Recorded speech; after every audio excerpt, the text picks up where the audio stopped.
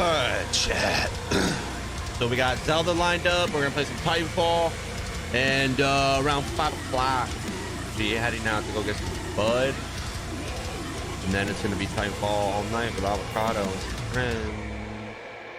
Be nice if my Elgato worked. There we go, baby. Never works off rip anymore. I have to like fucking unplug it and open it up and shit. It's fucking dumb.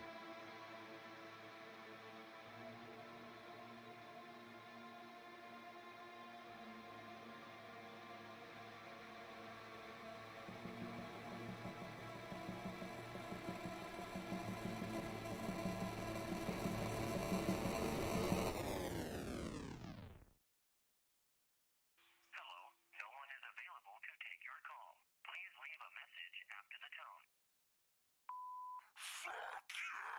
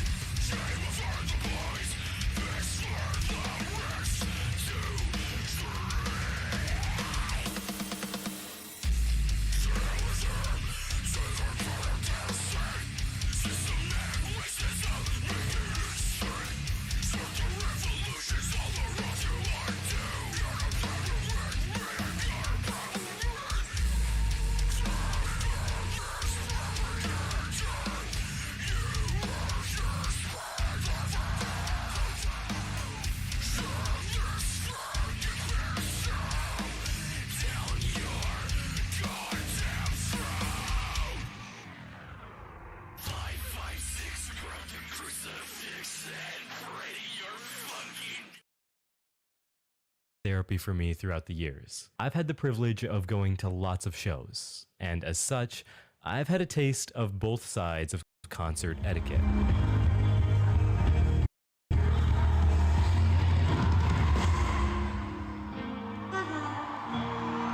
There are a lot of things that can mess up a show. Sometimes it's the fans, because why are you starting fights at Barricade for Pierce the Veil? But sometimes it's the organizers when they set up the festival with more regard for money than mosh pits. I don't have unrealistic expectations for live shows, at least I don't think, but myself and a lot of other people expect safety and a certain amount of not having to walk 2 hours to get back to where we parked while starving. But that's what happened to attendees last week at Blue Ridge Rock Festival. We've covered festival disasters before, such as Travis Scott's Astroworld. As such, I've been taking my time to let the full scope of these events unravel so that I can properly convey the size of the impact this had on people. Because it seems that Blue Ridge failed time and time again to properly take its attendees into consideration. From band mistreatment to now multiple sanitary violations, this festival had it all, and we're going to unpack it. So buckle up, because today we're looking at the failure of Blue Ridge Rock Festival. Let's get right into it.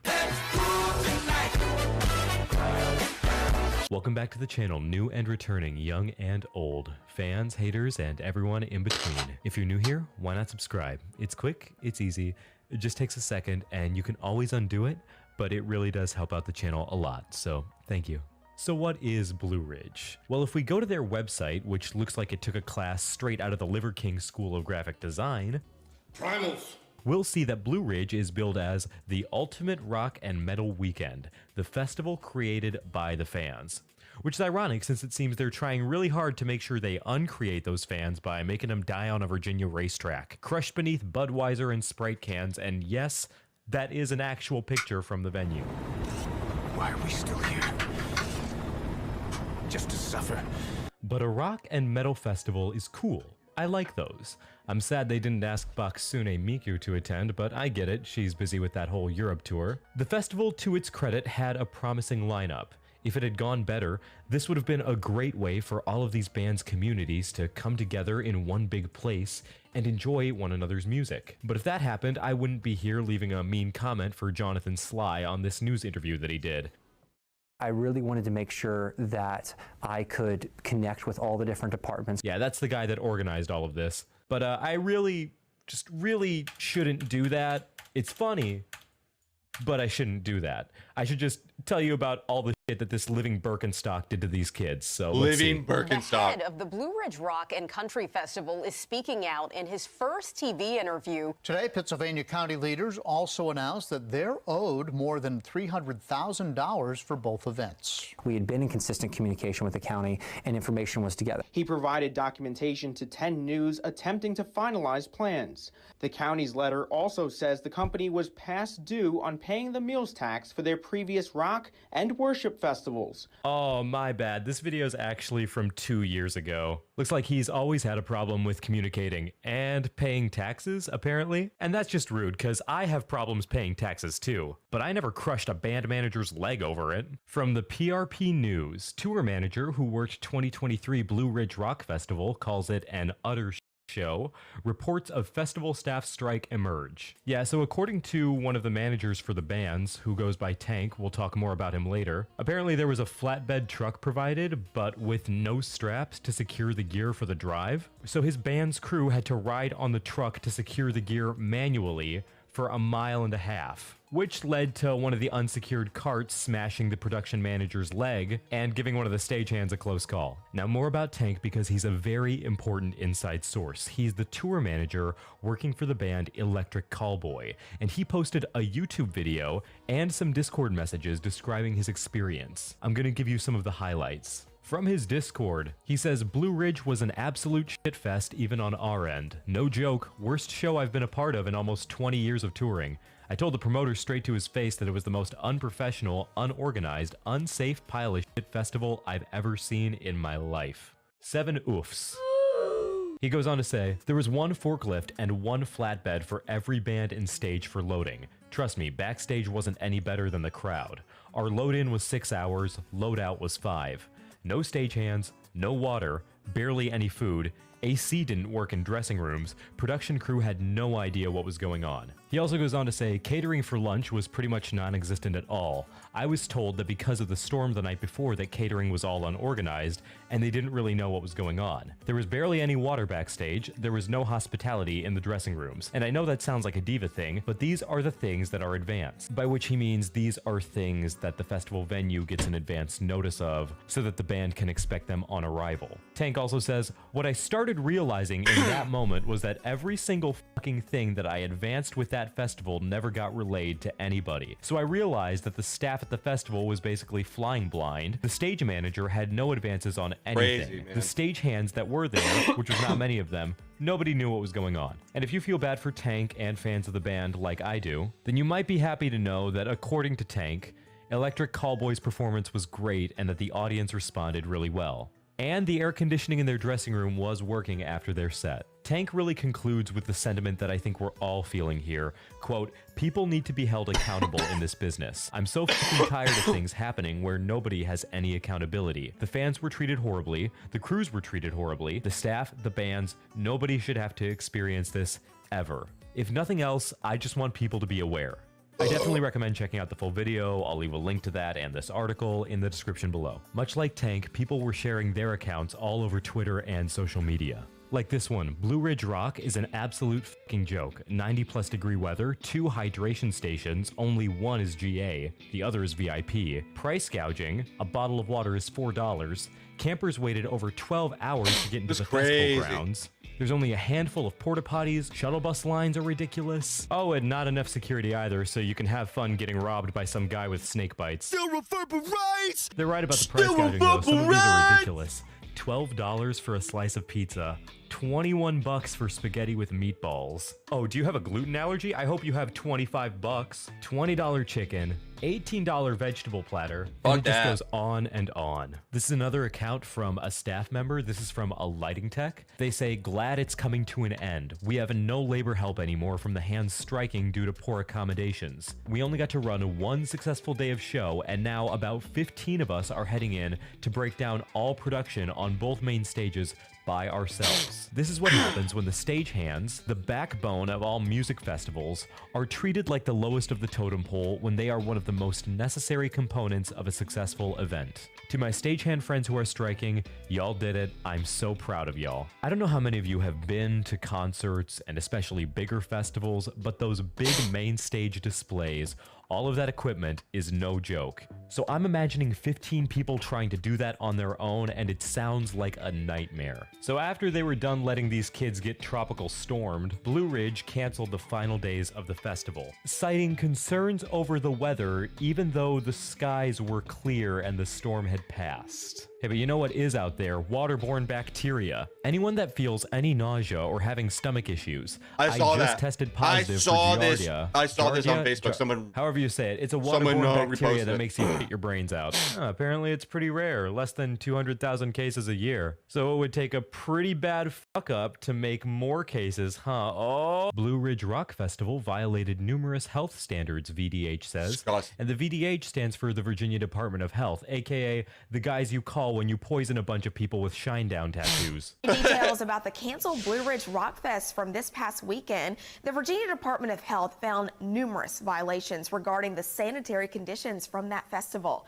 VDH is still in the process of documenting all the violations. However, those violations did not cause the festival to be shut down, and VDH confirmed their agency did not cancel the festival. Festival goers said porta potties were so full people were pooping on the ground. Showers and porta potties were messed up and trash cans were overflowing. And the VDH did confirm numerous violations were found at the festival, but they emphasized that they had nothing to do with shutting down Blue Ridge Rock Festival. The violations were not the cause for the shutdown. Actually, apart from that Instagram post, they're not really saying anything about the shutdown. If anything, they're trying to censor it and keep it quiet. Oh, and no word on refunds, by the way. So I guess if you wanted your money back, you can go fuck yourself? On the other hand, you could enjoy this complimentary show from Baksune Miku, fresh off her Berlin leg of the tour. Cause every time we touch, I get this feeling. And every time we kiss, I swear I can fly. And that's everything I have for you today.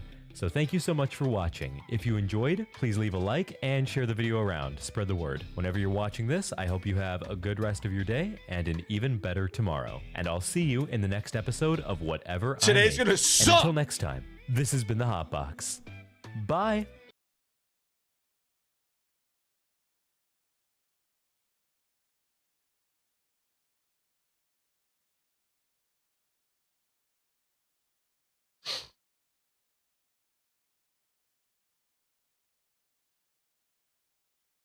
Cause every time we touch the map,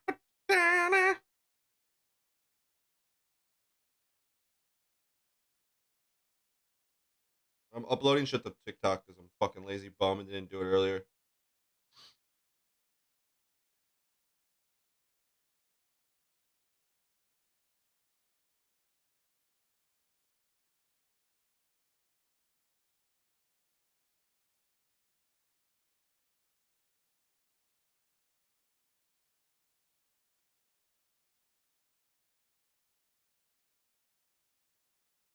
All right, one more.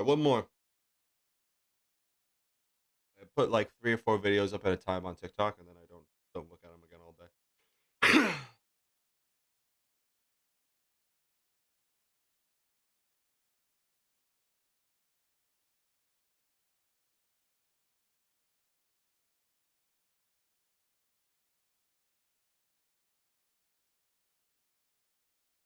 Right, yep. 1, 2, 3. Yep, we got 4 up. We're good.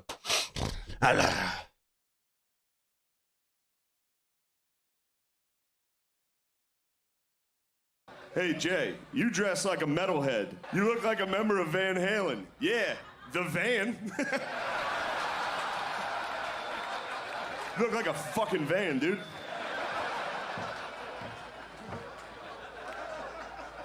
You dumbass.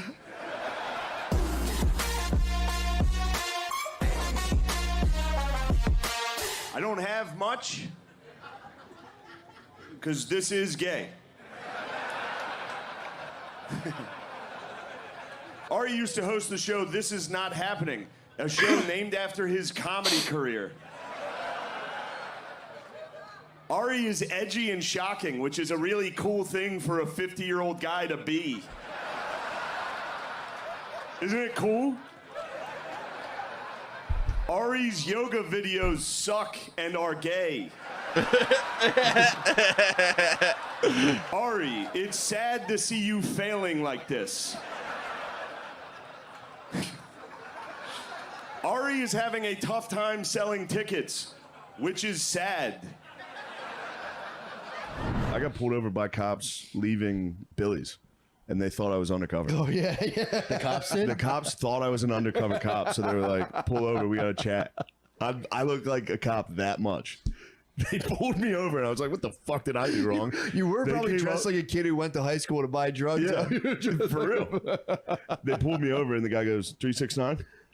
And I was like, damn thing's fine. I thought he was, I swear to God, I thought he said a yin yang twin lyric. He goes, 369?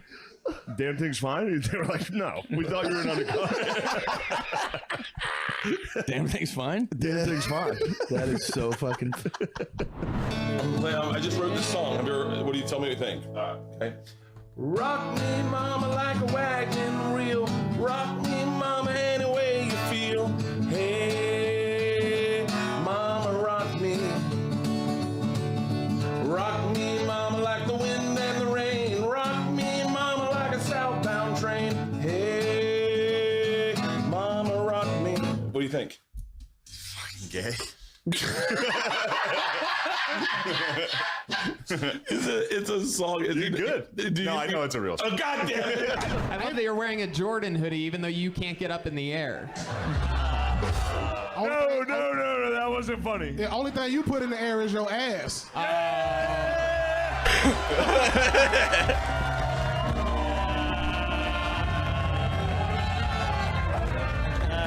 Stop tickling me. Shane keeps tickling me. This guy, he wishes. I haven't touched him once.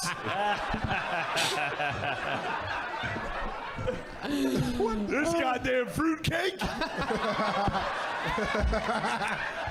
No, I had a couple drinks. I get a little handsy. I touched some guys.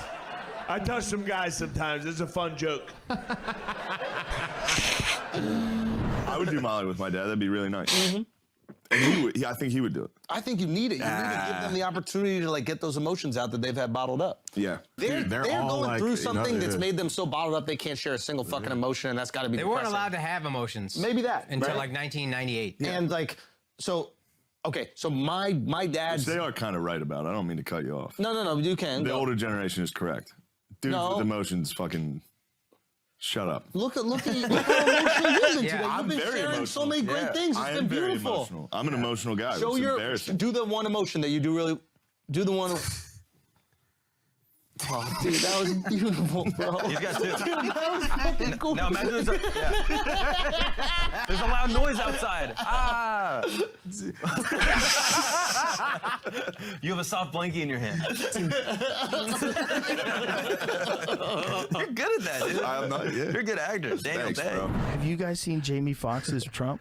It's incredible. It's the only Trump I've ever heard that's better than yours. Oh, It's really Is it good. better? Jamie Foxx. I don't know. I'm not gonna. I don't saw like, where's this road? Yeah, I knew the next couple. Nope. He's a black guy. Black guys, they're okay. Pretty good. I'm not gonna do it. I can't read this. I'm not doing it. Dude, some people are way better at the conversational Trump. I can't do that. Like the. What are you We're going doing to do this, in we're doing 2024, that. Mr. Trump? Is it you haven't announced you're running again? I haven't announced it. The crooked FBI, they went into my house. Not good. They didn't find anything. I don't have anything. Boy, people are on the fence now. There's like pro and con anti-FBI people with no information whatsoever. Yeah, I know. Fucking no information whatsoever. They're pro or con. Here's my favorite FBI. part: is the same people. So now the left keeps tweeting, "Oh, now all of a sudden the right's anti-police." But then it's like the people on the right are they get to tweet, "Oh, all of a sudden the left's pro-police." Pro-police, They yeah. do this every single fucking time. They're the same people. They, And they're then the there's exact people same like us people. just looking at all of them going like, oh, I want to make fun of all of you. I do make fun of all of them. You got to They stay should in the be. middle and observe. Yeah. I agree with more people on the left than I do on the right on most things, but I still think they're the most ridiculous. I like the left except gay rights. You're a little too liberal with that. Yeah. Says the guy with the I mustache. just shut the fuck up. What, Mr. Trump? How do you feel about gay rights? I like it, but they're going a little overboard with the dancing. A lot of dancing. I don't know about that. Anyone in your family ever represent themselves in court? No. But my dad. Somebody had tried or thought about it. My friend got arrested driving past a cop, and he screamed. He was like, "Fucking pig!" Yeah, they don't like that. And he caught us. Mm-hmm. He made me come out of the car, and he was like, "What'd you say?" And I was like, "I didn't say it." He was like, "Who did?" I was like, "I'm not gonna tell." I was like, "I can't snitch on my friend." Ain't no rat. He was like, "Well, it came from your side of the car," and I was like, "Yeah." And it wasn't me. Do the math here. Come on, dude. I'm not telling you, but it wasn't me. And then we went to court, and He brought you in for that? Court, dude. What? What was the charge? Obstructing. He was pulling someone over. It's bullshit. But These in the are middle trumped up charges. It was crazy. Yeah. And then in the middle of it, my dad stood up. I guess he knew the judge somehow. I don't know. Just bullshit, Larry. He said something, and the judge like jokingly was like, "Are you his attorney?" And my dad goes, "No, but I did stay at a Holiday Inn Express last night." Shut the fuck up. Place went wild, dude. No fucking way. It's unbelievable. All right, you guys get out of here. Good It's shit. all right. Did he get convicted? I think so. Just had to pay a Just fine like or a something? fine, yeah. Was a cop there to testify? Yeah. Slow day, huh? Dork. Out of all the whites, through the history of whites, there was always a guy like you. And I think that back in the day, I don't want to be offensive, but what kind of white? He's not a baker. Oh. You know what? I know what he was. You know what he was? What? One of those jolly monks with the brown robes. A friar. A friar. He's got friar feet. He's got a friar vibe. Thank you so Thanks, much. guys. You have a friar vibe. I'll take that. What am I? Like of all the Asians in the history of Asia, right? What would I have been like 300 years ago? I don't know. I feel like you guys have like two jobs. You're either like in the fields or a samurai. Yeah. You strike me as more of a field Asian. What? If I had to guess. I know. Well, you're saying that I would be out there with the hat. Yes. Right? Something would come up in the village. You'd be like, oh, fuck, we got to get out of here. The last fight I got in was at Penn State. I was with my friends, and my one friend, who's a shit talker, he just was like, this kid's talking shit on you, dude. He's trying to fight you. And I was like, no, he's not. Then that guy just stood up and was like, what the fuck if I am, dude? Like, what are you going to do? And so I was like, well, then we'll fight. We'll definitely fight. And he was so little. That's another thing. I've never fought anyone my size. So I'm bragging about being undefeated, but I only fight people I'm definitely going to beat the fuck out of. That's the rule.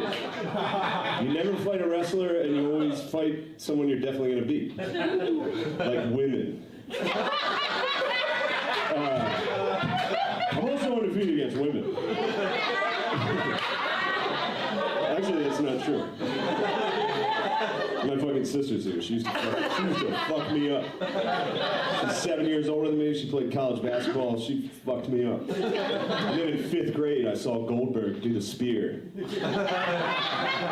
on WCW, and I was like, I can do that. And for a week, I just beat the shit out of my sister. Took it out on him. Classic Spears, dude. So sorry. So sorry. How did I forget this? What? In the hotel in Indianapolis, check in. I'm like, I'm going to jack off. Yeah. I'm in there naked on top of the made bed. Fully naked. I was about to get in the shower. Yeah. Cracked open the lotion. I'm laying there. Phone like this. Dude, a dude just opens the door. A dude just walks in. What? And, Did he feast his eyes? And it took him a long time to avert his eyes. His gaze was on my body. And I also didn't move. I just was like, dude, what are you doing? There was no shame. I was just like, what the fuck are you doing? He was like, oh, I'm sorry, sir. I'm sorry. I said, my life, my rules. It was crazy. He was like, no one's supposed to be in here. I was like, well, I'm in here and I'm fucking jacking off. I haven't been caught whacking off in so long. I didn't give a fuck. No way, dude. He was just feasting his Really, eyes. feasted his eyes. I mean, it must have looked nuts. I was on top of a white bed. I was like an octopi. He might not have seen you, dude. I don't think he saw me because he stood there for a minute like, hello? I was like, what are you doing? He saw me rock hard, too. As hard as it gets. Maybe that's why I was not ashamed. If he would have got me early, yeah, lotioning up, working up a soft bird, working a pud with lotion. Fuck you! Get the fuck out of here, dude. God, that's the best thing ever. I laughed. He heard me laugh, and he was like, "Don't tell anyone." I was like, "I'm not going to tell anyone." By the way, right back to work. Of course, dude. Put the hard hat back on. Of course. So shout out to that guy who froze. He froze. I mean, the abominable snowman was laying down. The fucking Yeti was whacking off, dude. Dude, I was all right, laying flat on a fully made hotel bed. I must have looked huge, dude. In the dark, your eyes are adjusting. He was like, "What the fuck is that? No one's supposed to be in here. What the fuck? What are you doing?" He's like, "Oh, dude." Your parents have weird jobs or weird lives or something like that? Dad's an accountant. Mom stayed home. Any fun facts? I feel like we're missing something. Maybe you're avoiding I swear to the God, topic. you're missing nothing. Really? This guy, I think you're great. You're just nothing. And that's fair. That's good to be. I just don't think there's much beyond this. You're good at video game hockey? No. I don't play much video games. I can answer for you. Ask me a question, I'll answer for him. Frisbee golf. Never played it. Took the words out of his hairy mouth.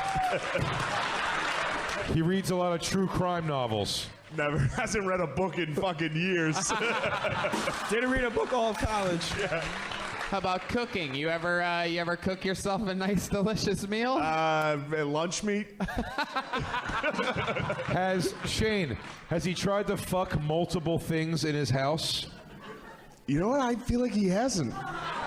I think he's like not a weirdo. Just an old-fashioned grip and rip? Just a good grip and rip. Nah, you got some lotion. Do you jerk off with lotion, or what do you use?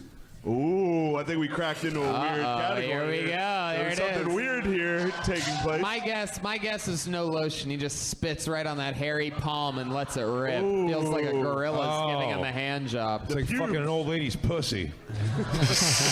I think he shaves one of his hands and pretends it's a female's. All right, Daikon. Well, if I have any more questions for you, I'm just going to ask Shane Gillis. There he goes. Daikon, everybody. Daikon rules.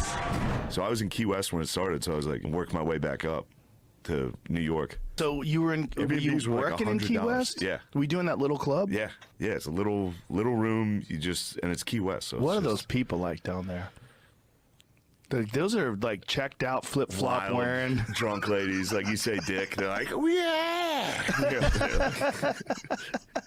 Try to do one smart joke. They're like, what?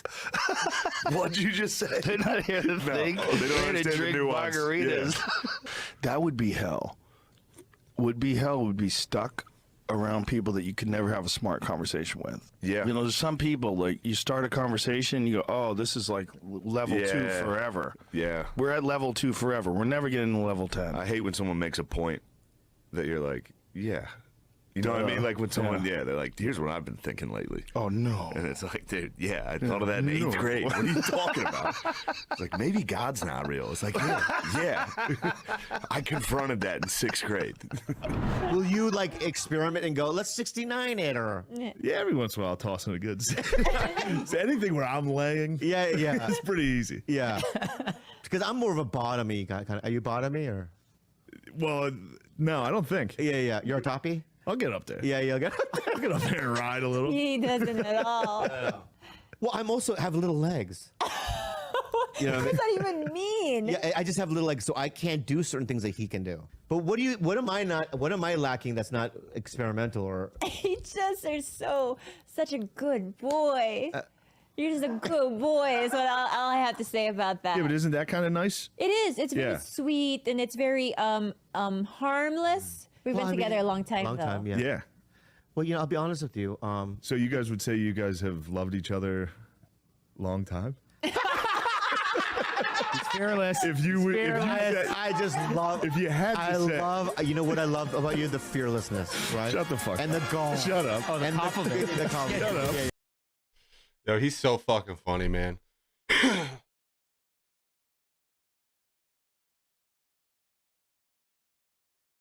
Trump protect the park, man. I hope it's Trump. Can you imagine if Trump? It turns out to help Hey, Trump, why do you want this park so bad? Oh, you want me to do Trump? Yeah. Trump impression. Why is Trump? What's the problem with this park? Why do you want it so bad, Donald? We've got a lot of Jews down there. That's good. Hey, how'd you know that? How did you know there were so many Jews down there? Yeah, stop. No, keep going. Come on. No. What are you going to do with the park? You can't. A lot of people think that you're going to put a prison there. You going to put a prison there? We might put a prison there. I haven't thought about it. We're thinking about a prison. That's pretty good. That's a good impression. Great. Honestly, this guy, I can't do it with the headphones. You can do it. You got it. Take the headphones off and do it. You had it. Ari Shaffir, what a loser this guy is. Yes. He's 68. He's 70 years old, this guy. They tell me how old he is. He can't be this old. He is this old. That's amazing. That's great. That's amazing. It's probably Trump protect the park. Love it, dude. His Trump impersonation is so fucking funny. To catch a predator, you know what's up? I used to kind of cheer a little for the predators. And I'll tell you why, I didn't want them to get laid. But they also, like, that show, if you watch that show, it's not, look, I think pedophiles are bad. Let me lead with that. But if you watch that show again now, they're just trapping, like, very like mentally handicapped guys and Indians. That's all they're getting. They're getting me and Akash. Every day, me and Akash show up, and that's all they got. They tricked them. The best are like dudes directly from India, where they were just like, they're like, sit down. Do you know this girl's 15? And they're like, yes. And they're like, you understand you're going to do? It's like, why? Why am I in trouble? This is going to be the best day. Because that's their culture, and I respect other cultures. To catch a predator, you know what's up? I used to kind of brutal. They gave up on Pirate Bay because no matter how many times they shut Pirate Bay back down, it just comes back.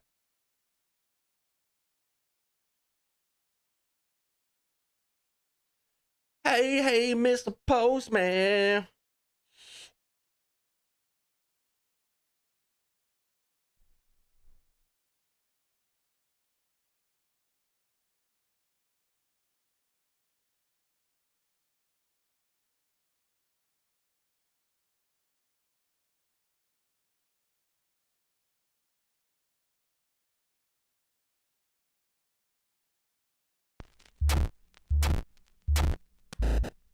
All right, guys.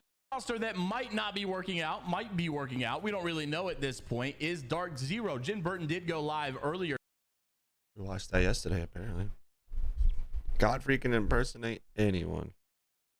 So when I did Steve Harvey, I just was like, what? What? What?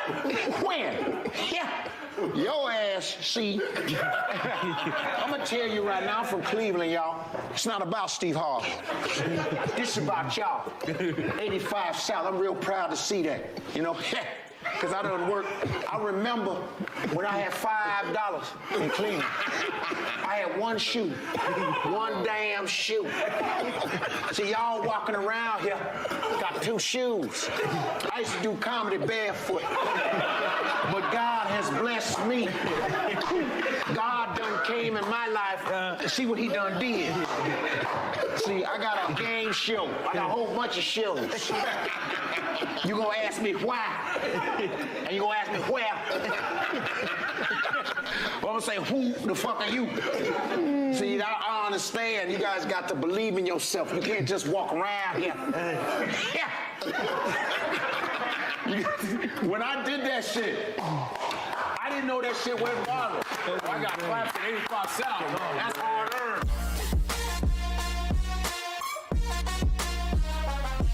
And my Biden's not too bad. Biden's like, listen, folks. Just because I'm doing it because he's losing it. Finish anything, folks, yeah. Folks, it's Yeah. affecting things here. Everything's going around. Folks, billions of dollars. Folks, supercalifragilisticexpialidocious. Very good phrase. Folks, I don't have time. People running around. And then I said, now Trump is starting to look kind of fucking right about him.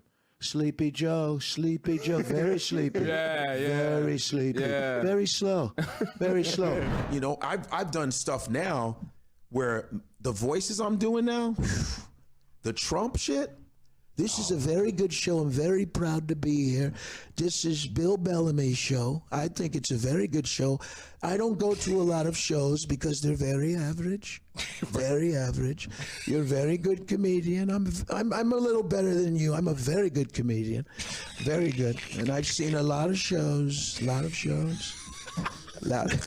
So I can do my Trump. People go, what the? It's incredible. And it helps because when I do red states, you know, we travel to where hillbillies like us. Yeah. So I go, how am I going to do this joke that these Trump supporters who are very, very, very vocal. But when you do a voice, it's neutralizing. Yeah, because they can't believe it. Because they go, God, and a black dude? Yeah. So when I go, everybody in here, I don't really care about anyone in here but myself. Fucking, they go, they're like, God damn, you sound just like that son of a bitch. Yeah. What the fuck? You know, deep South. I'm talking about South where their mouths don't move. I'll tell you something right now. That was something else.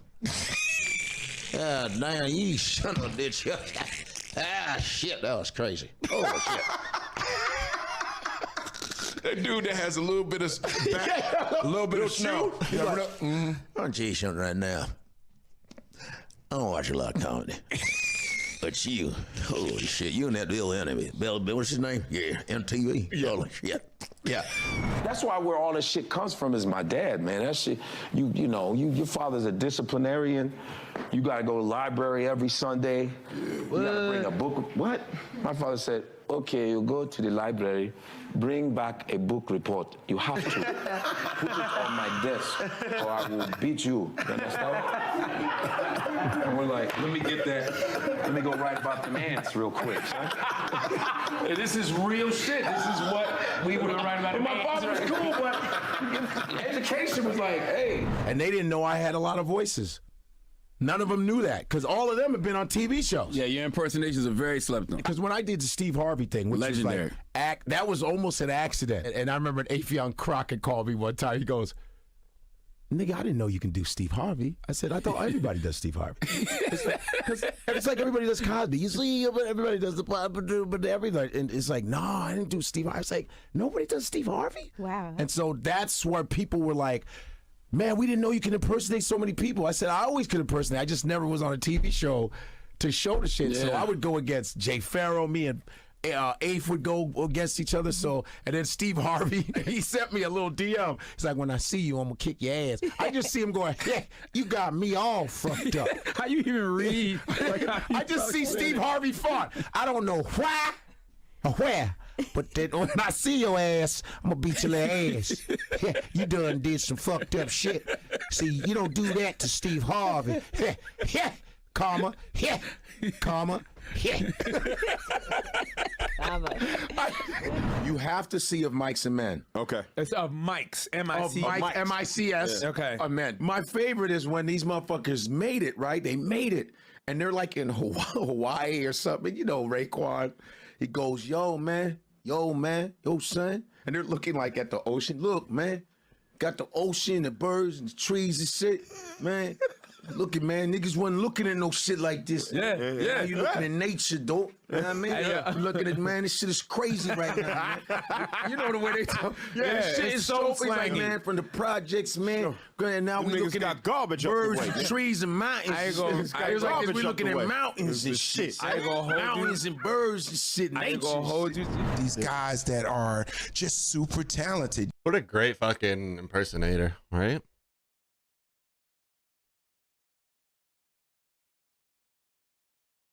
Walk into the gate of light, and you will become starborn. Everything will vanish, and you will awaken somewhere else.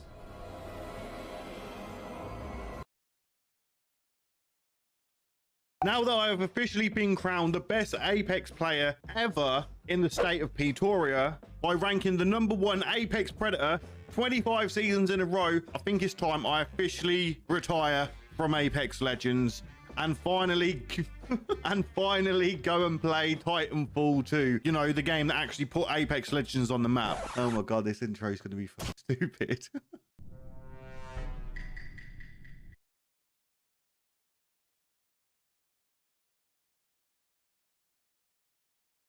And then Tom came back and they played a festival called Coachella. And even though it didn't sound very good at all, everyone was so happy.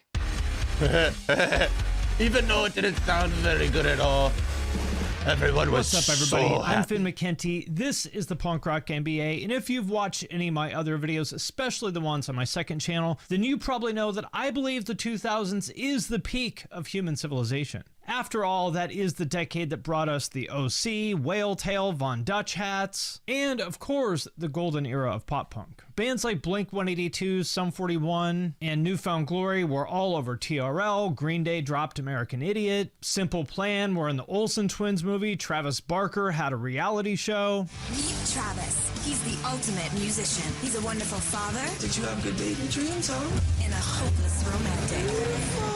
But those days are long gone, right? Well, maybe not, because if you didn't know better, if you looked around, you might think that you were back in 2003. Blink is back with Tom selling out arenas. When We Were Young is the hottest festival. Elder emos are all over TikTok talking about how much they love pop punk. And a whole new crop of artists like Sueko and Maggie Lindemann are putting out some great music. So what's going on? Why is pop punk having a moment? And is this a sign of something bigger, or is it just a nostalgic cash grab? Those are the questions that I will answer in in this video. And also, I'm excited to have Tiege Hanley as the sponsor of today's video. They help men start and maintain a skincare routine by simplifying the entire process. Honestly, it's the best skincare system for guys like you and me. I recommend you start with their level 1 system, which comes with all the basics. A daily face wash to get rid of all the dirt and grime on your skin, a 2 times per week exfoliating scrub to get rid of all those dead skin cells, an AM moisturizer with SPF 20 because you should always be protecting your skin against the sun. I made a couple videos earlier this year about the resurgence of emo and nu metal, and the basic point of those videos is about how we've seen this whole new wave of young people getting into bands like Pierce the Veil, My Chemical Romance, Deftones, and Korn, as well as the older generation who was into those bands when they came out, having sort of a renewed interest. Essentially, it's 2 generations who are all sort of into the same older bands, which leads to this, like, honestly kind of wholesome phenomenon of I got these new compression socks, chat. Put my feet on camera for you. Oh, that helped me with my fucking plantar fasciitis, bro. My feet are throbbing right now. Parents and kids bonding over their love of emo and nu metal. Hurts.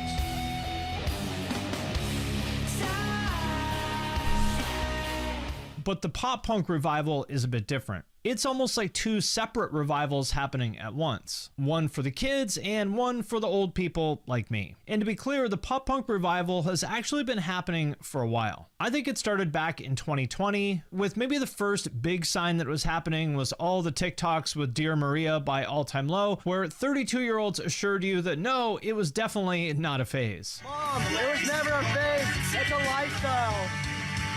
Cause I got your picture, I'm coming with you. Dear Maria, come me in. And unlike the recent Deftones revival, this was not a whole new generation of teenagers discovering the old bands. These were grown adults with the toddlers to prove it. Hammy. What?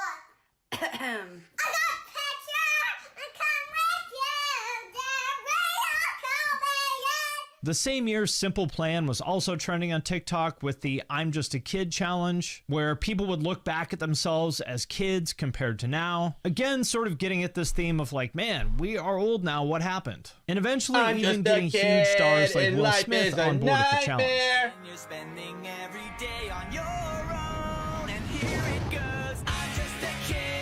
And on the back of all that TikTok interest, All Time Low had the biggest song of their career with Monsters, which hit #1 on the alternative charts for the first time in their career. And it was clear that the genre was getting more interest than it had in a while. And by the way, 50% of you guys are not subscribed, so if you like my videos, please hit that subscribe button. It does help my channel. But in my opinion, the real turning point that kicked off the revival was MGK's album, Tickets to My Downfall. I am going to say right now that this album is amazing. It's really fucking good. If you've never listened to it and you hate MGK, give it a listen. It's really fucking good. The second album, dog shit.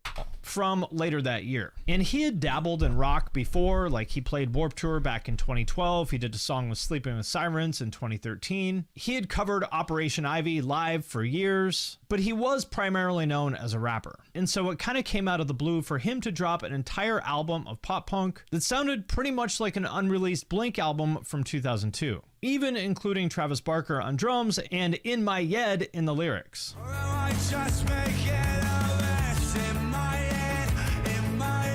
And regardless of whether you like it or not, or whether you think Eminem made him switch genres or any of that, the fact of the matter is that it was a huge album. It went to #1 on Billboard, which was the first pop punk album to do that since Blink hit #1 with California, which was itself the first pop punk album to do that in a very, very long time. He was in all kinds of TMZ headlines, and I think generally showed the industry that pop punk was hot again. And here is where I think it gets interesting, because MGK's success really kind of divided the scene in half. On the one hand, there were the elder emos who were making TikToks about Simple Plan and All Time Low and singing along to pop punk classics with their toddlers. And to put it simply, they hated anything and everything to do with MGK. But on the other hand, for the newer generation, his style of, I guess you could say, like rap-infused pop punk became the template for an entire wave of similar stuff. Basically, all the artists you've seen in the last few years with the Travis Barker Magnolia feature. Park My personal favorite was of that around wave before is MGK doing Sueko, it. who I think is super talented with some of the best songwriting I've heard in the genre in a really long time. Sueco's really good. There was also this wave of people who were primarily known as TikTokers and influencers turning into pop punk artists, for example, Lil Huddy and Jaden. And in the case of Jaden, he also collabed with Travis Barker and MGK just to sort of tie it all back. And there were some more established artists who also kind of caught that wave and went back to their roots. For example, Avril Lavigne came back with the most pop punk album of her career. There's also Mod Sun, who had actually been around for quite a while. He played in bands like Scary Kids, Scaring Kids, like a decade ago. But he really sort of rose to prominence with his pop punk album and after collaborating with, you guessed it, Travis Barker and MGK. What goes around? But maybe the most He was interesting... the drummer for 4 Letter Lie. He quit to become a fucking hippie rapper, and then he stopped being a rapper and went back to making the same fucking music as 4 Letter Lie.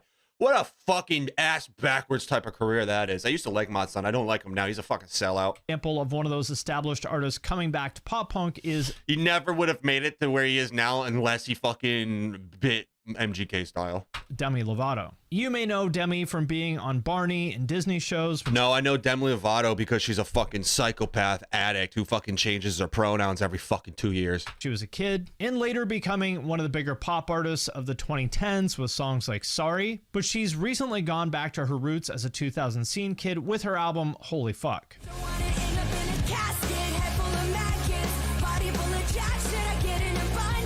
Which in my eyes is a pretty big deal because Demi Lovato is, to put it simply, really fucking famous. Just to put it in perspective, at the time that I'm recording this, she has 27 million Spotify listeners, and for comparison... Yeah, well, if she never fucking did the show for Aliens, became an addict, and fucking changed her pronouns every 2 years, she would probably have like 12 million views. Just saying. And Metallica has 24 million. Another big difference between the revival and the first wave of artists in the 2000s is that now there are way more female artists. I honestly can't even think of a single 2000s pop punk band with even one female member. I'm sure there is one, but I can't think of it. But when you look at the revival, there are tons of really prominent female artists. For example, Lolo, Maggie Lindemann, and my personal favorite, Charlotte Sands.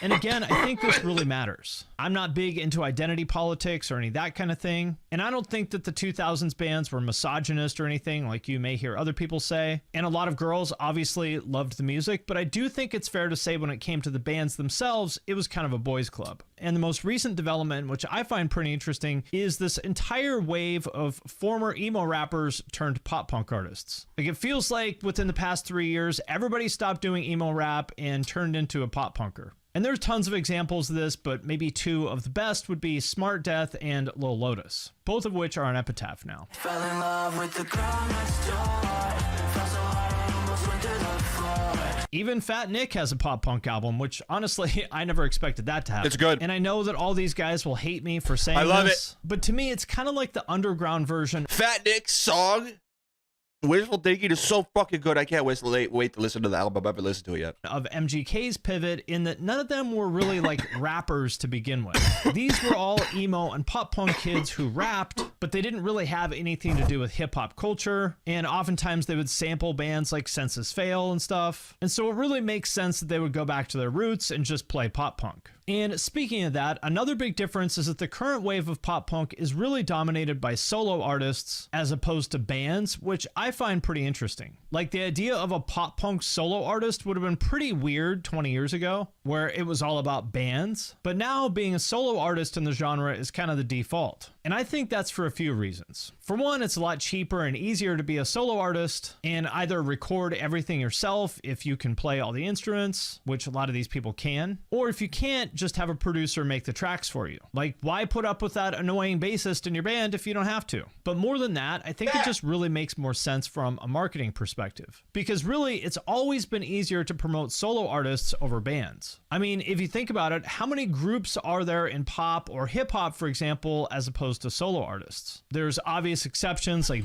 You listened to the whole Fat Nick album? I listened to a couple songs. The ones that were singles up for the past couple of months I've listened to, but I haven't listened to the actual album yet.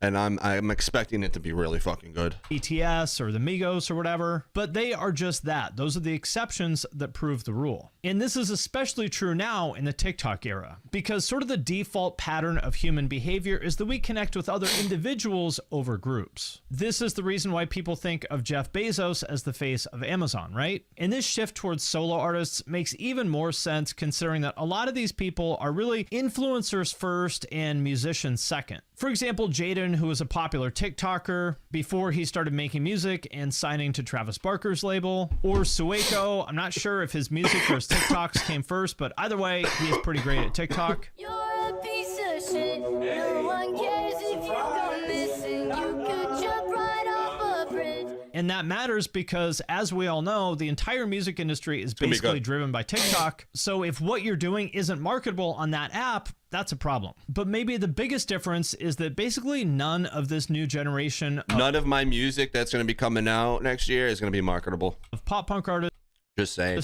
Has any connection to, for lack of a better word, real punk. And just to be clear, I'm not the type of person to tell people that their music isn't valid because it's not quote unquote real punk. Like, I don't care about that stuff, but it is a real difference. And what I mean by that is if you look at 90s bands like say Green Day or The Offspring, who eventually ended up on major labels and MTV and all that, they came up playing very legit DIY venues with bands like Neurosis and Capitalist Casualties. And even Blink, who I would say are substantially less punk than that, even they played with bands like Guttermouth and the Vandals. And when it comes to the 2000s bands, a surprising amount of them, for example, like Newfound Glory, AFI, and Fall Out Boy, all come from the hardcore scene. For example, I remember seeing Andy from Fall Out Boy's old band Race Trader play on the floor with Hatebreed in 1998. But with this new wave of artists, their influences are mostly the 2000s bands that they grew up seeing on TRL. And to me, there's absolutely nothing wrong with that, but I do think it makes their music feel a little bit too slick for some people. Maybe it feels like a copy of a copy to them. But with that being said, I really don't think it's fair to say that it's somehow shallow or Disney-fied compared to older pop punk. For one, let me remind you that this is a song by the greatest 2000s pop punk band. This was not exactly intellectual stuff.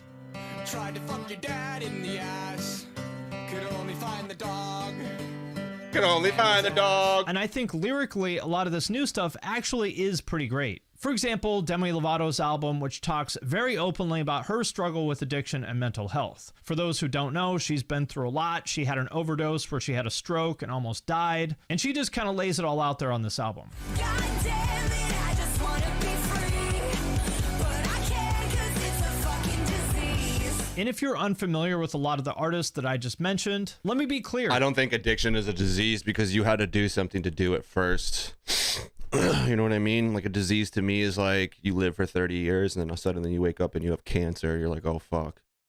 But if you like are 19 and you're just doing cocaine and then all of a sudden you're addicted to cocaine and you start doing meth, that's like your fault. It's still sad, but it's still like your fucking problem at the end of the day. It's your fault that happened.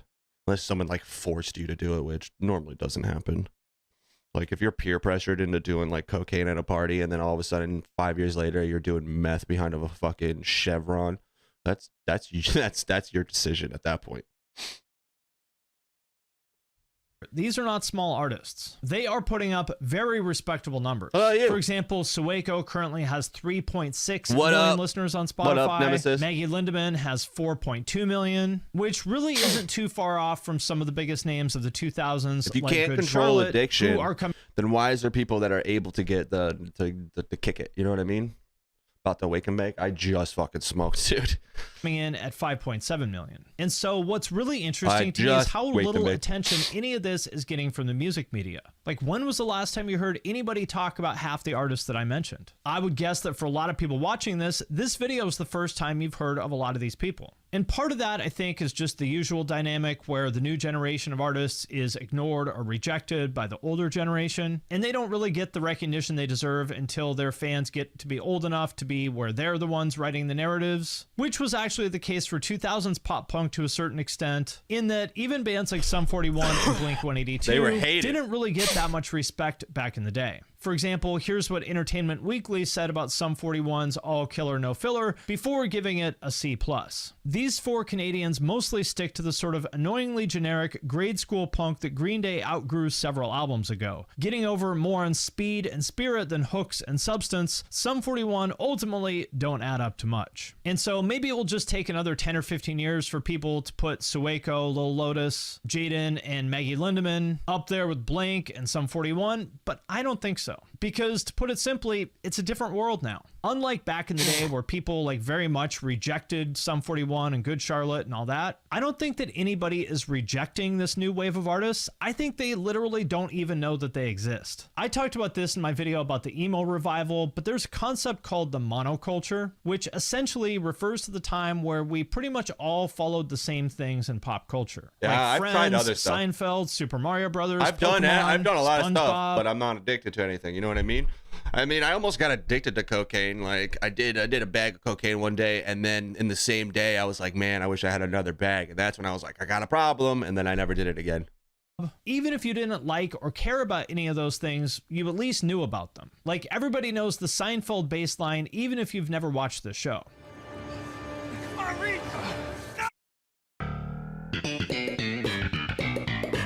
And classic 2000s pop punk was very much a product of that era. Remember, almost all these bands were on major labels. They were on the cover of huge mainstream magazines like Rolling Stone. They were all over MTV. Just to give you an idea of exactly how mainstream this stuff was, like Blink-182 hosted MTV's Spring Break special. This was not underground stuff. Hello there, welcome to MTV's favorite spring break performances. We're surrounded by boobies and in sunny San Diego, California. And so I think a big part of why this new generation of pop punk artists isn't really getting a lot of recognition, and maybe in a way feels like it's not important. Hell yeah, bro. Those even are the though good they're ones. getting millions and millions of streams on TikTok and Spotify, and like clearly people are into this stuff, is because of the death of the monoculture. Because there's an almost infinite amount of content and influencers, and a new thing trending every day on every platform, nothing really feels important anymore, right? But you compare that to 15 or 20 years ago, when there were far fewer opportunities for anybody to be in the spotlight, and everything felt more special. Like back then, it was a huge deal if a band got the chance to play on one of the late night shows. I remember being so excited when Quicksand played on the Jon Stewart show back in the day. A tremendous band performing Thorn in My Side from the album Manic Compression. Please welcome Quicksand. And that didn't make Quicksand into superstars or anything like that, so maybe it wasn't as big of a deal as it felt like to me, but at the same time, objectively speaking, it was a big deal. Because back then, this was before the internet was what it is today, and there were maybe only 5 or 6 TV channels with anything worth watching at 11 p.m. on a weeknight, and so just because there were so few options, they were pretty much guaranteed to have at least a few million people see them on that show. And it was the same thing a few years later with Blink doing MTV's Spring Break, or Pierre from Simple Plan's Prank Show. Those things really were a big deal, and they made those bands feel really special in a way that I just don't think is possible anymore. Because opportunities like that just don't really exist in the TikTok era. Now we have basically an infinite amount of content distributed across an infinite amount of algorithmically generated feeds. Which on the one hand is amazing because it means you get exactly what you want and you don't have to see any of the stuff you don't care about. But on the other hand, like I said, doesn't it kind of make you feel like nothing is special anymore? How often does something come along in pop culture that really feels like an event? There was the Barbenheimer thing a couple weeks ago, but that's really like the first example I can think of. Yeah, nobody cares about honestly, music videos anymore. And so in the context of music, what you see is that a song could have 500 million plays on Spotify and be trending all over TikTok, but still never make it outside the algorithm bubble. So if you're not in the target audience for that song, you don't even know it exists. And to tie this back to the current wave of pop punk, think about MGK. He's hands down the most well-known artist of this current pop punk revival, and he's a legitimate celebrity that's in the gossip headlines and all that stuff. But even he doesn't feel like he has anywhere near the same level of cultural impact that Blink did in their prime. And so the reason that I think people are going back to the classics like Blink, Sum 41, and New Found Glory is because of that. There isn't a new Blink because there can never be another Blink. The machine that built them simply doesn't exist anymore and probably never will. All right, my friends, that does it for this video. As always, let me know One what of you his think better in the comments, videos, that's and for I sure. want to thank everyone One who of his supports me. better videos.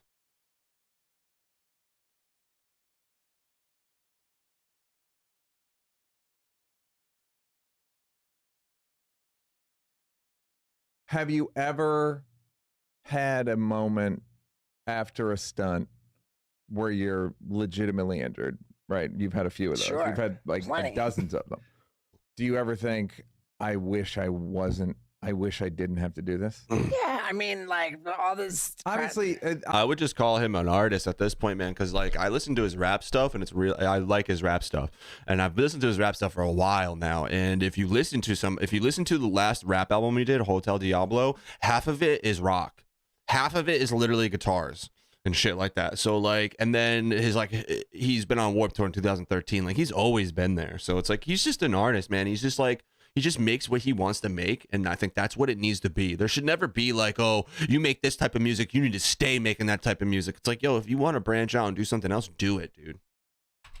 It's an amazing, the shit you do means a ton to me. I'm dreading all of the crash test dummy stuff that I have in front of me. Because it's not just with the car, and then it's the crash cube, and then I've got the rolling crash globe. Like, right, you don't have to do it. I know I don't have to do it. Yeah. Like I'm telling you, you don't. Just because you got the tattoo, you grow your hair out. I don't know about the tattoo. Yeah. Yeah, like you don't have to do it, but it is that thing of you might have enough money to not have to do anything, and you're still like, I have to do it, and you just wonder. I ask this because I feel this way. Like, why do I have to keep doing this? You know what I mean? It's a great question, man. I mean, I just am right now in the process with my fiance of purchasing a life insurance policy. Go ahead. A 40+ acre property outside of Nashville. Yeah, and we want to like open up a big animal sanctuary. We wanna, Right. And last night I just went into a full like spiral panic attack, thinking like, well, what am I doing? What am I doing? Like, I was throwing around like the math and what it would look like to be on tour for 4 months of the year, in LA for just under 2 months of the year, and a minimum of 6 months and 1 day in Tennessee, so that I'm officially like a there's those taxes. legitimate, yeah, it's a legitimate Tennessee resident. And that like kind of made sense to me. Like, oh yeah, there's a real reason to do this. I think And that's just and I his thought, voice, bro. What am I doing? Like, I'm just like plunking down. He's like, also the like most 50. money I've ever plunked down on anything to buy this He's old. property. He's getting old now. And now I'm talking about just sitting there for 6 months out of the year, like just gonna kneecap my earnings potential, like while all this building is going on in the property, just money's flowing out, and I'm just gonna cut off my earnings. Yeah. Like, what am I doing? Like, I just had like. But the earning, I'm not even thinking about the earnings thing. I'm I thinking don't know. about like. Never heard of that. Because I watch. I watch a lot of watch his the podcasts. latest And I've never Jackass, heard of that. And a part of it must be like, there's a part of me that's a little sad watching it. Okay. Because it's because of the compulsion. Sure. It's a weird version of the end of Eternal Sunshine of the Spotless Mind, meaning they know how hard relationships are and they choose to do it again. They know the heartache. They know that, and it's like, it's like a new hour with stand-up or any of this shit where you're like, I'm gonna do that again. I'm gonna like, and so when I watched you guys do this thing that is very hard on you, yeah, and it's like you can't not. It's like salmon swimming upstream or something. It's like in you to do it, and to hear you tell it, it's almost like it was in you before anything. Right. Yeah, and I think that the ultimate example of that, and what terrifies me, like to no end, is like the stories. The one that comes to mind, a movie called Stan and Ollie, Mm-hmm. which is the story of Laurel and Hardy. Yeah.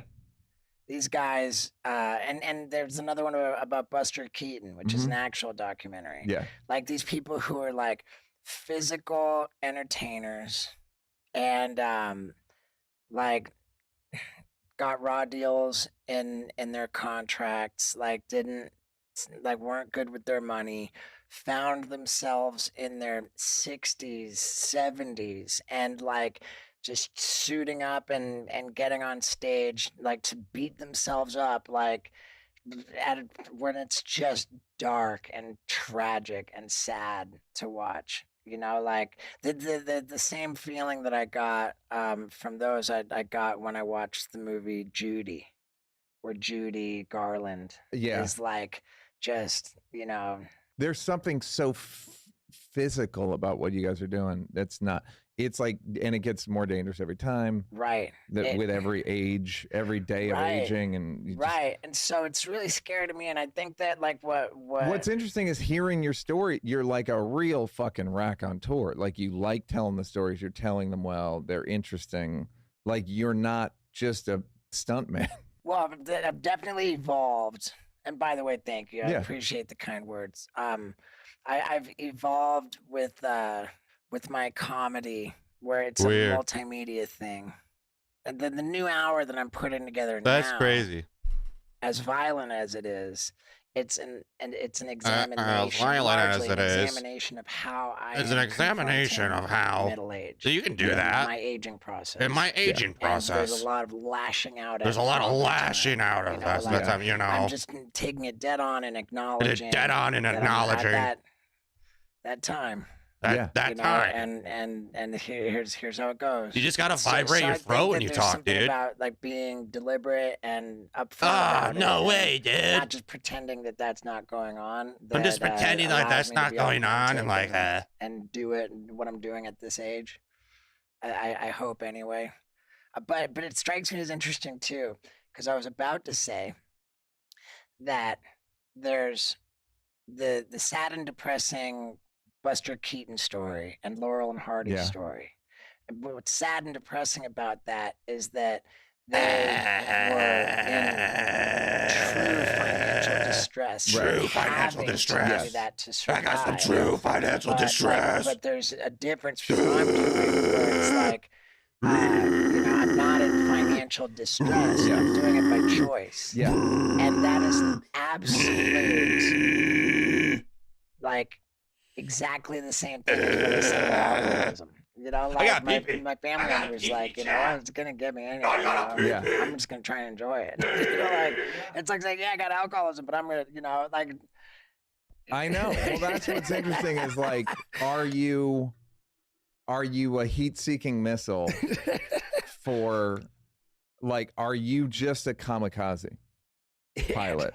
Like, is there just literally as you turned on, I see the crash test dummy tattoo, and I worry, and then there's a part of me that's like, I don't know, just go out, or it's like a good example would be Madonna, right? Right. Ooh, that's a tough one. You know what I'm saying? I know. You don't even see it. understand. Yeah, it's like I don't know. Yeah. I don't know how. I can't call this one. I truly don't know what to tell her. Right. And why is it so different with Dolly Parton? Because she's always been cartoony. It's always been cartoon boobs and cartoon makeup and and she's in on the joke. Right. It feels like a manifestation of the restless. Yeah.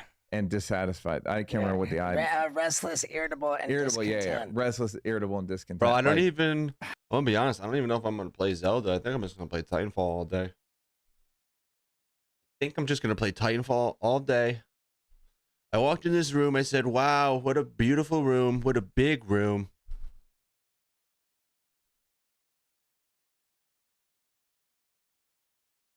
I fucking lost a sub, bro. We went back to 999, bro. I'm going back and forth 3 times now. Come on! Help a boy out.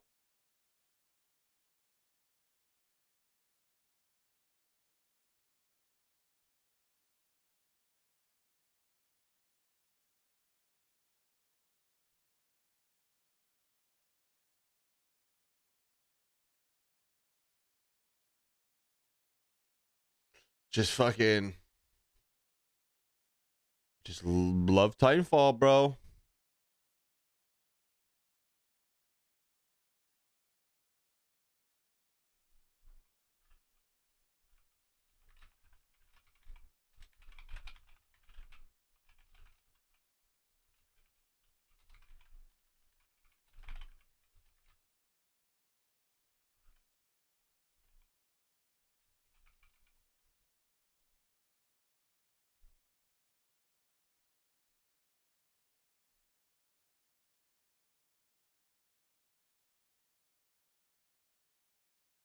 Muscle tension dysphonia. What is that?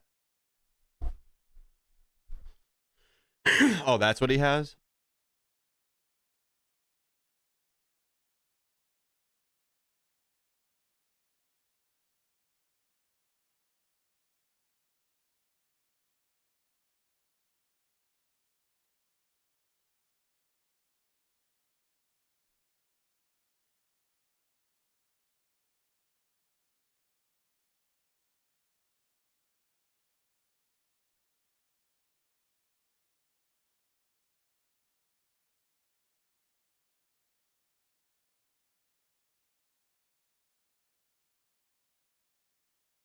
Everybody's making Titanfall 2 videos. I really need to get my fucking Titanfall video up.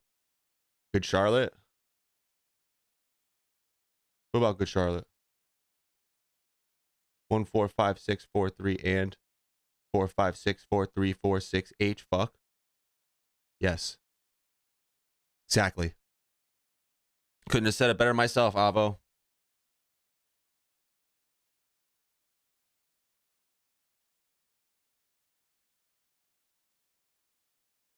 Huh. That's crazy.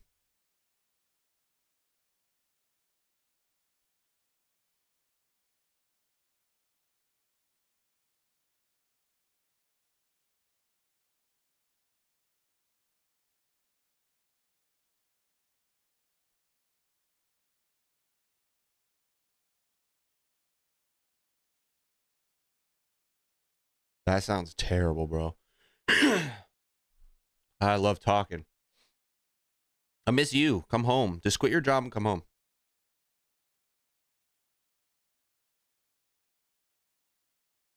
The Shane Gillis documentary. Finding yourself. Being a loser. Dude, Shane Gillis is so fucking funny.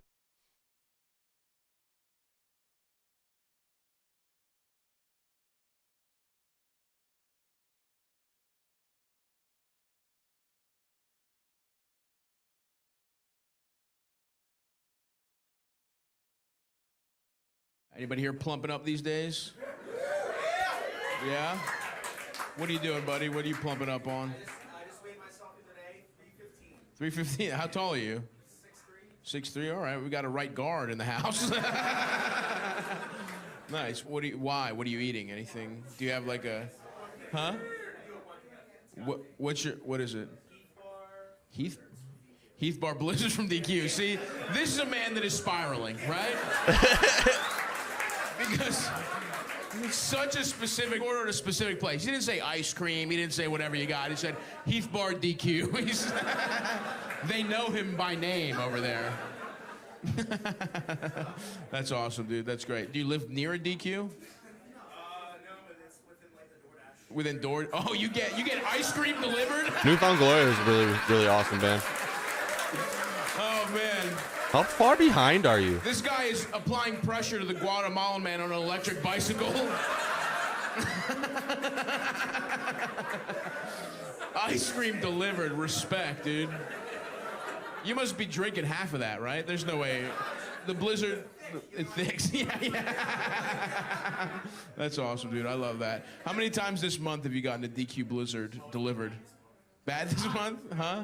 It's hot. You're right. Yeah. This guy right. These are the fattest excuses I've ever heard in my life. It's hot.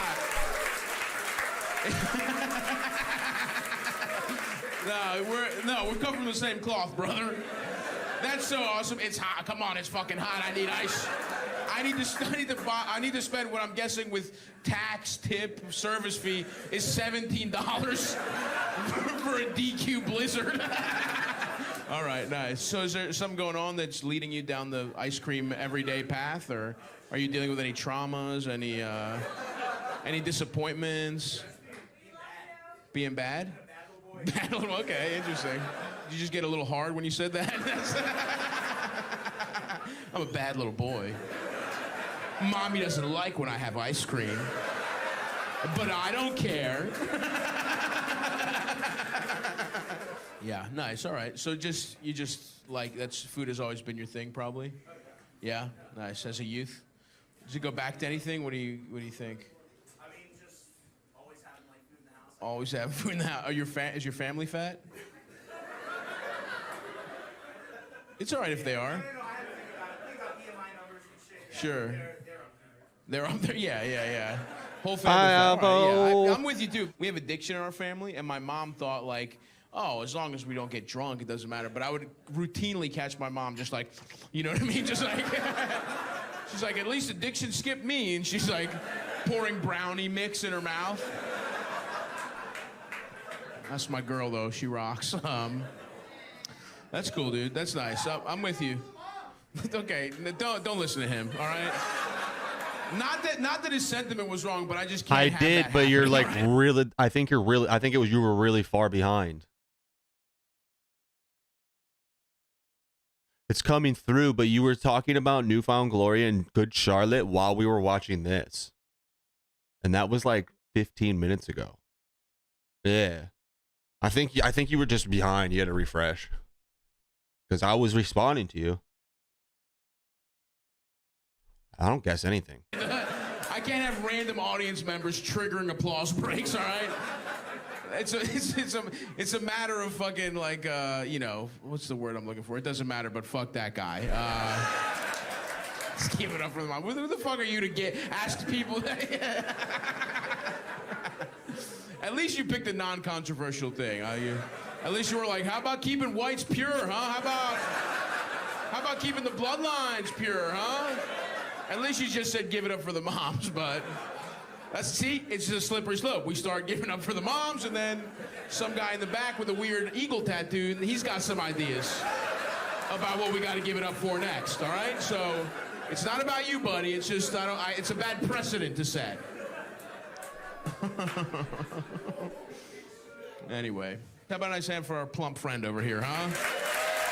Yeah.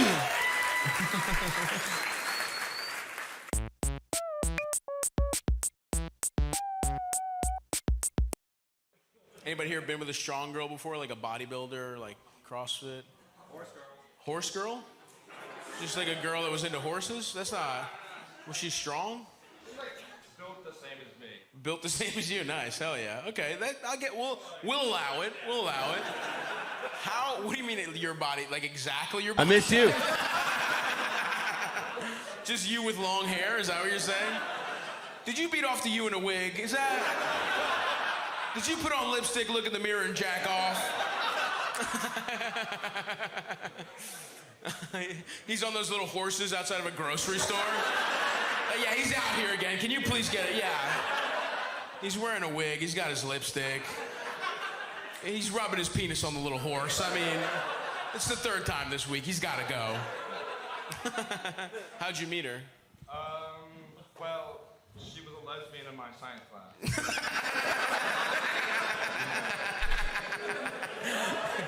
You met her by her being a lesbian in your science class. You couldn't have said she was in my science class. She's like, yeah, dude, she's talking to her friends. There's this sexy bitch in my class, built exactly like me. She was pissed when she saw your dick. She's like, what the hell is this? I thought by his hips for sure there was a pussy under here. By his beautiful pear-shaped hips. Okay, interesting. She was a lesbian before. She hadn't fucked any guys? No. Wow, first one. How did that come about? You guys hit it off? You guys were sharing bowling shirts? She complimented you on your Hawaiian. You're like, yours is pretty sick too. How did you hit it off? This is very interesting, actually. Yeah, well, the only reason I mentioned she was lesbian is my gay buddy introduced us. Your gay buddy in the science class? Yeah. Okay, all right. This is a very LGBTQ-friendly story. Okay, nice. So your gay friend introduced you to a lesbian woman that you turned bisexual. If you go trans, we got all of them figured out. You know what I mean? Is there a trans person involved? Because then you're banned for the cycle. Ah, shucks. Okay, nice. So your gay friend introduced you to a lesbian woman. Yeah, and she basically wanted to give it a trial. And wow. She's So there was no romance involved here. It was just like, hey, here's my guy. This is my buddy. He will not get attached. I promise you. He does not. He will just appreciate the pussy. Doesn't care that you look exactly like him. I'm looking for a guy to fuck a woman that looks like a man. I got the guy. Follow me to the science lab. Get your beaker and Bunsen burner. I know the guy. Step 1, we enroll in Bio 101. So this was a pure setup, like, interesting. Holy shit. Wow. And then and you were just like, so you're like, hello, I'd like to fuck your pussy. Zip. I mean, what happened? Did you guys go out? Give me the... Yeah, we started slow, like we should try dating, blah, blah. We should try dating. I don't know if I'm gonna like straight sex, like whole Sure. months ordeal. Oh, there was a nice courtship with this lesbian, is what you're saying. All right. You warmed her up to the... And how big is your penis, if you won't mind me asking? Yeah, is it the kind of penis that would scare someone who hasn't been fucked by one? Or is it like a nice... Is it a nice starter penis? You know what I mean? Because listen, I'd be a great starter penis. If there's any lesbians out here tonight, they want to fuck somebody who's got a dick that won't do too much damage, I'm your guy, all right? That's what I'm saying. Are we the same kind of guy? Would you say? Like 7. So, ooh, nice 7. Is it thin, though? It's not thick, so yes. All right. So It's you got not a slim thick. 7. All right, nice. We can work with that. A She can slim work with 7. That. All right. So you're like, I got a slim 7. You're gonna be A-okay. All right, nice. And then, so you guys kind of like we just kind of got to know each other, and then okay. On and off for a year. On and off for a year. Wow. And how did she obviously liked to have sex with you, or what? I guess not enough. But... Not enough. Yeah. Did you like her? Yeah. No. Yeah. Oh, okay. All right. So you actually like got feelings for her. Oh, this is. Yeah. Oh, damn, dude. Nice. Well, I'm sorry that this lesbian broke your heart. We're buddies now. Huh? Oh, you're friends now? That's all. This is a very progressive story. This is a man who slowly fell in love with a lesbian woman. They fucked a couple times. She dumped him, and they still go bowling together. That's nice, man. Yeah, and then I fucked her ex-girlfriend. There you go. Nice. Was she also shaped like you? No. All right. That'd be sick. Just 3 people that look exactly alike fucking each other. Like this, it's The Sims, basically. Hell yeah, dude. Nice. Well, how about now? You doing okay now, fuck-wise? I'm free as a bird now. Free as a bird. Nice. Just checking out, seeing any curious women, checking out rugby teams all across America. That's nice, but how about a nice hand for our friend over here, huh? That shit was funny, bro. That shit was funny.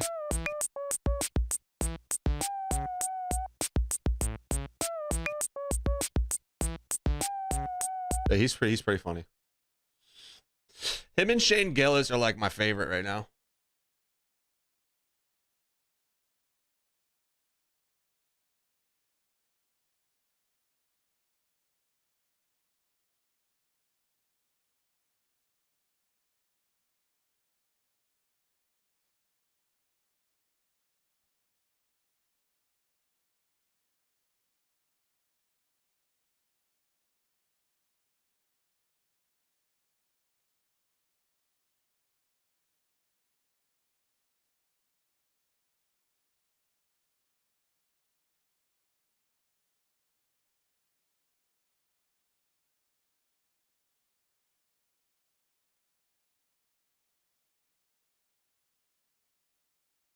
Strap in, kiddies, because we've got some Nintendo Switch 2 leaks to talk about today. Power, the code name of the system, a developer working on the system. But these leaks are different than the leaks that we've had up until this point. We're talking about the leaks up until this point. They're coming to us from places like Video Games Chronicle and, of course, Eurogamer. Had to get that Now, I'm stretch not out, trying guys. to Sorry. downplay those leaks or anything Accident. like that, but all this information was allegedly stuff that happened at Gamescom this year. Of course, we talked about Unreal Engine 5 running nice and smoothly on what's targeting Nintendo Switch 2 specs, DLSS technology making the No, Switch is from last gen technically. Last gen is Xbox One and PlayStation 4. It came out at around the same time as those guys. So it was like, dude, the Switch has been out for like 6 years. Been out for a while. And so the new Switch is supposed to be as powerful as like the Xbox One, PlayStation 4. Matrix demo That's what I've heard. Absolutely fantastic. Stuff like The Legend of Zelda Breath of the Wild running at 60 frames, 4K visuals, which doesn't sound like the Legend of Zelda I have right now. That sounds like an enhanced version that's been retooled for this next generation system. Look, I'm not trying to be the bearer of bad news, people. I'm trying to be the bearer of realistic news and making you guys realize that it's not a foregone conclusion that the Switch 2 is going to have backwards compatibility. But like I said, these leaks we're talking about today are different from the leaks that we've talked about previously because, well, we had sources with those. You know, Eurogamer had their sources. Video Games Chronicle had their sources. We don't know who their sources are. We can't trace this back. But with these leaks today, we have a source. It can be traced back. And it's coming to us from a court case. Legal documentation talking about this stuff. Of course, I'm talking about the Microsoft Activision Blizzard situation. This is information that was talked about a little bit when it was initially discovered, but all the information was redacted, meaning that you couldn't see it. It was blacked out. But The Verge somehow has made this information available to the public. They've gotten an unredacted version of this court case translation and documentation stuff. And there's some very interesting tidbits within here that we definitely need to talk about because, like I said at the start, jump. News is right up with those. You know, third situation, this court case. Like I said at the start, we got a code name, we have a power area, and we have a developer working on this. So we're going to be going to my Nintendo News's write-up of this situation and basically go over each thing one by one. So Activision executives, including CEO Bobby Kotick, met with Nintendo executives in December of 2022 to discuss a next-generation Switch. In an internal email chain, Chris Schenkenberg, head of Activision's platform strategy and partner relations, prepared a summary of the Switch NG, Switch Next Generation, inside a document labeled NG Switch Draft.pdf.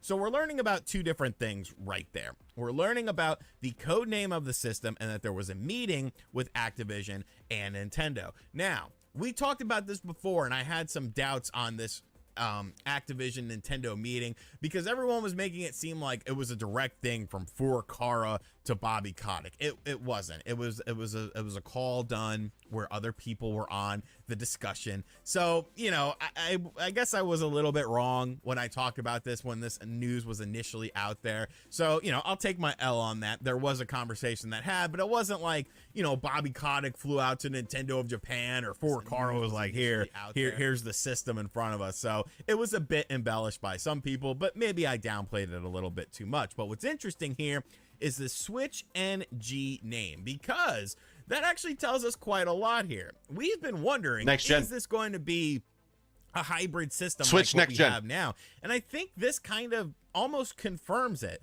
because the code name of the system is Switch NG, meaning that it is a next generation of the iteration of the system that we have now. Now, that doesn't mean that there's not going to be any sort of differences in between the system we have now and this next generation system. But I've been asking around, I've been poking for information, and it seems like everything that I've been told from people I know and people I trust is that this name is actually being used internally with different documentation. Obviously, it is being used internally with Activision because it says so right there. The information is literally right there. Now, as far as Activision being on board with this system, it does make sense because Call of Duty is going to be coming to allegedly the current Nintendo Switch, but also the next generation Nintendo Switch. I don't believe it. You're going to want to know the architecture. You're going to believe it when I what you're dealing fucking with this system, because, you know, you have to. It's legally binding stuff that this game has to come to Nintendo platforms. Now, scrolling right along, it says that the document is heavily redacted, but it does reveal that the performance of the next generation Switch will be close to that to the PS4 and Xbox One. What I find funny about that is how many idiots were like, it's gonna be PS5 and Xbox Series X level now. And it's like, no, do you not understand how engines work? Do you not understand that the Matrix, while it is a very visually impressive thing, It's running on Unreal Engine 5, which is something that can run on the current Nintendo Switch. Would it run well? No. Would it look as good as the other versions? No. But it would still give you the idea. It would still give you the feeling of the Matrix demo. There's tons of games that come out on the Nintendo Switch now that are only available on the PlayStation 5 and the Xbox Series X. This system was never going to be like a huge, massive jump. The way you make up for the raw power situation is with things like DLSS. Yes, the raw power of the system will be more akin to the PlayStation 4 and the Xbox One. I think most Nintendo fans understood that. And, you know, people from, you know, that are fans of other systems are going to be like, as long as they make batteries, again. as long as it's got a is battery that's powerful enough to let me play a game that looks like it's from PlayStation 4, Xbox One for like 10 hours. You can give me a 10-hour battery life to be able to play these games on the new Switch, dude. I'll get it. But like, dude, my Switch fucking dies so fast. I have the original. Right here. Okay, right here.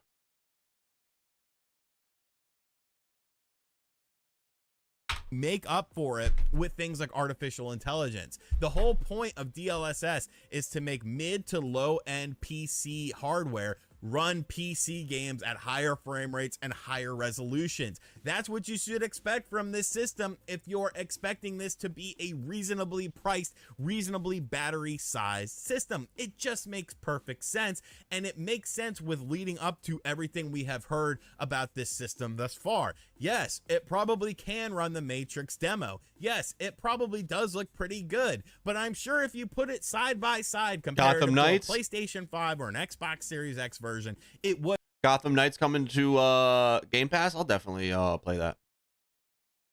I'll give it a shot. I've been wanting to play that. I didn't want to buy it. No, it wasn't worth buying.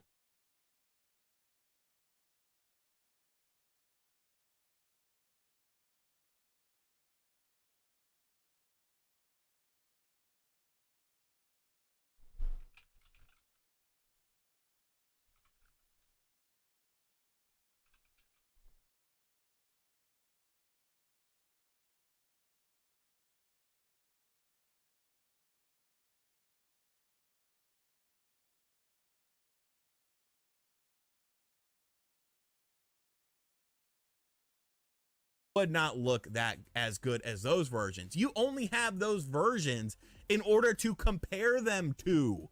So there is no PlayStation 4 video version of it. So you can be like, oh, this looks like a PlayStation 4 game. You see what I'm saying? Like, I don't know. I always thought that was so weird. And what we have here, given the closer alignment to Generation 8 platforms in terms of performance and our previous offerings on PS4 and Xbox One, it is reasonable to assume we can make something compelling for the next. Let me know when the battery life gets leaked, and then we'll make some decisions.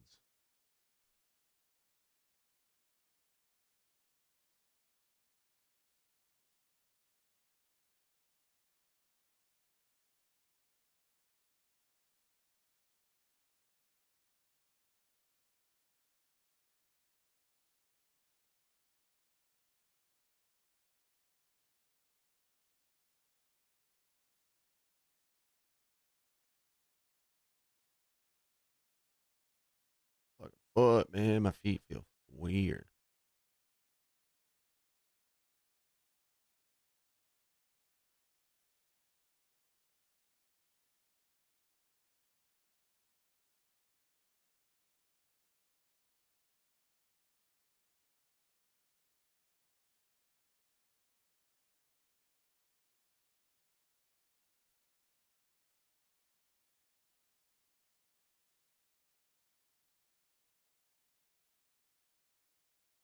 My toes are freezing.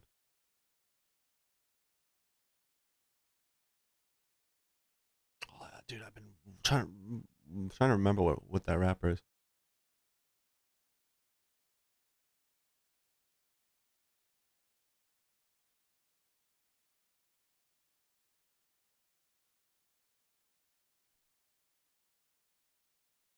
Andrew Tate clones are getting even younger. Didn't think it was possible, but they have gotten smaller and tinier faced, and his message has gone so far and it's carried so much weight that now we have literal children espousing the same views. And we have the youngest one ever, and he is blowing up on Instagram right now, and it's funny and sad, and I figured we'd take a look because I'm the Andrew Tate clone guy that looks at Andrew Tate clones with Andy King one time, so I figured we'd take a look at him. Now, we are looking at quite literally, I think, a 12-year-old child. So, clarification before we move forward. We're not bullying him. We're looking at how the ideas have manifested in kids and them copying and putting it back out and how ridiculous it sounds. That's how we're doing this, okay? So this is Judah. Judah cuz, yeah, I mean, it's a literal child. I don't know what the age restrictions are for even like being on Instagram. I assume he can have an account. The 9 to 5 is a trap. You work a job you don't like, you save up all your money for paradise when you get older, but when you finally get older, you're too old to even enjoy it. So yeah, it's a trap. Follow me to escape the matrix. So again, hold on. I just want to make sure we're clear. All right. This is literally a child. He has no idea what he's saying. He's just copying stuff that he's seeing. That said,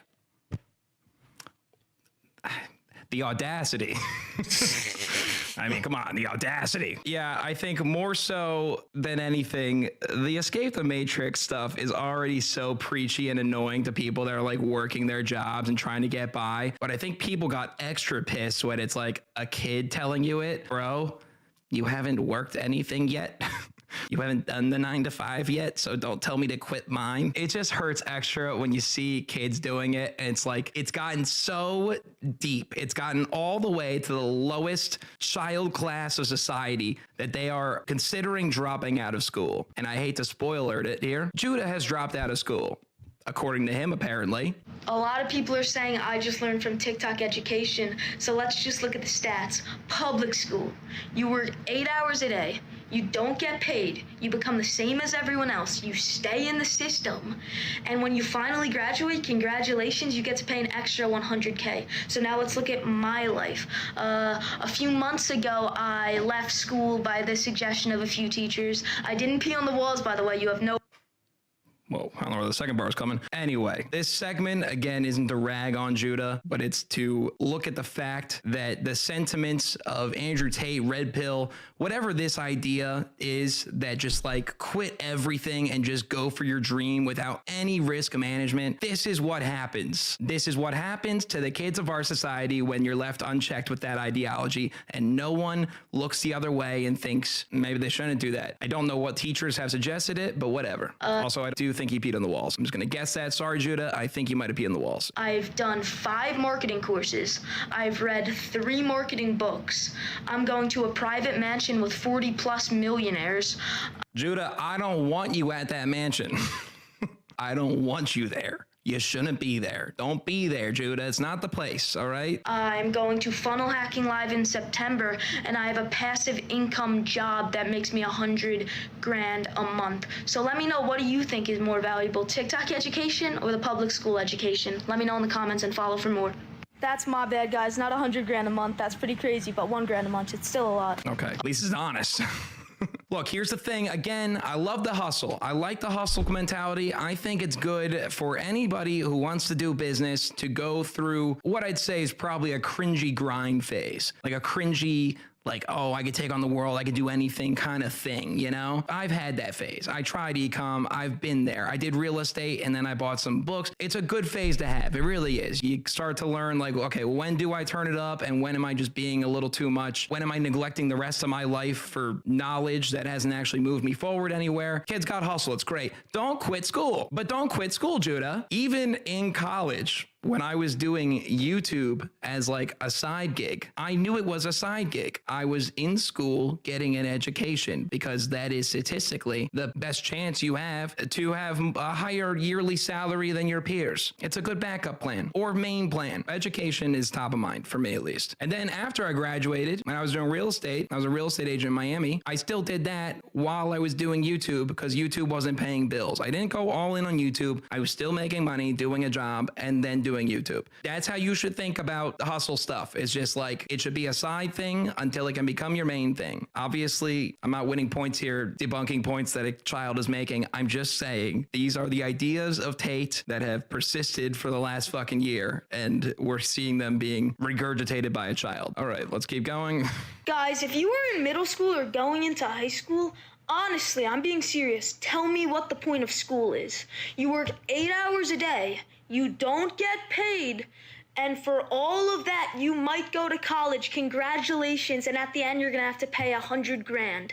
Good job. You did it. Follow me for more posts like this. I really don't understand why people go to school. It's crazy. Crazy thing is, he's making some valid points. I just think he's got the wrong solution. It's a hard fucking system, but it's the best chance you got to succeed. So, you know, play in it and work outside of it at the same time. But you got a point there, Judah. You got a point there. All right, let's keep going. Go to a university, get a useless degree, get a tiring job, survive paycheck to paycheck, buy overpriced goods, live on antidepressants, don't question the system. Okay, now this is just, I mean, you get to a point where it's just so obvious that it's just written down from somebody else, but obviously he's a child. I will not blame him, but clearly those are just other people's words. Or choose your own fate. Follow me to escape the system. Okay, straight to the call to action. I wonder if he thinks he's doing good or not. I mean, all the comments are really negative. Instagram comments are fucking brutal. More brutal than TikTok, actually, to be honest. Everybody wants to win. Everybody wants to be successful in their own way. Yep. But not everybody wants to wake up early, stay late. Not everybody wants to make the sacrifices it takes to get there. Hell yeah. Until those sacrifices pay off, it's gonna suck. It's gonna hurt. But you just gotta stay on the grind. Follow me for more tips like this. Okay, great tip. Love the tip. You know what's also crazy? Like, dude, the kid has a good speaking voice. For that age, being on camera, being able to talk, he's doing great. Like, I want to give him credit. Like, you know, I just hope that he doesn't get fucking pigeonholed into believing this more, because that, you know,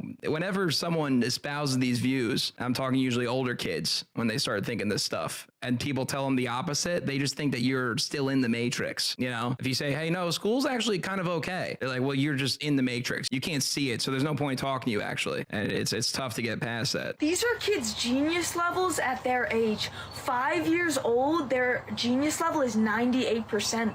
I assume it's because they have 0 years in school yet. Okay, he's misreading the graph, which is very ironic because he dropped out of school. So they're already in school 6 years, and their genius level drops to 30%. 15, they're in school 11 years, and their genius level drops 12. It says their creativity score, not their genius level. It's their creativity score at genius level. These are all genius level of different cohorts of age, and this is how creative you are at age 5, how creative the geniuses are at age 10, how creative they are at 15, how creative adults are that are genius level, because your brain is more neuroplastic and elastic when you're younger. That's what it means. Adults, it automatically goes to 2% because they've been in school 17 years. That is truly ridiculous. If you're an adult, keep your kids out of school. And that's the call to action, and that just makes me so sad. Do you not go to school or something? I don't think he does. I think he dropped out. School is a scam. This is the sentiment I hate. School is not a scam. School can be a scam in certain ways, but not going to school at all. If you're talking about politics, celebrities, or what movie you're gonna watch tonight, there's a reason you're not successful. You should be talking about your own business, your own finance, your own channel, your own followers. That is the key to success. Focus on things that are important.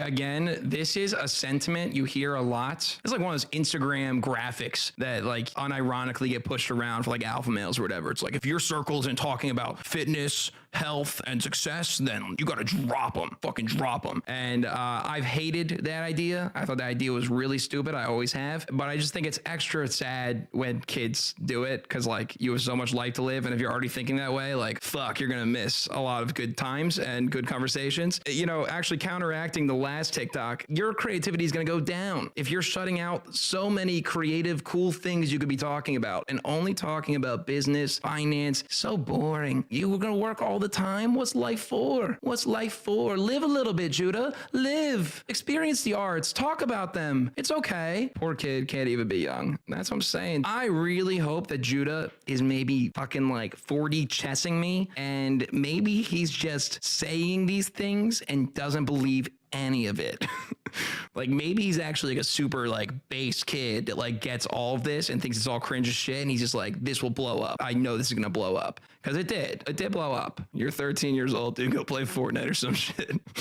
I don't need to do homework. I need to hone my skills every day, learn about finance, learn about business, start my own business. I don't need to know where Saturn is. Follow me for more tips like this. What a specific thing to throw out there. I guess you don't. You know, fair point, actually. You know, he got me on that one. He doesn't need to know where Saturn is. That's fair. That's also like a very young kid thing. And even like in teenage years where like you think you have to learn about business, like you have to learn about business or you won't succeed in life. It's like, dude, you'll just learn business as you do business. I don't think you need to like fucking read every book on business. I have a degree in finance and marketing. Have I learned more in marketing doing YouTube or my fucking 4 years of marketing? It would be YouTube any day of the week. Finance was definitely school. All right, you got one more. Many people stay students and athletes for the predominant part of their childhood, and then they go to more school, and then they go to real life, and they wonder why it's hard. It's because you haven't lived real life yet.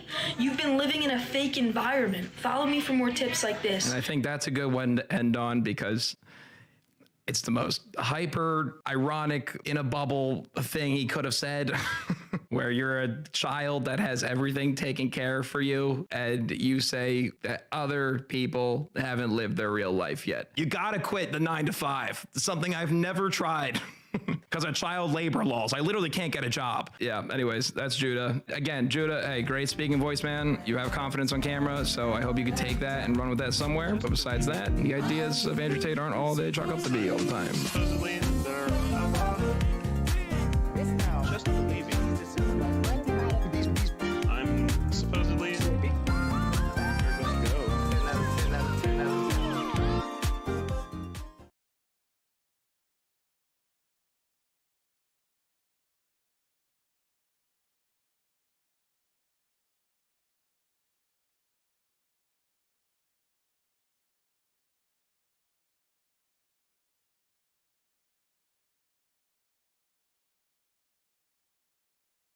Hey, yo, Chad, did you know that the 9 to 5 is a trap? Hey, yo, MD, I appreciate you, man. Sorry, I had to use the bathroom, bro. I don't feel good today. But that's okay. We're still here.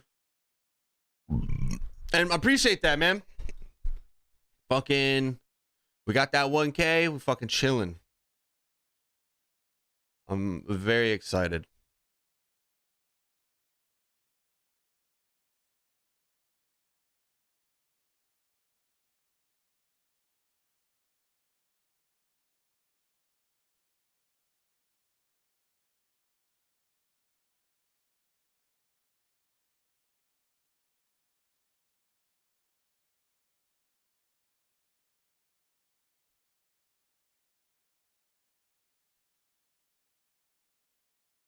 Thank you guys. Welcome to the show. Welcome to Gillian Key, the sketch show. So we're basically going to show you guys a bunch of sketches. We'll come back out. We'll chat. Are you a middle-aged Italian man that just moved out of his parents' house? I bet you didn't. But let's say you did. If you guys keep treating me like this, I'm gonna end up fucking blowing my own head off. You guys want me to blow off my fucking head? What is... Bro, they're so funny, dude. Shane Gillis is so funny.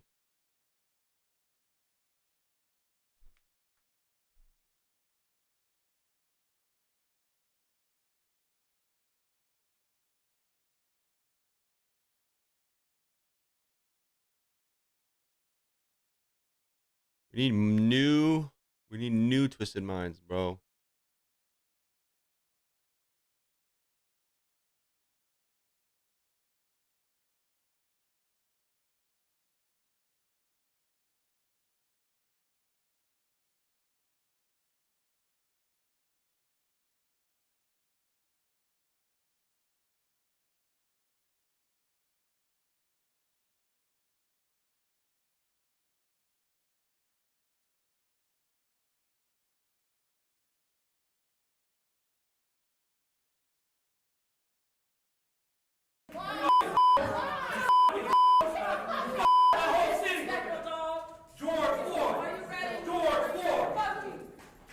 Christian, who is currently facing charges for multiple murders in Portland, Oregon. On May 26, 2017, Christian was on a packed train when he suddenly broke out on a racial rant towards two young women. A bystander on the train captured the distressing scene on video. And if we rewind the footage right there, you'll actually see Christian smack an innocent bystander's phone to the ground for no reason.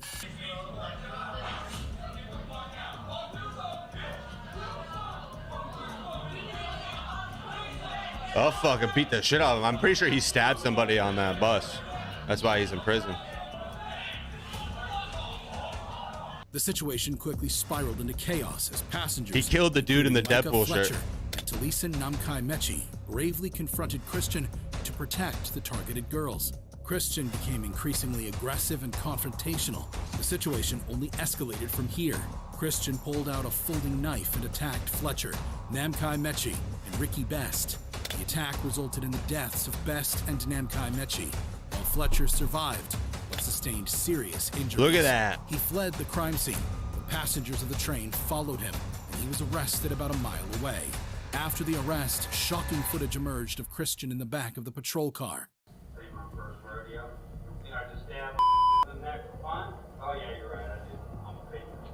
I'm happy as a mother. Hopefully, die. However shocking you thought Christian's case was up until now, wait till you see how he acted in court. Christian faced trial and was convicted of 2 counts of murder and attempted murder. We've seen this guy Here, before. He Judge James Convery, who was presiding over a divorce hearing involving Benjamin Taylor and his attorney, Yvette Ramos Alvarez, who represents his soon-to-be ex-wife. The primary objective of the hearing is to establish Taylor's annual income, prompting his wife's attorney to request a copy of his Social Security earnings statement. Now Ms. Kolsky comes back after it was finished, except for those 2 pieces of paper, his Social Security earnings statements, which he doesn't have, and this supposed report that exists for Lee. He gets his Social Security every year indicating the earnings statement. He gets his earnings statement. He gets it. He gets it every year. So she asked for it. Why didn't he provide it? He doesn't have it. He doesn't. He threw it away? I would presume he did. Oh, come on.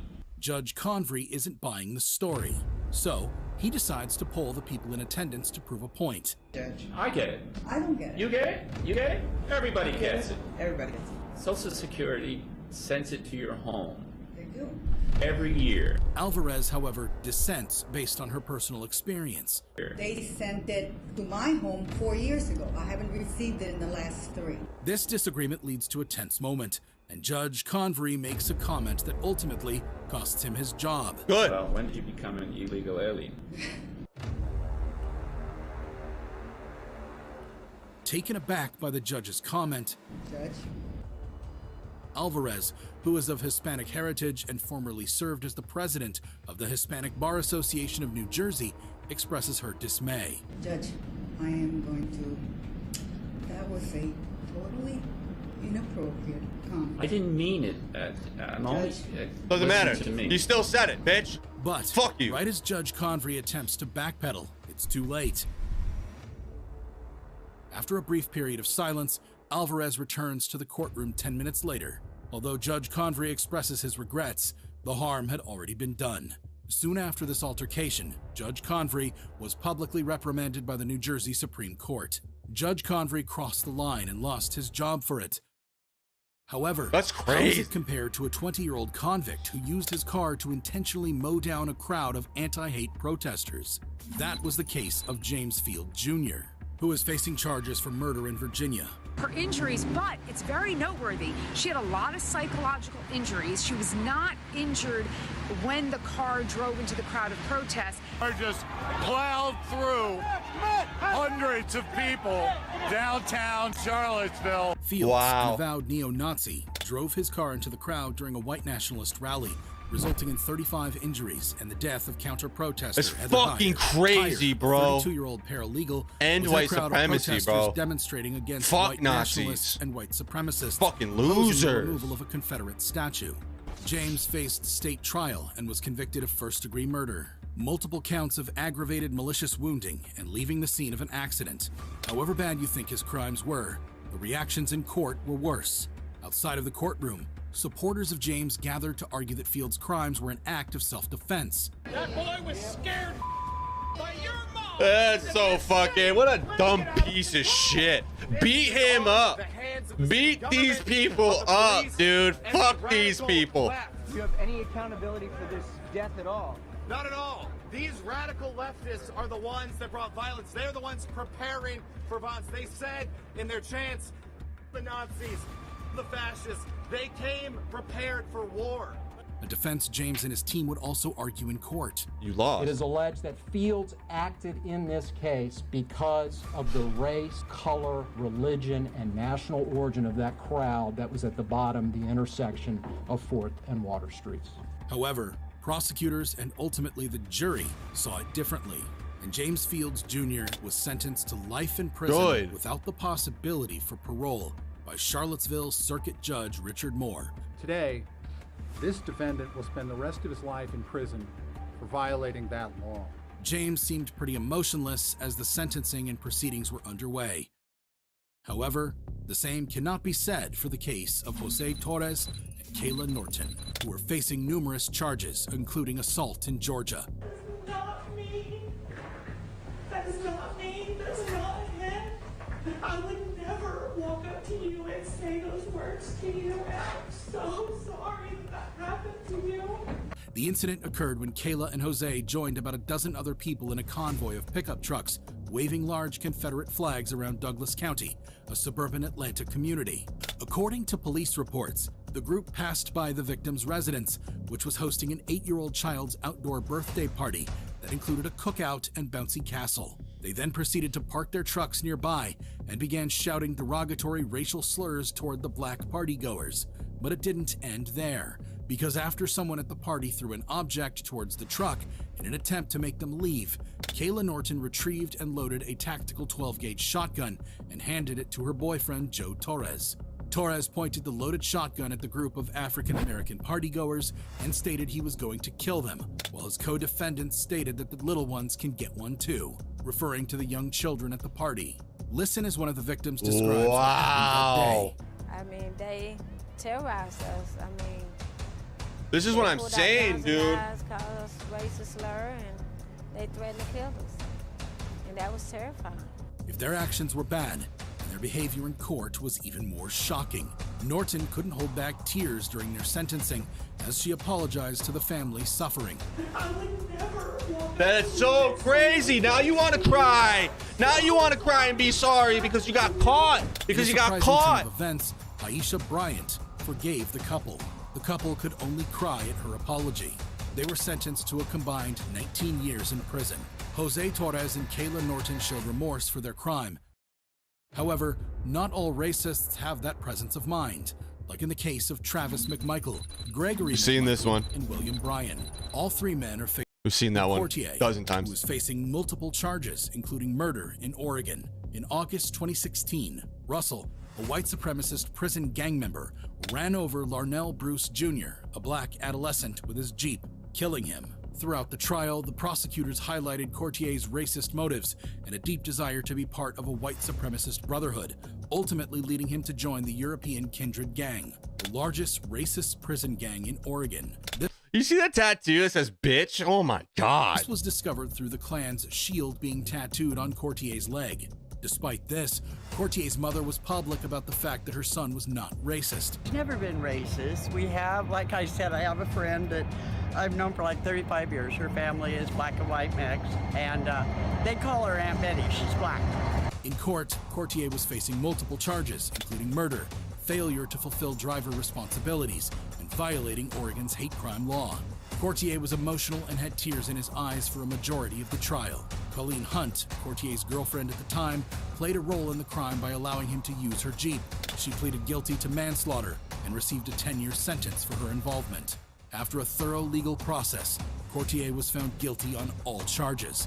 He was sentenced to life with a minimum of 28 years before being considered for parole. If you thought these reactions were shocking, you'd be amazed. That's what they get. Fucking losers.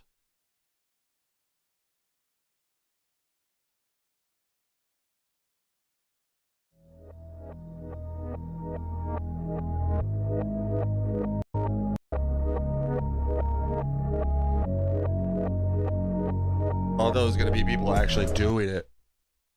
That would be cool.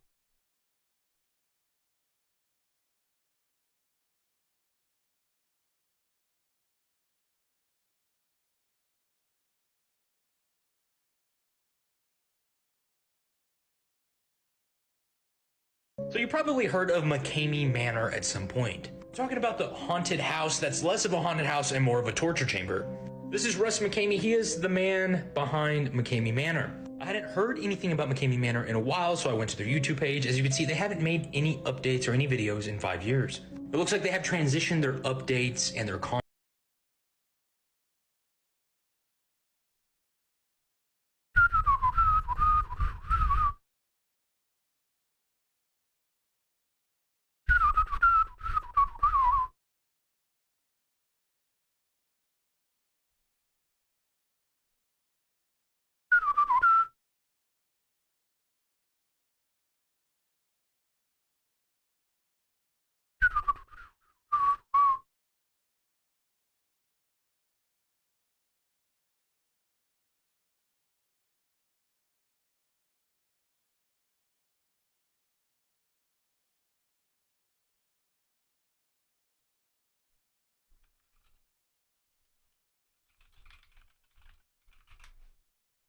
Titanfall time. About to be here. I can't wait. Everybody starts fucking playing.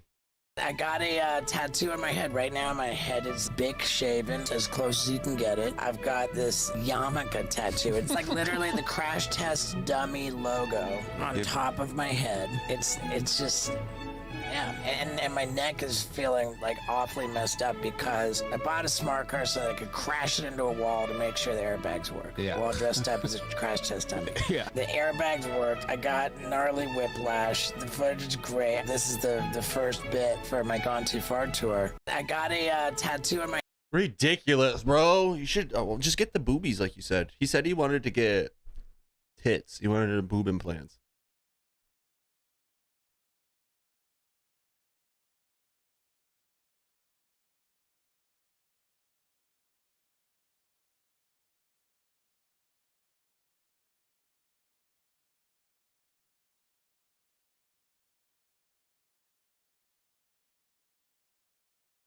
Oh, Brutal Legend is a Today great we're going to talk fucking about game. 10 games that shouldn't have failed, for various reasons, be it sales, the company or organization behind the game's intent and the actual outcome, just games that shouldn't have failed for various reasons across the board. We've talked many times on this channel about games that have flopped or didn't meet expectations or are underrated, and frankly, we can keep talking about them because there's so many examples. We got 10 of them to talk about today, so let's get started off with number 10. Kingdoms of Amalur: Reckoning is a game that should not have failed, or really a series that shouldn't have failed, because apparently it did well enough for there to be a sequel roughly in the works, but the development studio behind the game, 38 Studios, did not last. The famous baseball player Kurt Schilling founded studio had tons of issues behind the scenes, organizationally, financially. It's been reported and well documented to this point.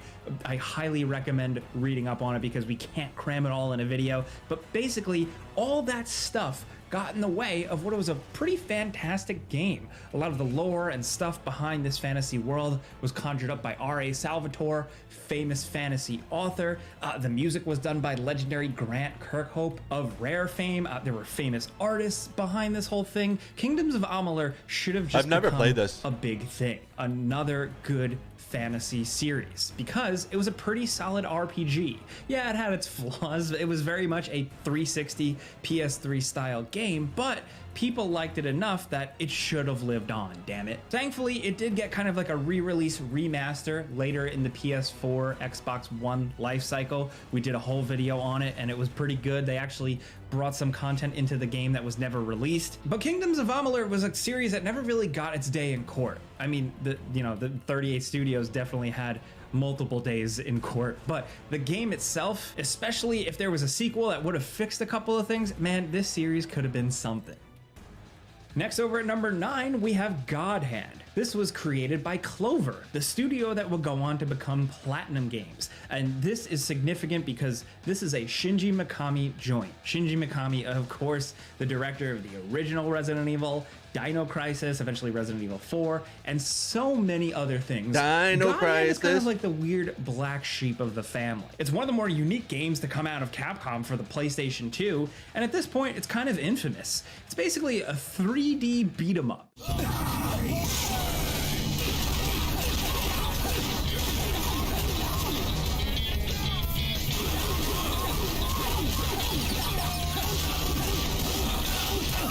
And the game is played entirely from a behind-the-shoulder perspective.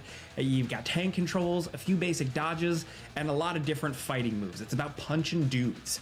Just getting used to the game can take a little time because it played like nothing else, at least in terms of close-range combat games. I mean, the closest we can even really compare it to is maybe Resident Evil 4 because of the camera position and the tank controls, but it's a tough game that puts your reflexes to the test, and also it's clunky and goofy and weird.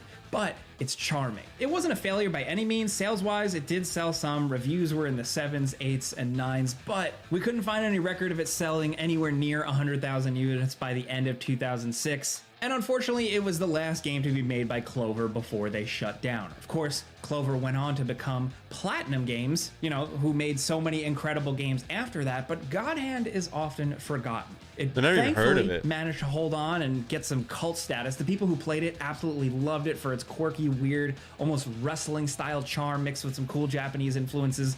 There was a lot going on to this one. People still want a sequel, but it seems like Platinum has moved on to bigger and better things. Still, this one has cult status for a reason. It's video game history. It's worth talking about. I feel like at Game Ranks here, like we're the only ones that ever talk about God Hand. We're kind of like God Hand apologists at this point, but still, it's one worth looking up if you've never heard of it. Next, over at number 8, we have Beyond Good and Evil. This was a Ubisoft game developed by Michel Ancel, creator of the Rayman franchise, and this was considered to be the next big thing. An ambitious third-person action video game. I don't care about that game though. Mercenaries. The Mercenaries don't care. series. Next, over at number 6, we have Brutal Yeah, Legend. that's what I This wanna Double see. Fine game was really cool. It featured Jack Black in a cool action adventure fantasy metal themed world. This was a game for people who loved old rock and roll and metal. Like Ozzy was in the game. There were some licensed tracks. There was just a lot of cool shit going on. It seemed like a game tailor-made for both Double Fine and their sensibilities and Jack Black. Unfortunately, the game did not land. It ended up at launch being somewhat of a flop and never really quite leaving a lasting impact, but another game that still had a cult following. It was really cool. It was different than a lot of us expected. There were a lot of RTS elements that threw people off, but some of that actually has been blamed by the marketing. It seems like the publishers behind this game just didn't know how to market and really sell and pitch a cool, quirky Double Fine game like this. Eventually, sales seemed to be steady because Tim Schafer did go on record saying it did sell over 1 million after a period of years. So there's that. I don't know what happened here with this one. Maybe people were too busy playing Rock Band or Guitar Hero instead of actually playing like an action adventure game where you hit people with a guitar. I don't know. But it shouldn't have failed. We should have seen a Brutal Legend 2 because there aren't really games like this anymore. It was there so never good. really was a game like this. Even if it isn't perfect, it was unique. And you gotta give them credit for that. Next, over at number 5, we have Deus Ex Mankind Divided. You want to talk about a series that shouldn't have failed? Next, over at number 4, we have a game called Paragon. Paragon was in the early days of Epic Games trying some weird stuff like a little game called Fortnite. Paragon was a different project. It was kind of their take on a League of Legends or a Dota, but of course it had some beautiful Unreal graphics, cool character designs, and just a different spin on gameplay with the whole thing. It was a free-to-play MOBA game that had an open beta in 2016, and it floated around for a while and found somewhat of a dedicated audience. I put wasn't really socks the on, biggest fan of the game, and but my I've met feet are people in real life freezing. that were like, oh, dude, Paragon was pretty cool. I didn't want to believe it, but they're out there. Look online. There was a community behind this game. It kind of got re-released eventually. There's different things out there. Next, down at number 3, we have Twisted Metal. Twisted Metal is a legendary franchise. 2012 one was that a lot so of us much grew fun. up playing from the original PlayStation days and beyond, and it's just not around anymore, and we think it should be. There's no like deep analysis for this point. I don't have sales figures or anything like that, but Twisted Metal just kind of feels like a thing of the past. The last title on PS3, I guess, didn't blow up enough for Sony to consider keeping the series going, making it a big multiplayer thing in the current generation. Is it just a thing of the past, these car combat action games? I don't know. Sony tried with some other weird one, that didn't really take off, so I don't know what hope Twisted Metal has, but it had unique characters, a cool, quirky edge to it. Down at number 2, we have Rise, Son of Rome. I don't make the rules, we have to talk about it again. Titanfall 2. Who knew? 10 games that should have failed, and they threw Titanfall 2 in there. Titanfall 2 is the pinnacle of games that should not have failed. Titanfall 2 had some incredible multiplayer with great movement, cool maps, engaging combat, the hybrid between first-person fast-paced action and jumping in a mech. All of that worked perfectly. It had a cool grappling hook. Then it also had a really sick single-player campaign that was incredibly well-paced, super varied, great enemy types, cool levels, like a whole time-traveling sequence that was just really cleverly implemented. Titanfall 2 really had it all, and while Titanfall 1 was a big success, it was really just a multiplayer game. Didn't really have too much to the world. Titanfall 2 gave us a real story and more lore that should have continued. Yeah, I There was appreciate you. intentions for Titanfall 3, but after the lack of success for Titanfall 2, it seems like those plans were pretty quickly scrapped. And I mean, the Titanfall universe kind of lives on in Apex Legends, but I don't think I have it linked up to this day. I don't have I'm it not linked harping on up it to my because we've Twitch talked like about it that. so much in other videos, but it was a great example of showing just how Respawn can make some kick-ass games. From this to then Apex Legends and then the Star Wars Jedi games, they're just good at making some cool games if you ask us. And we'd still love it if they made Titanfall 3. Again, all right, that's the last time I'll say it. These are 10 games that shouldn't have failed for various reasons. Like I said, they were flops, the companies behind them failed, the series never continued, what have you. There are so many examples to talk about, so let us know what you I don't fucking understand Discord, bro.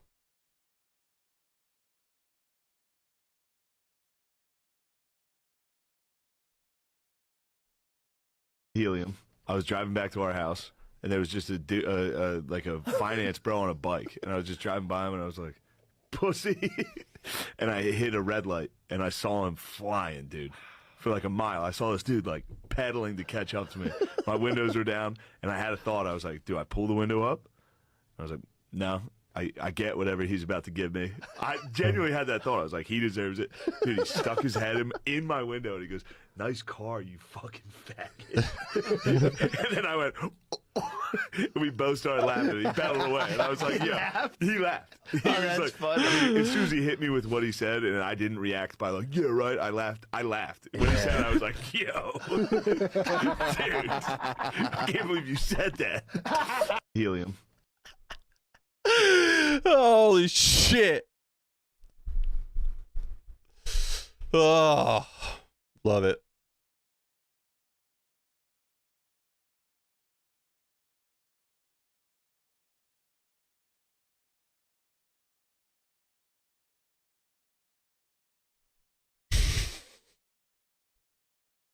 Yeah, he's so fucking funny, bro.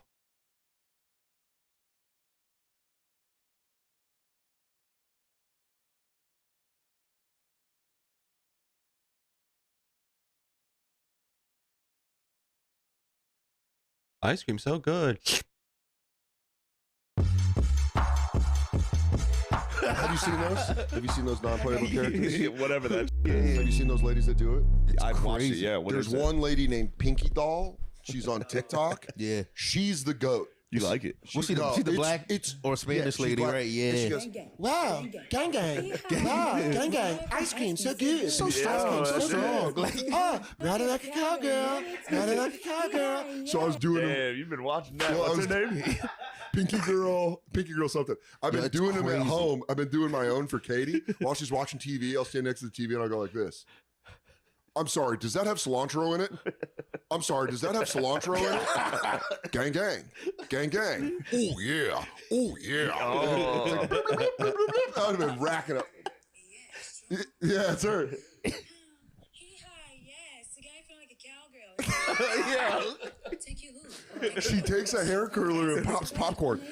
Yeah. Just for no reason. By the way, Her top supporter is Timberland. Have you seen that? The producer? No. You know that guy, right? Who? Timberland. Oh, Timberland. Yeah, Dude, yeah. so what's He's funny is her number one supporter. Is who? Timberland loves her? the rap producer. Timberland? Yes. Oh, Timberland. Oh, Timberland in the building. Ooh. Oh, yeah, we're going there. We're going to Pluto and everything. Where you at, Timberland? Rah, rah. The guy from Like Missy in them. yeah, like Timberland and That guy. Magoo, one of the greatest albums of all time. They're too late to apologize. Dude, I'm gonna download Timberland and Magoo album just because you, know that one. said that. Gang, gang. Wait, what does Timberland say about her? Thanks, Like, He Timberland. gives her the most money out of everyone. He's her number one supporter. Dude, it costs so much money. Yes. that's so And it's fun. public. Shut the fuck up. Yeah, so he's like addicted I'll to Google her? it. Yeah. Dude, so she's doing these videos now where she's like trying to branch out of that, and it's clear she's so retarded that that's going to be the only thing she's good at because she's like, Yo, I'm going to Hollywood, I'm baby. coming. That shit That's about right, to baby. be popping. I'm coming. I'm I'm coming for your I'm spot. coming. Yeah. And then she just has to say it. She just has to say it again. She goes, right. ice cream so good. I Wait, think they that's made a not song. like that far off from her personality? Dude, I think she's from, I've done some deep diving, boys. Yeah. We found a video of her yelling at her kids in the middle of it in French, and I think she's Quebecois. But she, you were just in Montreal, weren't you? Yeah. She'd be Bro, like, this girl "Oh, always thanks. comes up on my shit. J'ai fait ça, non, non. Tu vas. Got me feeling like a cowgirl. Arrête de faire ça, sinon je vais venir te voir. Arrête. Yeah. Arrête. Tu arrêtes tout de suite. Arrête de faire ça. Bro, I think there's Bro, I see him all the time. He's just like, my spidey senses are tingling. Something's gonna happen. I had to go see Aunt May. There's some shit like that, dude. It's so fucking ridiculous. And there's this dude with his pink hair. He's in the middle of New York City, and he's on like on the side of the fucking. So there's like he's on the side of the fucking. He's like on a corner in New York City, and there's people walking by him like.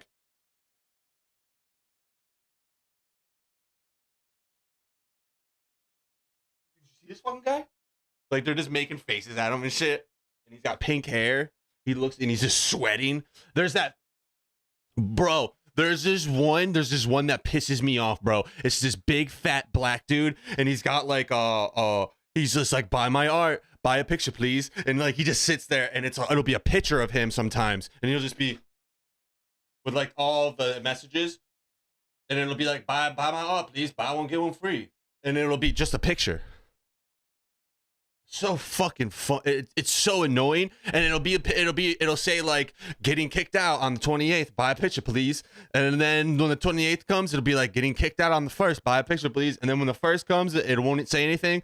And then on like the 5th of September, the 5th of September, it was like getting kicked out on the 28th, buy a picture please. And I'm like, yo, dude, you're a scammer, bro. Now we know you're a scammer. Fuck you.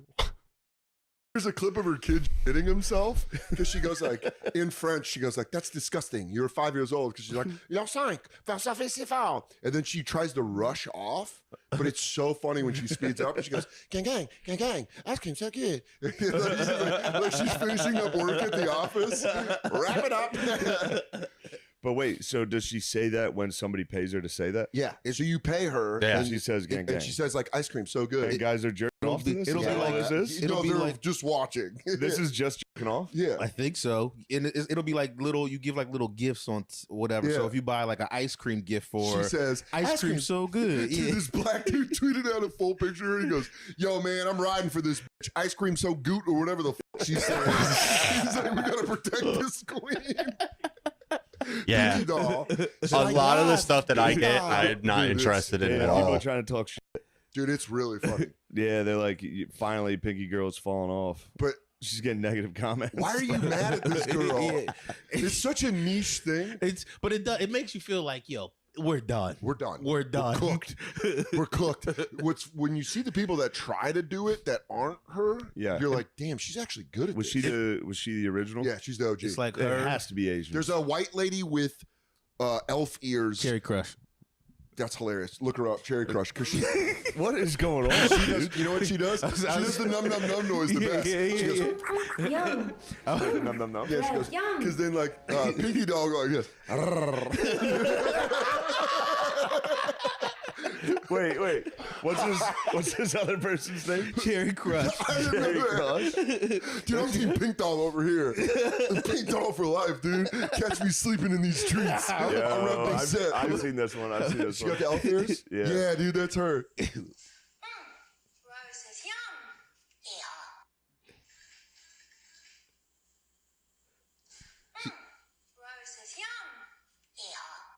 Just like crazy voices. I can whack off to that. Dude, we could make so She's much been money. on the game for a while. You can She find does her. pornography? She's been doing porn since we were like 10 years. Do you think porn girls, when they get to this, they're like, dude, this is so much easier? It has to be than just getting This is like the nutted on. senior tour. He's a fiend, dude. And the money's Dude, fast. this dude right now, this dude right here is the funniest fucking dude out right now. He is so fucking funny. It's easy, immediate. You no guys watch editing. this and know their names? No, I watch it because Katie. No, I don't. I watch it for that. My girl showed it to me, but legit, Katie was like, "Dude, this is the end of the world. Watch this. This is popular now." And it was on Twitter. Yeah. I saw it on Twitter, and it was like, "Wow, gang, gang! Wow, ice cream, so good." And so then I spent a week in Chicago just doing my own NPCs, trying to annoy Katie. Yeah, that's where I funny. was going like. Moon crisps. I don't know, bro. It didn't even make sense. I was going moon. And it's like there's like this thing where like I've had friends that like every girl they've dated always looks super young even though they're of age. I think this is so crazy. He's like, I'll beat to that. Yeah, well, he's a comedian, so but he says really fucked up shit. Moon crisps. Well, howdy, partner. Well, howdy, partner. Nothing better than bothering your woman. Oh, Over and over finding again. a joke that burrows in. Lady was trying to watch Dunkirk. Yeah, I was yeah. on her ass the whole movie. What- I was like, oh, my fucking boat's not. What do you mean? What do you mean he's not in the British military? Oh, it's fucking cold out, isn't it? It's a crowdy day and you got one freaking blanket. Or Jason Statham in Dunkirk, where he's like, I'll tell you what we're going to do. We're going to take these boats. Get a bunch of fishermen. And then we're going to go back. We're going to go back to the UK. Have you seen him in that dance video from the 90s when he has hair? Yeah, you showed me that. Yeah, where he's all sexy in a thong. Yeah, He's yeah. just dancing in the back. Dude, I fucking love that. Before they were famous. Bro, he's a That's perfect gonna be her. Jason Statham. Watch Pinky Doll blow up. I'm gonna fight NPC Spider-Man and make him great character. Dude, that's fucking hilarious. Cherry Crush. Cherry Crush. I'm gonna Yo. pay a visit. Throw that in the pee hub. You guys leave. You'll be pleasantly surprised. You know what I'm saying? Yeah, turns out she's got some long albums Yeah, out there. yeah. She says more than those 5 sentences. I'm gonna surprise She's got a nice myself right now. discography. He's looking it up right now. You guys aren't gonna believe what happened to this shoplifter. You know that she got stuck in a dryer once? You're not gonna like the way she got out. Cherry Crush. Is that her? Yeah, that's the reason when I saw it, I knew like I had to watch what I like. Not. Oh, like, but in my it's not 20s. real dicks. Oh, yeah, there she is. Yeah. Oh, that's a real. Let me see. Did she wear the elf ears? Yeah. This is awesome. He goes, yeah. She's great. This is awesome. Whoa. But do you think Pinky Doll has done? Pinky Doll, Yeah, dude. please. Can you please? We're doing the real ice work. cream. Ice cream so good. Dude, look it up. Ice cream so good. Wow, you got me feeling like a cowgirl. I'm gonna be genuinely let down if she doesn't I'm do just porn. gonna start sending. I I'm don't gonna think start that's sending Pinky you Doll. voice memos of me doing that. Wow, ice cream so good. This is not Pinky Doll. Damn, Somebody faking it. I was hoping she had done it. Making it. Bro, Shane Gillis is so fucking hilarious. He's literally the funniest dude. Dude, we're gonna watch the plane scene. Nerve, Nerve, this is the shit right here.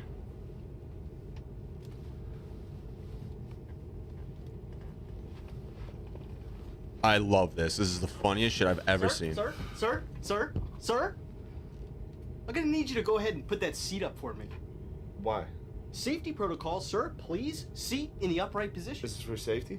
Absolutely, that's what I just said. Dude, it's kind of embarrassing. I can't. It's tough to fit. I can't fit with it. If with the back, it helps. Yeah, you're having a tough time fitting in that Yeah. seat. Maybe you should take better care of your body. Are you a psycho, dude? Sir, I'm trying to keep safety protocols in place and doing this Are for you your a own good. psycho, dude? Whoa. It does feel safer. Is there a problem here, sir? I'm fine. Sensing a lot of attitude from you. I just wonder if I've got to go get the captain. What are you gonna tell the captain? We got a guy reclining back there. The fuck's he gonna do? Turn it around? He might emergency land this thing because I took a nap. He might. Is that what did 9/11? 19 fucking dudes reclining? Did you just say 9/11? Oh boy, we got a guy reclining. Sir, can I get you something to drink? Maybe a Diet Coke? Does your dad know you do this shit? How about some peanuts? You could scoop them out of my hand, you big elephant. You, You know, it used to be fucking hot ladies that had your job. Way down. The fuck's wrong with A you? little of this, a lot less back. What are you talking about? Thank you so much. Thank you so much. Upright. Keep it upright. I'll see you later. Oh my god, eating. Hell yeah, bro. Love breakfast. This is so fucking funny, dude. Ladies and gentlemen, from the flight deck, this is your captain speaking. It appears we've lost the left engine. Not to worry, we have two engines. This plane is built to be flown with just one engine, and there is no way. Fuck. There goes the second engine. If you have someone you'd like to call, I would advise that you do so now. I'm gonna wear you down. I'm gonna wear you down, motherfucker. It's Mom. Mom, listen. I'm gonna have to call Dad, okay? Is Dad there? I'm not gonna get it. Just tell him I love him, okay? Yeah, 10 minutes parking lot, pussy. Love him too. Is this Rick's auto body? Yeah? This is Shane with the fucking red Subaru. Yeah, you guys fucking suck at your job. I'm gonna come down there and beat the fuck out of you, you fucking stupid bitch. All right, I'll be down in 10 minutes. Get ready. You better start stretching. I'm gonna fucking wear you out, dumbass. 10 minutes, parking lot, pussy. Excuse me? What? Calling people I fucking hate. Did you have loved ones to call? Am I gonna call my wife and kids? Listen to her fucking bitch at me for the last 5 minutes? Fuck that. I'm about to die, dude. She's gonna fuck someone else, like this year. That fucking pisses me off a little bit. Haley, just a minute. What are you gonna tell her? Oh! Oh! Nobody wants to hear their fucking mom die. $100 she's putting on Netflix in 1 hour. Actually, fuck it. I'll bet you $1 billion. Call someone you hate and really fuck their shit up. Give it a shot, dude. God just gave us a gift. Try it. Haley, put your dad on the phone. Hey, Mom, I'll talk to you later. Okay, everybody, stay calm. No. And we're gonna brace. How about I relax instead, dickhead? Do not put that back. Do not put that back. Oh. Sir, get that seat up. Hey, Dave. Fuck you. You know, I love you, and I knew from the moment I married you. You'd ruin my life, you dumb bitch. Remember 07 when I had to go see you in the hospital and you thought I was smiling because I was happy to see you? I thought you was dead. Yeah, I'm dying. The plane's crashing, so fuck you. Oh, stop going out with your friends. You're getting out too late. Yeah, learn how to fucking end a story. Jesus Christ. I remember you. You're a Night of the Living Dummy. Goosebumps. Of course you read Goosebumps, you fucking dumbass. Ventriloquist looking ass bitch. I do not look like a ventriloquist dummy. I know we're probably dying, but if you Google that, that was a good reference. Sir, do not bark in the intercom. I just put my nudes on Instagram. Yo, you're crazy. And tagged all my kids. I'm gonna die. You know I'm trying to make someone come. How come? What? Who said that? Marco.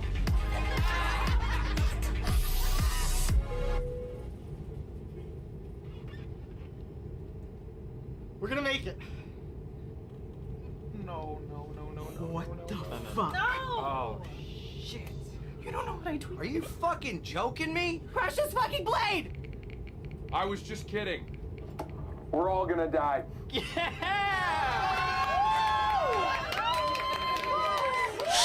Bro, this shit is so fucking funny. We should just watch some more of his stuff right now, actually. This one's good too. I haven't seen the full one yet. I'm Bob Isis of Isis Toyota, and we have a great collection of pre-owned certified Toyotas. But there's one thing I want to make very clear, and it's that we have nothing to do with the terrorists over there in the Middle East right now. And that's why we are the good ISIS. All right, listen, you gotta lean into the ISIS thing. It's a good marketing tool. It's a great marketing tool. I agree with Barbie. I think you should be like, here at ISIS Toyota, we'll behead the competition. Yeah. No, we're not doing this. What are you guys talking about? We're not wishing death to any of our enemies. We are wishing death to high prices. Me and Barbie, we can hold AK-47s. Yeah. No. That would be so cool. So I'm holding an AK-47, she's holding an AK-47. You're like, we got the best Toyotas, and I can be doing that like terrorist turkey gobble thing. You know what I mean? We're like, good at it. Enough. At ISIS Toyota, we have nothing to do with Abu Bakr al-Baghdadi and his vicious gang of thugs. All we're trying to do is put you into an affordable, pre-owned, certified Toyota. People don't respect you. To the youngsters, I know you're having fun. I used to have fun myself. But there's something you need to know. Stuff like that, that's a load of crap. That's a load of crap. Can I be in a commercial? No. Come on, why not? Why? It's because I'm black? No, it's not because it's because your name is... Orenthal James Anderson. And at ISIS, we don't price gouge. But if we find a competitor with a lower price, we'll kill them. Cut that. We're not doing this. You don't love OJ? What are you saying? He did it? No. Oh. God damn it. All I'm trying to do is get you into a Toyota. We made this. Jesus fucking Christ. Put Isn't this that great? away. Put this away. We're in the commercial. Look at it. Wear this in the commercial. I'm not wearing that. Why not? I wore it on the bus here, dude. You know how hard that was for me? You wore this on the bus? Yes, I had to bring it here. That's dedication. Do you know how hard that is to get off? It costs more than the damn car. Like, you're blowing it here. Like, you're really... Yes. Would you quit it? Quit it. I'm losing money on half these things. Because you and your punk-ass kids come down and fuck with our shit. You want an AK-47? Stop fucking with our Toyotas. Come down and buy them like a man. I'm under a lot of fucking stress. I'll go fucking nuts. We are closed on 9/11. If your dad was real ISIS, you'd be up in heaven right now, covered in virgins. Yeah. But instead, you're a fat fucking virgin covered in used Toyotas. Yeah, that's what I am. Okay? You So, motherfucker. I'd like to what do you fucking got? rip Oh your my fucking God! head. Come down to ISIS Toyota or I'll fucking kill myself and everybody here.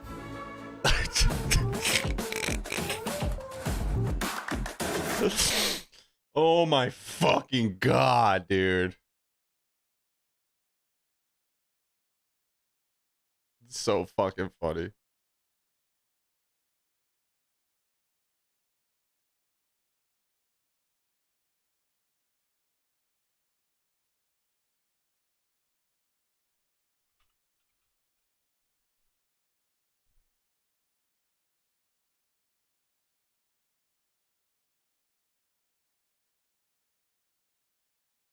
Dude, he's so funny. What up, Braylon? How you doing?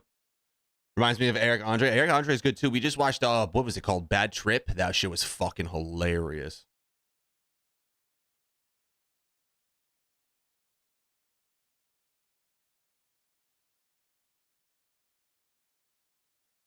Oh my god, this chicken is so good. Thank you. I appreciate that. Thank you. It's delicious. Clearly doesn't mean that. He's just trying to suck up to you. Can you be nice, please? Oh, it's fine. I get it. I don't like my sister's boyfriend either. And he can beat me at Madden too. You can't beat me in Madden. Maybe we can have a little post-dinner game then. Yeah. That sounds like it'd be fun.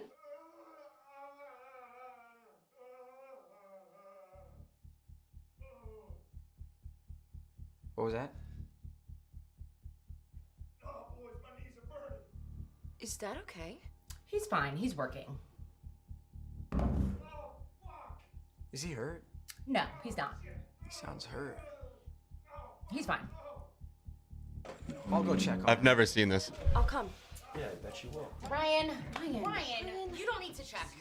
No, everyone sit down. Sit your butts down. No one check. Sit the fuck down. Oh, Jesus. Dad, are you okay? Oh my God, kids, he's working. God, I'm Hey, settle down. All right. Hold your horses. Hold your horses for a second. Doesn't anybody fucking knock anymore? What the fuck are you doing, Dad? Sarah, this is my job. This is my job. I lost my job, and this is how I'm providing for you. You have an OnlyFans? Yeah. Turns out you can make a lot of money doing this. So are you trying to tell me you couldn't get a job, so now you're just a slut? Not a slut. I'm not a slut. Oh, thank you, African Rose. This live right now? This is live. We're live. Fuck, man. Oh, Eric's here for dinner? I told you he was coming. Don't you think you're moving a little fast? You don't think I know what you're trying to do? My daughter! I swear. Shit, this thing catches up to you. You guys like all the nice new shit you've been getting? PS5? Your Kia Soul? How do you think that thing's been getting paid for? So you don't want to see how the sausage is made before you eat it. But you'll gladly sit down there and eat all the sausage. This is how the sausage gets made. It's butt sausage. You show some respect. His asshole will never be the same because of this, for what he's doing for you guys. Who's watching this? A lot of fellas. Oh, God! Dad! What? Oh, honey. Mr. Hubbard, your penis is out. So, like, how much money does this actually make? 15,000. Holy shit, 15,000? 15K. Not bad. Ryan, turn this down for a sec. Help your father. You listen to your father and turn it the fuck turn down. it down. Ooh, not up, not up, not up. You trying to kill me? Sorry. What the fuck? You think this is something I want to do? Times are tough. I'm doing whatever I can to help. Put a roof over your head. I do this because I love you guys. I think it's cool. You do? Yeah, man. Sex work is work. I respect it. It's the hell sex work. Hookers? You think I'm a hooker? Oh yeah. We're gonna get the big house at the lake this year. Did you hear that? Really?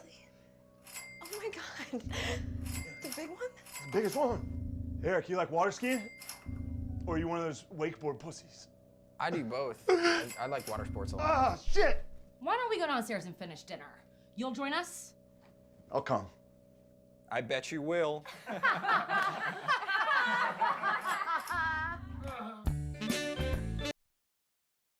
OnlyFans dad, dude. What the fuck? Oh my god.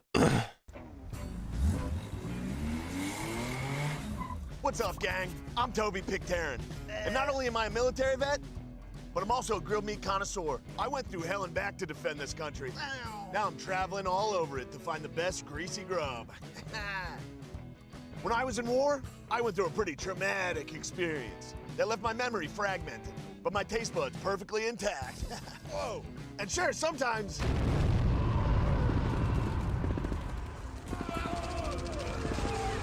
Fuck! Whoa, not cool, gang. But I'll never forget these tasty flavors, so join me while I'm trying to remember who I am with some unforgettable food. I am the Grill Sergeant. I'm here at Rudo's Hot House, where I hear he's got a spicy chicken dish that's hotter than napalm. Let's check it out, gang. Hey, nice pork job, asshole. Hey, I'll beat the fuck out of you! I'll bust your ass, boy! It's too spicy. You don't fuck with me! Whoa! Whoa! What's up, guys? I'm here with Harudo, and this is his world-famous spicy chicken. Harudo, what's your secret to this stuff? Well, I tell you what, Toby, it's all about the spices. Ain't that true, brother? Back in the military, we used to have a saying. Oh, shit, where's his leg? Ah, he's gone! Whoa! Tell me about these spices, Harudo. Yeah, so we're just gonna slide in some cornstarch right there. That's cornstarch. And then a little bit of garlic powder, super important. Garlic powder. And then a bit of cinnamon. Cinnamon? Yeah, it's really You're gonna crazy, Harudo. It is crazy. It's really gonna make the flavors explode. Real smooth, because if you do it with a machine, it might be too powdery. It's not gonna fry too good.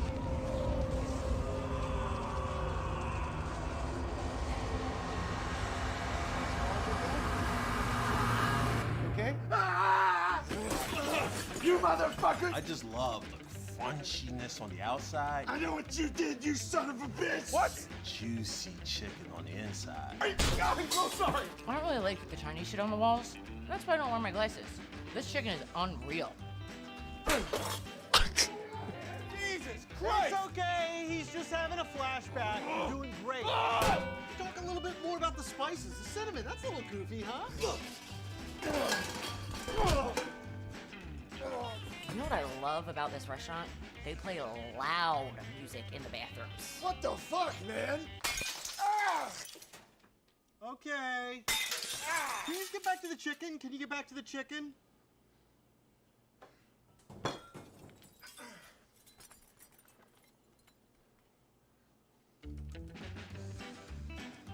Wow, that chicken's not half bad.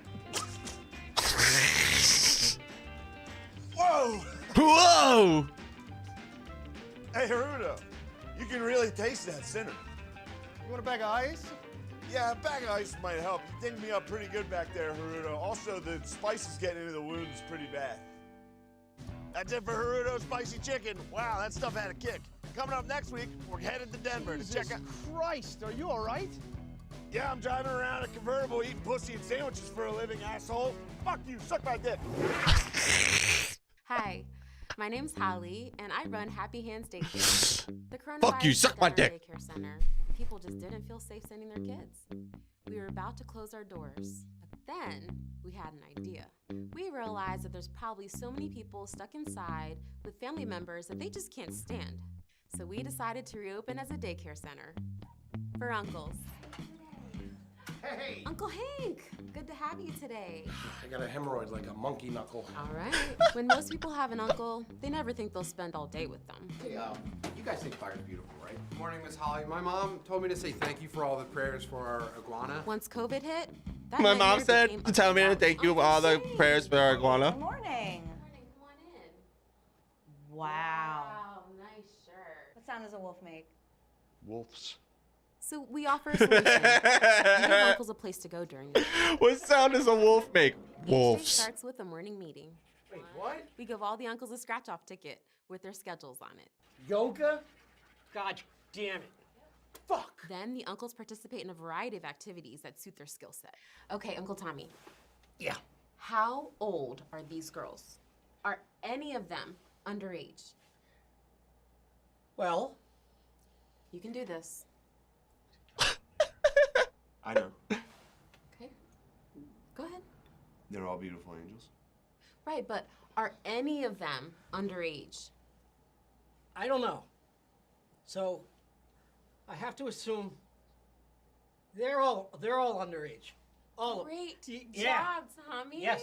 I'm so proud of you. Yes, I'm proud of myself. What the fuck? As developed as they may seem, It doesn't mean they're 18. Just my computer? Where'd you guys get this laptop? this is conspiracy class. Okay, so basically, the Hunter Biden video from his laptop is fake, but it's actually him, but they gave him a fake giant boner. No, dude. Italians Italians black? He's saying Italians. Oh, Italian. I actually have evidence that Jimmy Hoffa was one of the pilots on one of the planes. My cousin told me. What? Yeah. We read the uncles some books to help debunk some of their conspiracy theories. But I don't trust the vaccines, cried the rabbit. Oh, but you should, Rabbit. They're safe, exclaimed Farmer Jim. If you don't take the vaccine, you won't be able to play with your rabbit friends anymore. Yeah, all right, but what happens when the vaccine turns him gay, like what happened with me? Well, remember, Uncle Tim, that's a conspiracy. Yeah, the vaccines don't make the rabbits gay. It makes them artistic, like painting and shit. And then Uncle Hank. Farmer's giving the rabbit the vaccine so he can control his mind. Here at our daycare, we have lady uncles too. With our lady uncles, we give them a pack of cigarettes, a robe, and a window they can look out of to keep an eye on things. See these kids out here? Look at these kids. They're just riding their bikes. Yeah, from what country? At Uncle's Daycare, we provide snacks. What the fuck? Feeling famished? The uncles get a beer at 8 a.m., 9 a.m., 11 a.m., 1 p.m., and 3 p.m. Uncle Tommy gets a beer every half hour. Love your beers too? All right, no problem.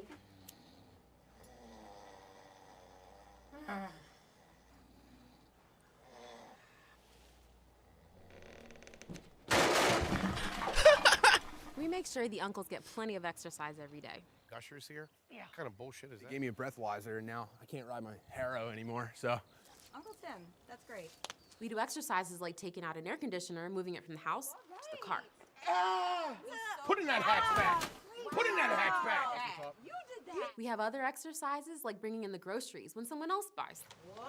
Show you pussies how it's done. Let's go. I got three. Let's go. We try to return the uncles back to you a little bit better than when you left them. Don't lie. Hey! Hey! This asshole just whistled at my daughter. She's 17. Sir, listen. As developed as she may seem. I'm gonna kill this motherfucker. Wait, they're uncles. The what? Yeah, they're uncles. It's good. Yeah, They're all. they're uncles. They're wrong. I'm sorry, I didn't. It's okay. What the fuck? I didn't know, buddy. I didn't know. That's okay. Are you okay? Did you fall down the stairs? I got hit by an ice cream truck. Hey, Uncle Mike, what you making?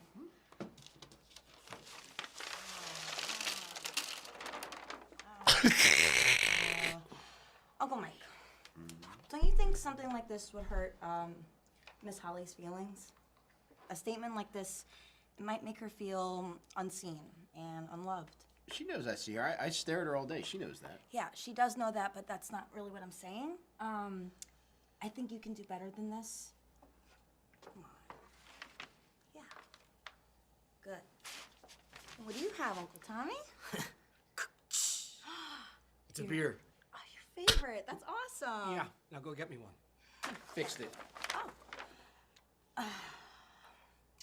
You know what? To start. I'm gonna give it to her. I don't think you should. Nice. Thanks. At the end of the day, the families come to pick them up. We walk the uncles out to the car and call it a day. Have a good one, guys. You know, people always ask me, what's harder, uncles or kids? Jane, get out of there! It's uncles. Come on, Tommy. Come on, come on. Come on, Tommy. Kids don't try to kiss you all day. No. They have better language. Dude, I'll suck your fucking dick right now. No, just shut up. All people have feelings. Not Italians. All feelings matter. Nope. Sometimes they make Nope. you feel a little uncomfortable. I can't feel shit. Fucking pricks. Kids don't do that shit. Wait. I gotta pee. Yeah, well, just give me a second. You were in the bathroom for a goddamn hour. Fuck you! I gotta piss. We just hope tomorrow will be better. Uncle Tommy? What the fuck, bro? Amazing. Hi.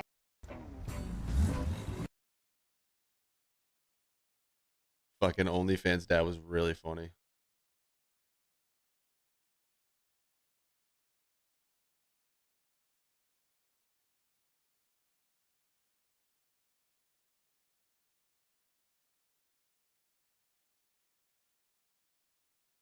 Welcome to speed dating. Each of you is gonna meet for about 3 minutes, then you're gonna hear this buzzer, okay? And when that goes off, we're gonna move to the next table. Ready to find some love?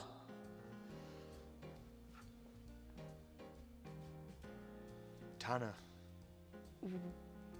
What are you doing here? I was asked to speak at this hotel. It turns out there's some type of pussy banquet going on. Can you hold 1 second? Just give me a second.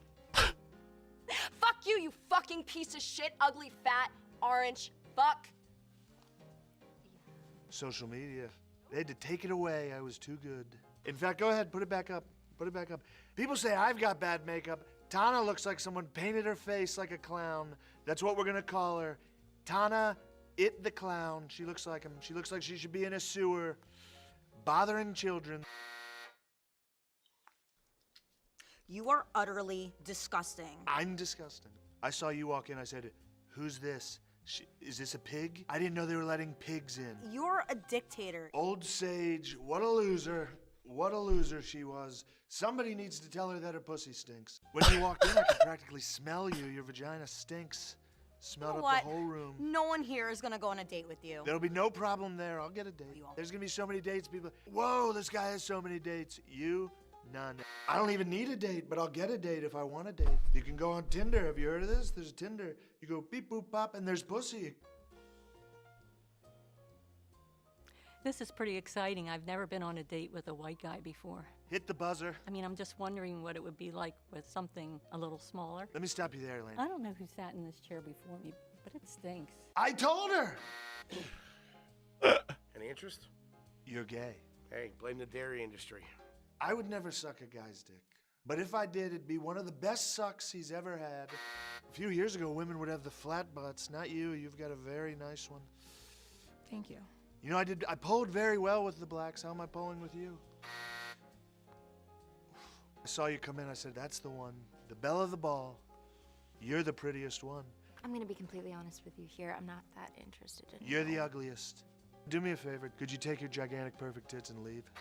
I don't recall saying I would get a date here, but if I did say that, maybe I will. Oh my God. Hello.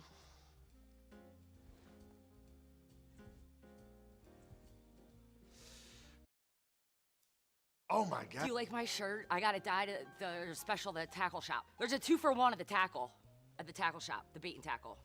I can get you one, it's 2 for 1. Wow. How are you, Mr. President? Well, I'm great, especially since you exposed all the Jews that were putting 5G in my brain that wanted the meth. how are you at oral sex? Pretty good, to be honest. My teeth come out. Siobhan, how would you like to go on a date? with Donald Trump. Yes, finally. Oh my God, I won. Did I win? I got head.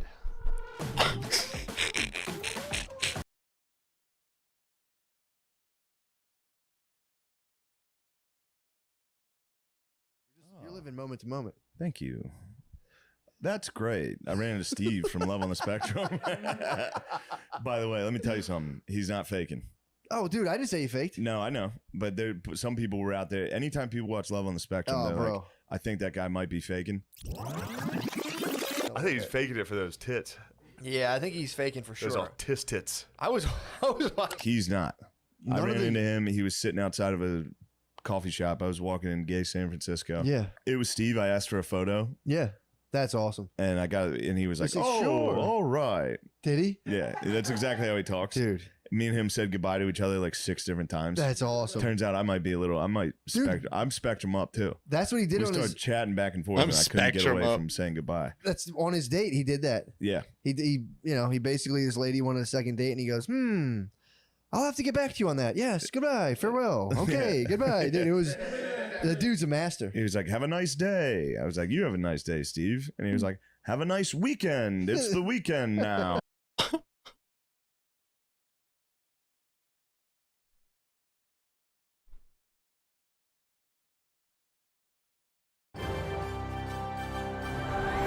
The firefighters worked tirelessly to tackle the blaze that engulfed an entire 3-story townhome in West Philadelphia. The family of 4 was saved thanks to the efforts of one firefighter, Shane McGillis. Shane, you fought this fire for 3 hours. Yeah. It was pretty brutal up there. Can you confirm this is you?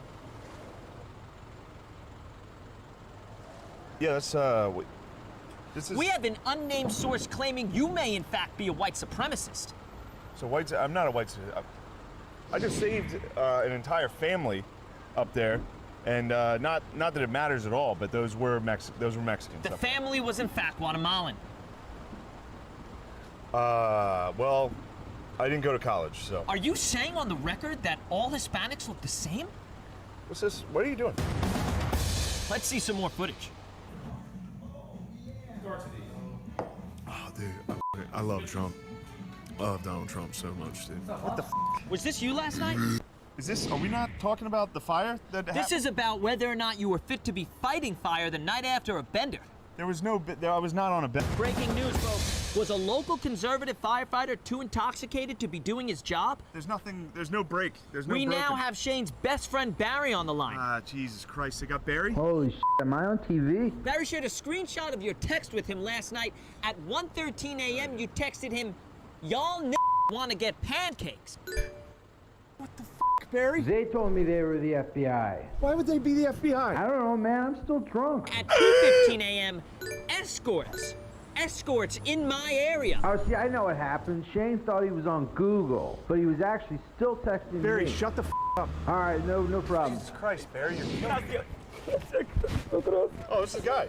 He saved my family. Yeah, I saved his entire family up there. Excuse me, sir. Are you aware that this man is a known racist? That's not true.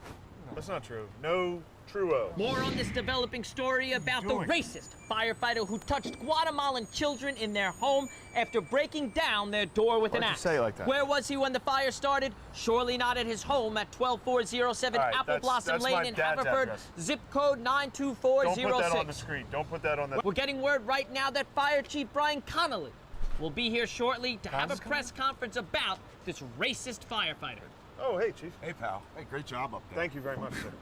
We decided to terminate firefighter Shane McGillis. This department has a zero-tolerance policy on intolerance, and this is going to go into effect immediately. All right? All right, let's get back to this Puerto Rican flame. So that's not you. A fantastic day here at Deplorable News Network. We'll see you soon.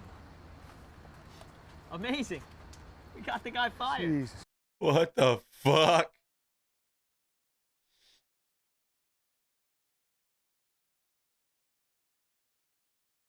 You're just a good boy is what all I have to say about that. Yeah, but isn't that kind of nice? It is. It's very Yeah. sweet and it's very harmless. We've been together a long time though. yeah. Yeah.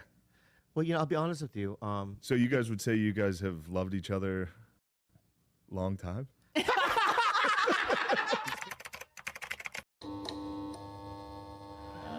Shane keeps tickling me. This guy, he wishes. I haven't touched him once. And I always had I was. Oh, we're allowed to drink these? Yeah, we can drink these, man. That's sparkling. Do you mind? This is sparkling water. You want flat? I don't know why flat. I thought this was.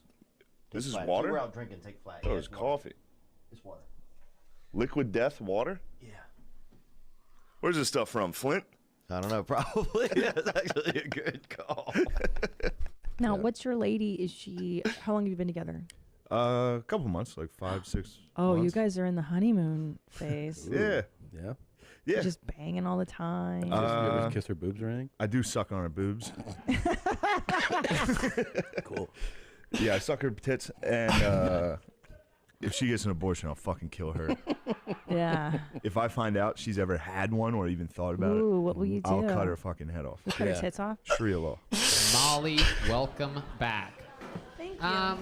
So have you shot any porn since the last time you were on this show? Yeah, I was in Miami like probably less than a month ago. Okay, and what type of video did you make in Miami? I did some interracial. Whoa. Maybe it was gamma ray after all. No, yeah, it might have been. So what No, happened? Tell us about this interracial porn. It was fine. It was just like white porn, but it Wow. hurt a little more. So wait, some Chinaman slammed you? Somehow Is that what you're saying happened? Hiring women to have a seminar, or are you having a seminar because you're hiring women? I'm having a sexual harassment seminar because we are hiring more women. What are women getting hired for? To work. Where? Here. Yeah, what work? Okay. That's what we should focus on, I think, is getting work. Yeah. That doesn't change the fact that sexual harassment training's happening. I've got branch managers from different locations coming. Someone sexually harassed. No. Was it Tim? It was Mike. Mike It harasses. had to be Mike. I've never even seen him work, just touching people. The question of who has sexually harassed is irrelevant because a lot It's of David. Okay. If we're talking sexual harassment, is Cal's goatee? That thing looks like it's about to rape everyone in here. I think this is a good look. Okay, Shane, you're so in a bubble of harassment that you walk around, you hit nuts. Hitting nuts is you like it. I don't like it, but it's not harassment. You say come a lot. You can't talk cum here anymore? No more talking cum. What is this, fucking Russia? When you walked over here, I was telling him about last night's cums. Me and this girl both, she was on top. No. Hold on, See, this is, hold on. no, you can't do that. Seminar, I call seminar. I pulled out and she still cummed.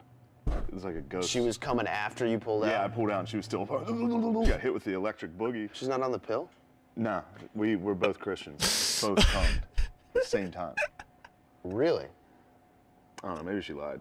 Big fan from little old England, enjoying my bath. And I have a question for Shane. What is his opinion on age gap relationships? Still seems to be okay for the younger woman and the older guy, but not so much the other way around. So look forward to hearing your opinions. Okay, bye. Wow. That could be that's somebody's school teacher. She's in the bathtub. Is that British ASMR in a bathtub? Yeah. She's asking me about how I feel about older women. Yeah. What, do you bring me down here to make me come, dude? You trying to get me hard? Was this a setup? No, I would never do This is anything a setup. like that. Huh? No, I've never. You invite me over here, you put on some ASMR, give me fucking rock hard, give me some water. What are you doing? You make me jerk off on this podcast? No. What was that? What does she want? I'm not. Look, What was the question? No, How do I feel about older ladies? I've never seen that question. I've never seen that woman. I'm glad she's staying clean. I don't know that lady at all. I've told you this. One time, it was in 8th grade, and we were lifting for football. And I had a boner in the weight room. In the weight room. So I tucked it with my gym shorts. But then it was my turn to bench. So I laid down and my shirt came up. The tip of my upside down penis was sticking out. And my friend who was spotting was like, Shane's penis is out. And everyone had a good laugh. And then I repped 225. I was like, I'm not getting it all. What we are looking at here is all 4 brakes. All 4? Yes, for state inspection, you would need all 4 of them. That's what. God, I wasn't expecting that price. Actually, you know what? You look kind of familiar. Are you from around here? I got pee-pee. I actually am. I live in Yeah? this is actually my dad's shop. Oh, it's your dad's shop. Yeah. So you have a little bit of power here. Oh, come on. Well, I do have some power. Will, your mom just called your cum socks clogged the dryer and started a fire back at your parents' house. Shane? We're all in 7th grade. Wow. And then my dad and like 3 other guys that are drunk dudes. So they take us to Notre Dame. Anyway, long story. We get in a hotel room. We're whacking off. Sure. But before we whack off, one of the guys my dad invited, he's this like old fucking dude. Blacked out at the bar and they had to take him home. Oh, God. So they take him home, throw him on the bed in one of the rooms we have, and then they go back to the bar. Then me and my friends are like, let's fuck with this guy a little bit. So we're slapping him, screaming in his face, shit like that. He's not waking up. He's not waking up. Dude, we set an alarm clock next to his head and set it for a minute later and turned the lights off. Everybody hid. It's one of my happiest memories. That's great. I thought you were going to say you jerked off But then, oh, okay. Yeah, but then, no, we didn't jerk off on him. Okay. But we jerked off, everybody whacked off while he was asleep. Dude, this guy was passed out laying in bed. When you say everybody, how many kids? 8 dudes. 8 7th graders. This guy missed out. This guy's all around him like a fucking seance? Like a seance. It was. Dude, he was asleep. A dude was next to him in the bed, and his body was shaking. No.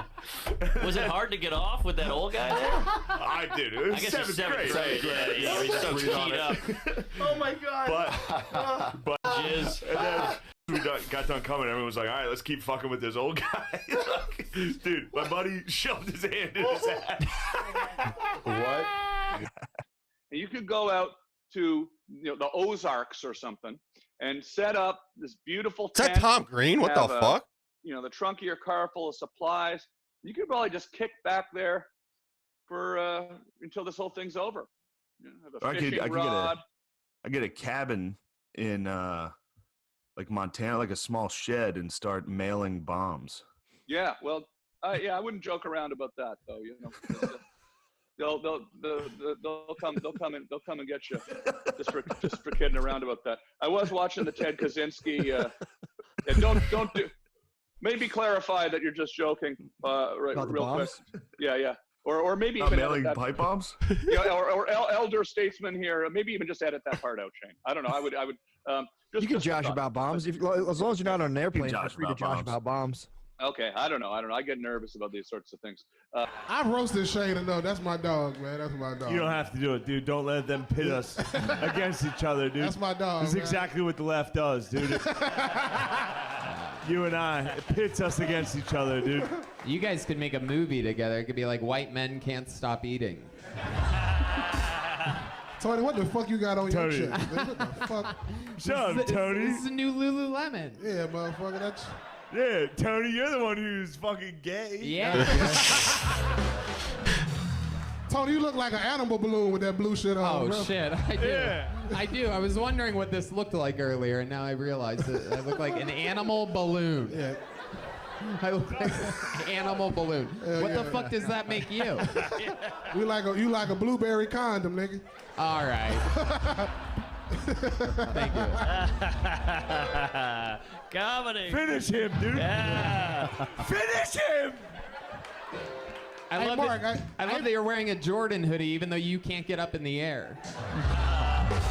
No, that wasn't funny. The only thing you put in the air is your ass.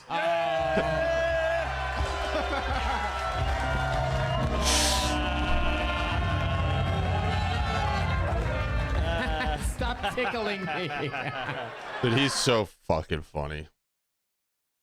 Titanfall 2, everything must go. Wait, what? And we'll be right back after these messages. Gotta love the Frontier TV. Attention all pilots. Wait, what? Titanfall mega sale. Everything must go. Get 95% off everything. That's right. Sale, sale, sale. Everything must go. Getting out of the slot. Get us from butterfly to the fire. Oh, I got one. I got him. I wanna watch you come apart at the scene. He just threw a tick at me. Swouse.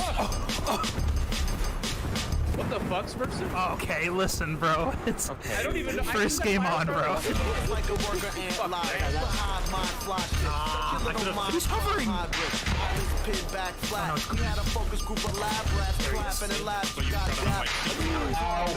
Give me that L-Star, please. Oh, there we go. Oh, nice. Get the digit pack flashed in your neck. You're fidgeting with a 28-day Simeon. Yeah, dog, him again. The bad touch to strut militant. Drum percussion, love diligence. I didn't even mean to shoot. I love my satchel. Inside your mom's house. We got all the for the witnessing spot with BK. A cloud of asbestos, I guess it's. Hey yo, MD, don't ever apologize. Don't ever apologize for not being here consistently. It's okay. It is quite all right, bro. You do what you gotta do. We will always be here for you when you are ready. You know what I mean?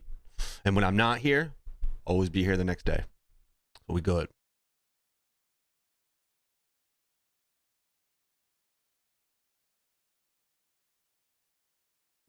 Check this out. This happened earlier. This is me defending the flag against this black dude. He tried to tread on it yesterday, and I pushed him. Does it happen indoors or outdoors? This is after I pushed him out of the outdoors. We were indoors. He came for the flag. I said, not today. Does it have to be a black guy? You mean, was it a black guy? Yes, of course it was a black guy. We're white supremacists. We're going to fight black guys. That's what we do. That looks kind of fake. Shut up. I still got some saved in the tank from earlier. You could get it too. You don't think I'm afraid to hit whites? Must be him. Hey, Gunther. Hey, Leland. I sent the email about being Nazi. Thanks. Awesome. Hey. Whoa. You beat that guy up? Yeah. He looks way stronger than you. Yeah, well, he was not stronger than me, and that is why he is in the hospital and I'm sitting right here. Exactly where I belong. Why are you here? My daughter told me. She said anybody who voted for Donald Trump is Nazi. She said because I'm a supporter of Donald Trump, I would fit right in. So, here I am. That's not how... I just want to say I'm so grateful for finally having a place to live without feeling like an outsider. Don't worry, I'm an amazing chef. We don't need... Also, bit of a dancer, but I'm probably not as good as some of your black members. Whoa, that was racist. I'm sorry. Black people being dancers with good rhythm is a stereotype. Do you think we have black Nazis? Enrollment is down. Gunther. You have black members, right? Let me stop you. You are not Nazi material. I think you're wrong. Wrong? What do you think about gay marriage? Fabulous. What do you think about black dudes? I love them. What do you think about Jews? Family events would be tough if I didn't like Jews. I'm Jewish. You're Jewish? Yeah. Jesus Christ. Gunther, I'm starting to think that Jew alarm is not working. Who cares if he's Jewish? Who cares if he's Jewish? It's a big all-around delight. This is Nazis, dude. We're not Planet Fitness. We're not just letting people in. Planet Fitness actually has free pizza on Fridays. It's the only reason I joined. Wah! That's the Jew alarm, dude. I don't care if this little weasel man is also a Jew. I'll tell you what. You know who liked Jews before? My uncle, Rick, and he had a heart attack because of the Jews. I don't want to be part of this anymore. I'm not racist, and I didn't want to bring this up, but I know you listen to Drake. I don't like Drake. I know you listen to Drake. He's half black, half Jewish. 2 strikes, dude. How many strikes are there? 3. 1. There's 1 strike. I'm done. I'm out. All right, fine. You want to leave? Go ahead. Go live with this Jew. Maybe I will. It's fine. I didn't want you to live here anyway. Yeah, spare room, right? Yeah, if you don't mind sharing with my aunt. You want to live with him? Go ahead. You can take him. Take him with you. Sorry this didn't work out. You know, if you want, we can look for another Nazi place. I don't need you guys at all. Everything's going good. He left his bag.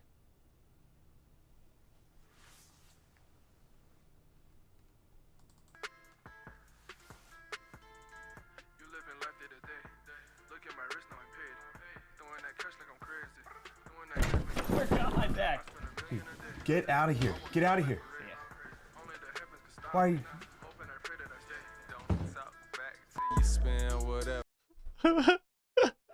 This is so stupid.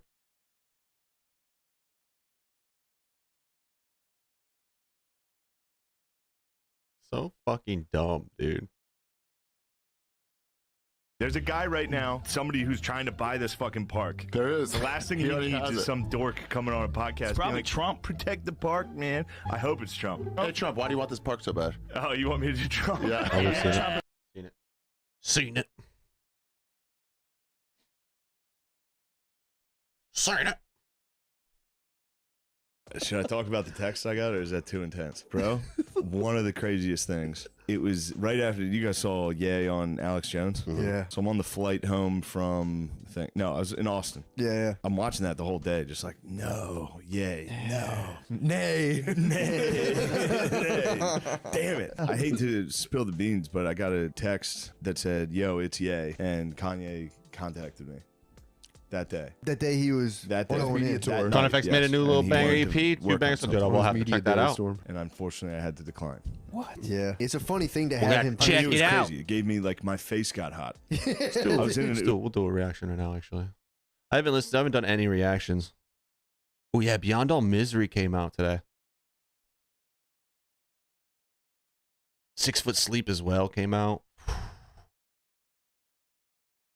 Black Mass dropped an album.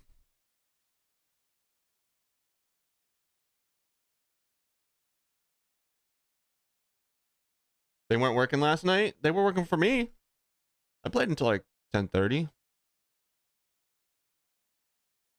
Sometimes they're weird. Just keep powering through it and just wait. And then once you get back in, it'll fucking be smooth again. The Browning. The Browning's not really like my forte. But it's also because like I'm not the biggest fucking hardcore Keem fan. Because you like these reactors charge like $100, $120 to $180 for a reaction, and I think that's fucked up.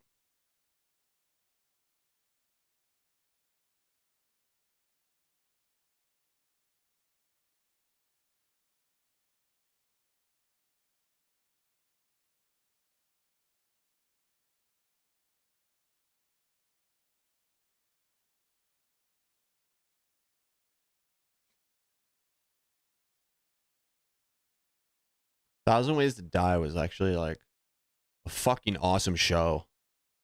I liked it.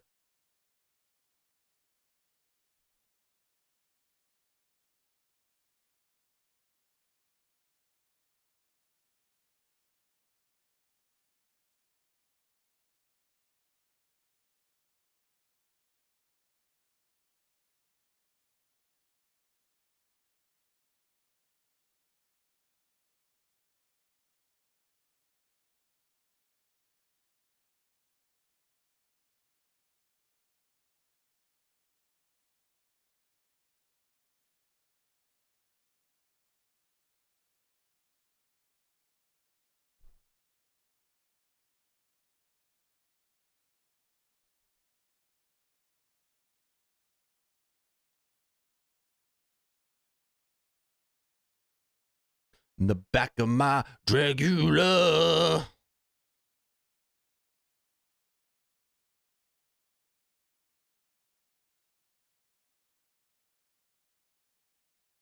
All right, this guy I'm bringing on stage is so funny. He got canceled at the beginning. Been of grinding on TF2? Fuck yeah, bro. That's what I'm talking about. Almost Saturday Night Live, Shane Gillis. Hey. I'm going to keep my comments brief. All right. Shane, you once did a joke that I love, and I hate making requests. I saw you do a joke about Donald Trump getting shot. All right. I'll try to remember it. He said he would die funny. Yeah. I don't know if he dies in the joke. No. I said, of all the presidents, I think it's fair to say Donald Trump would be the funniest one to see get shot. Just because he'd be in the middle of a speech talking shit.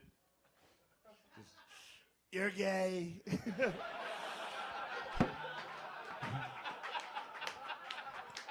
The shooter would be coming at him and be like, sit down, get down. What a loser, get down, sit down. But just the noise he would make when he got hit. Even if you love Donald Trump, it would be funny. As soon as he got hit, he'd be like, ah.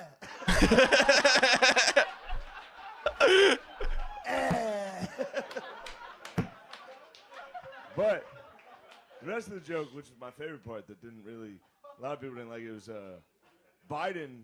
I think Biden's the first president you could punch assassinate.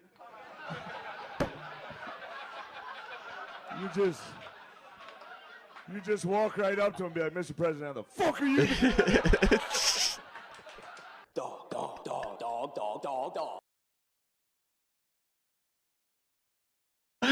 Oh my fucking god. Sleep Cop. I gotta watch this When one. the last time you been to Jenkintown? I don't think ever. All right, guys, I gotta get out of here. No, I gotta get to bed. I gotta patrol at 4 a.m. tomorrow. Oh man, I gotta patrol. Yeah. Yo, I cannot believe you're a cop. Yeah, that makes two of us. Just one more beer. No. If I have one more beer, I'll be pissing all night. No. All right, I'm gonna drink it. Go ahead. All right. Guys, good night. It was nice to see you. Hey, make sure you lock the bedroom door tonight, okay? I know. I will. All right, guys, I'm out of here. You're welcome to stay. Thank you. See, the thing is, we're nice. The silver lining and all this stuff is that nobody's in crap. I get tired every time I'm at work. Right? It's a lie on GoFundMe. You can just repost it. One more bottle, yeah. One bottle.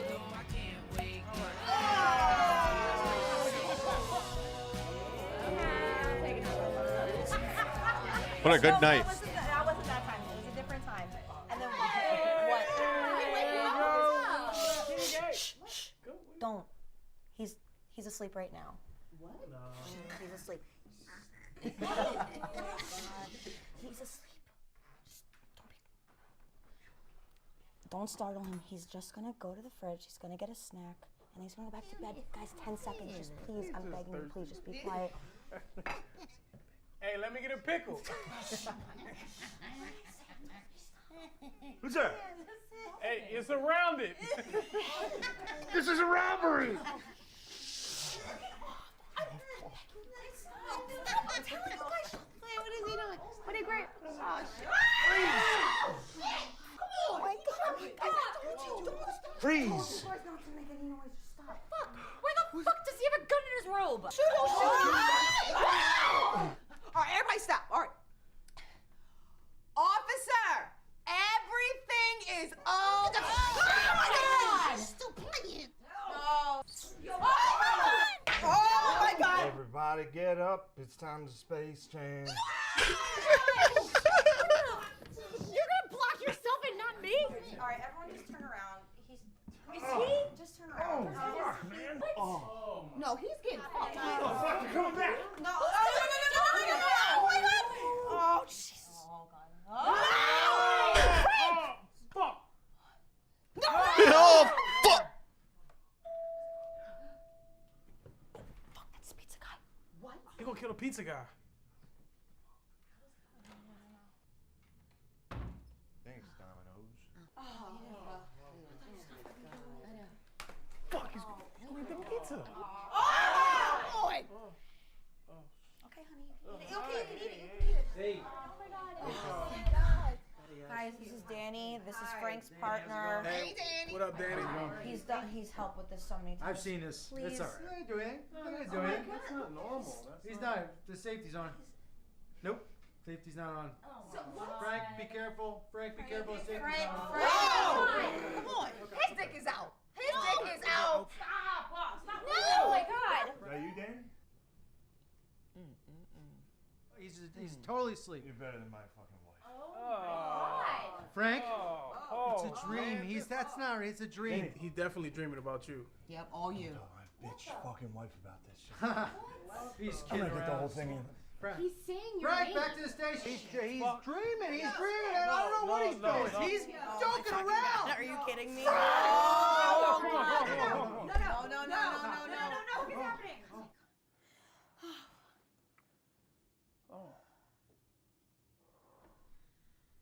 He's going to bed. He's going to bed. Babe, I gotta go. I'm gonna fucking do it.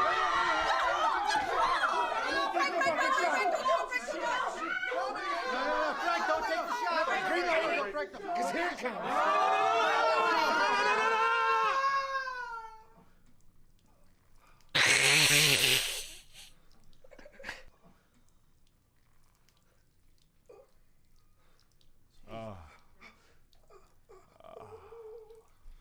god.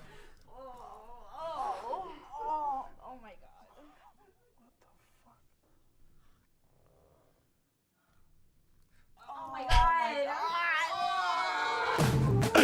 Holy fuck, I got pissed.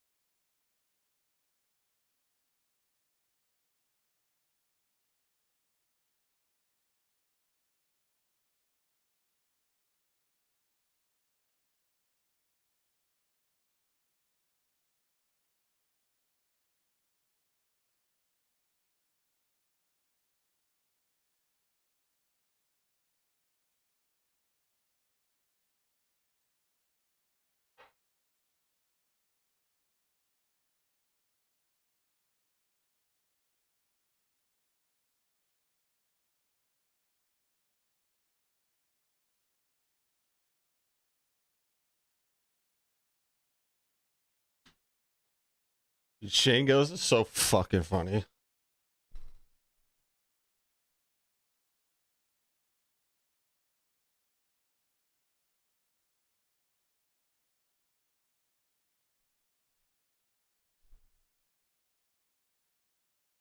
Every day, brand new players join Apex with no idea about the weird, random, old stuff that used to happen. Like a UFO that appeared on the map that seemingly nobody remembers, a place on Kings Canyon where nobody has stepped that's actually really cool, and the most brutal hack to ever hit Apex Legends. So I'm gonna go over my personal favorites and tell me if you remember any of these. But I'm sure a lot of you will remember this because this is a mission from Season 7, where you played as Horizon and tracked down audio logs of her son. And after several weeks of us doing this mission and Respawn releasing more audio logs, we finally got the big climax, which not many people remember, where basically you redirected the Phase Runner into an apartment in Bonsai Plaza.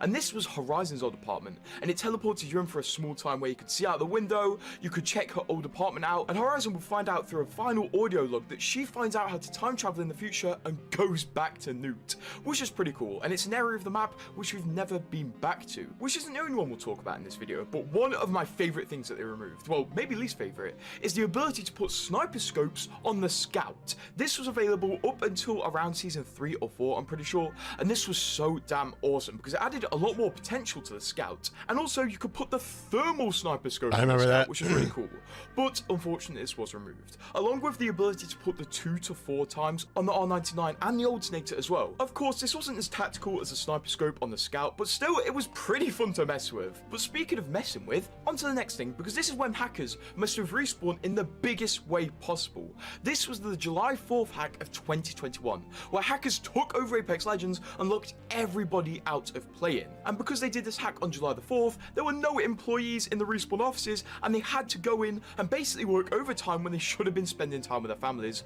which they weren't very happy about. And the hackers used their abilities at that time to change every menu to say Save Titanfall, and redirected people to a big Save Titanfall thing, which did prompt Respawn to make some tweaks in the future, but it probably did more harm than good to the Save Titanfall movement, because obviously hacking into a big game isn't a good way to get your message across to the developers. But one message I do want to get across to the developers in this next thing we're going to talk about is, add this back please, because this is the Select Fire hop-up. Now it is currently present in the game for the first time in years on the Prowler right now because you can put it on auto, but originally it was available also on the Havoc, and to a lot of you new players you go, what the hell did the Havoc's second fire mode look like? Well, it was basically a charge rifle before the charge rifle released. It was just a big laser, and it did a fair amount of damage, but I think a lot more people elected to use the auto function on the Havoc rather than the single fire. Funnily enough, back in the last April Fool's event, event, Respawn did actually bring the Select Fire Havoc back in the form of a Mozambique, which is actually pretty cool of them, to be fair. But they did say in the weapon's description, stop asking for Select Fire back, so yeah, that didn't go too well. Much like Respawn never bringing this mode back, because this season of Apex is going to have a Halloween event, and this makes us think, what's the LTM going to be? Well, it's going to be Shadow Royale like every single year, and that's what most players know Halloween as in Apex, the mode where Shadow Royale comes back. But before Shadow Royale came back for 3 years in a row, there was one different Halloween mode that was only available once, Shadowfall. This was similar to Shadow Royale, but basically, it was like a game of infection where everybody slowly got attacked by shadows. Thank you so much for the follow, for the sub on YouTube. Appreciate you. Had to fight off the shadows and exfil in a ship to escape the shadows, which made for some pretty interesting gameplay. Welcome, motherfuckers. Unfortunately, I don't think Respawn liked this mode because it was only available once in 2019 and has never come back since. Speaking of something that's never come back since, this is a teaser Respawn abandoned halfway through, so we only got to see half of it. And this was the UFO in Season 6 on World's Edge, because if you were a keen-eyed player back at the end of Season 6, you may have noticed a UFO floating around World's Edge, which was a teaser for Olympus coming out. And that was basically as much as we saw. The UFO floated miles away from the map and we could never touch it. But originally, Respawn actually intended for this UFO to dock on Kings Canyon and people to be able to play around it. Because like I just said, the UFO only stayed miles away from the map originally, but it was leaked accidentally by Respawn in a dev stream that they were going to dock it where Skull Town used to be, and basically have it as a big playable teaser of Olympus. But for whatever reason, Respawn didn't elect to do this, despite having it literally set up, and ended up only having it float miles away from the map for ages. But not a lot of people remember this teaser. If you ask anybody about the UFO teaser, they most likely won't remember it. But I guess that's the result of it being cancelled halfway through. Much like Mirage's old abilities, because he had a set of abilities up until Season 5, which were really interesting but were eventually removed from him. Because as few of you will remember, Mirage had the ability to go invisible and run while invisible for several seconds as his old ultimate. I remember that shit, that was fun. For a few moments. Now you may be asking, why did Respawn remove this ultimate, because it seems pretty cool? Well, basically, unlike current day, his decoys didn't move in his ultimate, and he basically just ran away while invisible and pooped out some decoys, which made him pretty easy to find. As when he was invisible, he couldn't actually attack anyone, and he had a slight glowy weird outline where he could be seen, which led to his ultimate being reworked into what it is today. But weirdly enough, Respawn actually let us secretly test this ultimate a season before it was even out, as in a really old LTM called Dummy's Big Day, Respawn allowed players to basically play as a blank slate of a legend, testing out potential future abilities, such as an area heal, the ability to spawn random loot, and also a strange ultimate called Emergency Dance Party, which, if I play this, you may recognize it. Yes, this was Respawn allowing players to literally test the Mirage Ultimate rework a long time before it was even out, so if you remember that, you're a real OG player. I was there. These next two things, I think OG players will agree with me that these were the worst things in the old version of Apex, because if you watch any old clips of Apex from Season 1 or 0, you will realize that the game has a weird problem with muzzle flash. Whenever you aim down sights and shoot, you can't see anything because of the smoke and flares from your gun, which led to huge complaints because this was purely unnecessary. Like, look at this is just stupid. So eventually, later in the game's life, Respawn did remove the insane amount of visual clutter from simply shooting your weapon, which was definitely a good change, as this ruined the earlier seasons of Apex. But by today's standards, this next thing was definitely a really stupid addition to Apex, as when the gold armor originally came out, it had a perk, much like every single gold item has today. Fast heal, baby, I remember that. It wasn't some mad OP thing that Respawn was forced to nerf. They were forced to change it because it was simply stupid and didn't fit with the flow of Apex, which I guess Respawn didn't realize, because the perk was called Executioner. And this sounds cool, but basically, it made it so whenever you finished an enemy while wearing gold armor, you would fully heal your shields, which you may recognize because every single legend with any armor with anything can do this today. Today, whenever you finish a legend, you get your armor fully regened. But back in Season 0 of Apex, you had to finish somebody while wearing gold armor to get this free regen. So this was definitely a really stupid addition to Apex, but I guess this was when Respawn were testing the waters of how people wanted to play. But this next thing we're going to talk about definitely made every single Apex player a lot more suspicious, because up until around Season 10, Apex had a spectator icon, so you could see how many people were watching you after you killed them instead of... I remember that shit too, I love and this that. was pretty interesting in ways to purely boost your ego when you're about to get a mad game, but it was mysteriously removed a few years ago. And why was this? Well, they actually never gave an explanation, but this was most likely to combat boosting, smurfing, and hacking, as when you're boosting, you don't know how many people are watching you. There could be nobody, or 20 people watching you.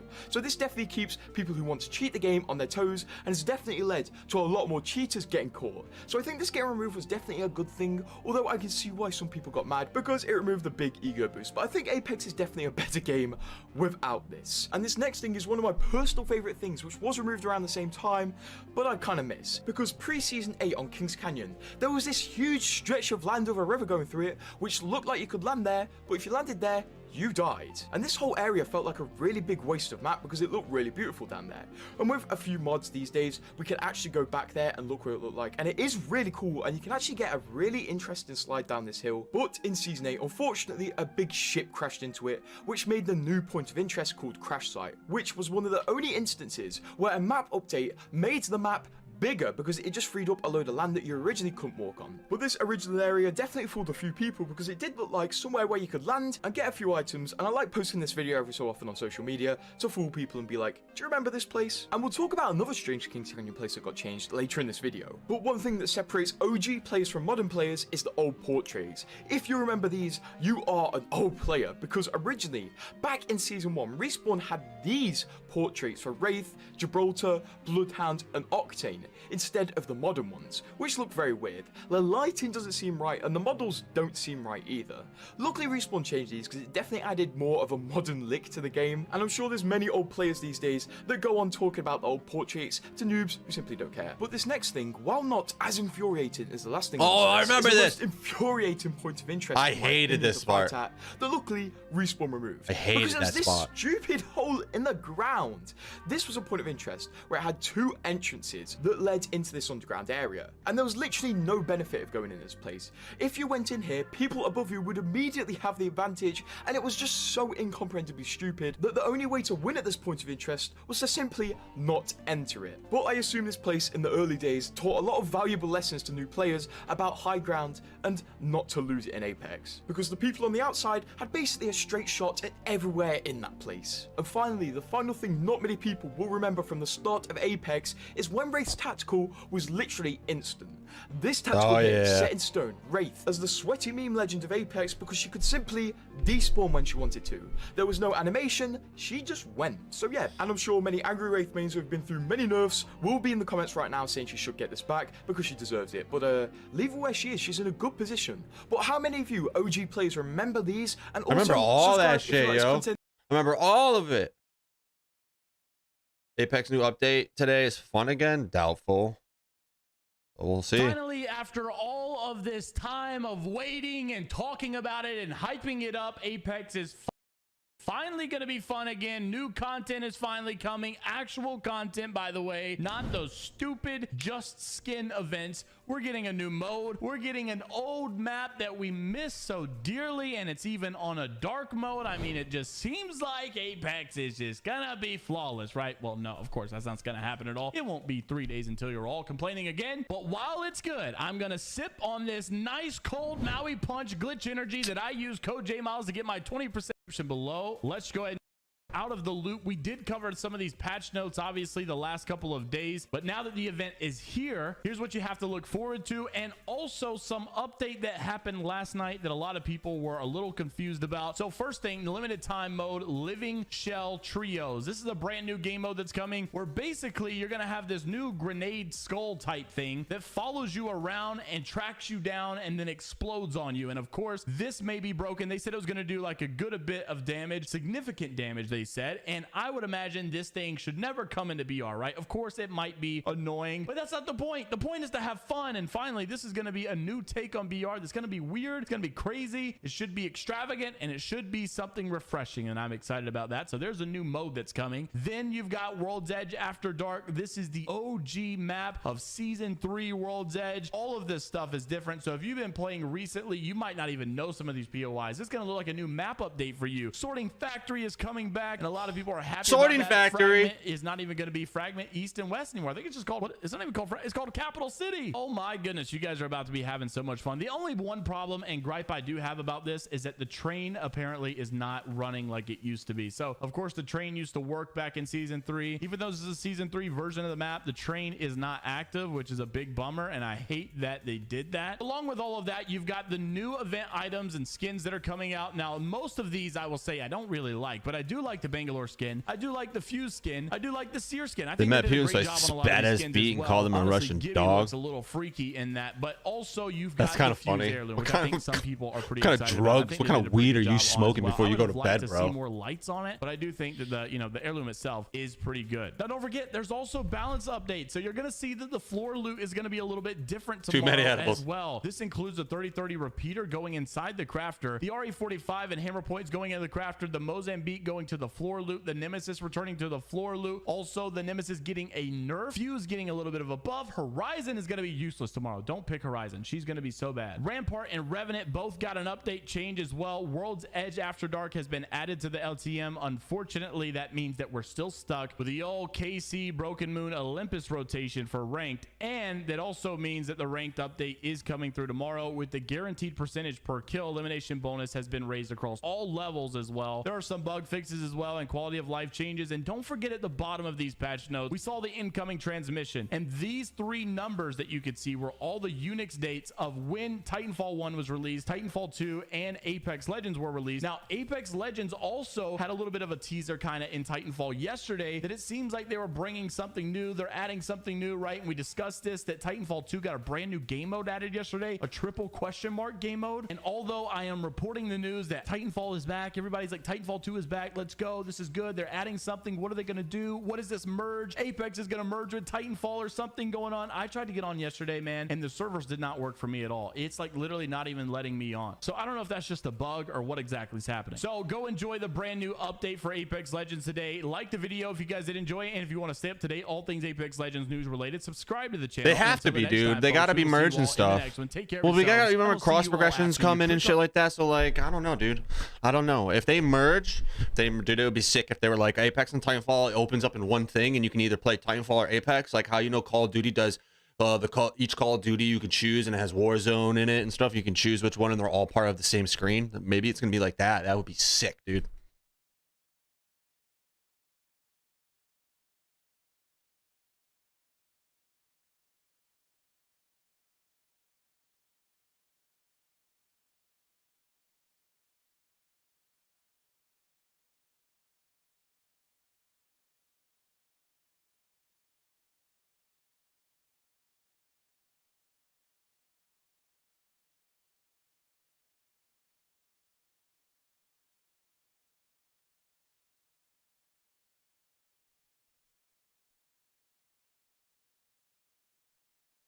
Biggest Xbox leak ever.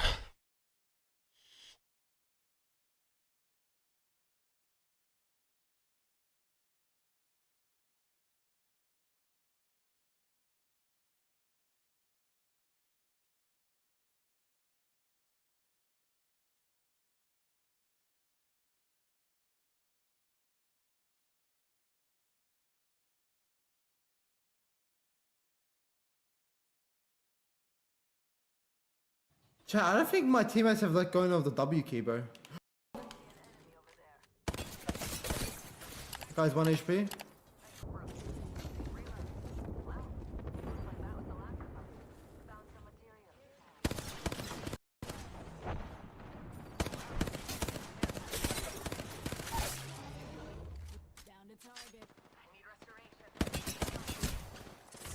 Okay.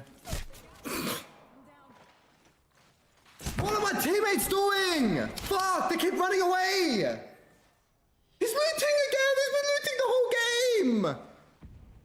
I'm so done, bro. Oh my fucking god, I can't. A few moments later. Nice side, nice side. Okay, like, jeez. Sorry. My bad. I craft you, okay? Okay, okay. Don't leave, don't leave. Lifeline, are you okay? You good? You want me to come and pick you up with my hectic plane buff? Like, seriously, what are you doing over there? You're dead. Lifeline? Lifeline! Welcome back, brother man. Let's go, let's win this game. It's me and you. This lifeline is lost. It's only me and you. Lifeline is dead. 100%. What are you doing? What are you? He's playing the game in reverse, bro! Why can't I'm gonna use this shot in ALGS. I'm just gonna watch him die. Unlucky lifeline. I'll sign you to my team. Guys, I'm gonna craft you and then res you again, and then we're gonna win the game. Lifeline, we're gonna use Lifeline as the bait of the team. Wait, there's no one here. Wait, I might actually win the game. If I win this game, I don't know what to say. Wait, I think I heard someone. Dude, I think there's someone in the building, bro. Thank you. Yeah, there's people in the building. They're on the roof! Oh my god! Wait, his white armor? Wait, we win this game. On me.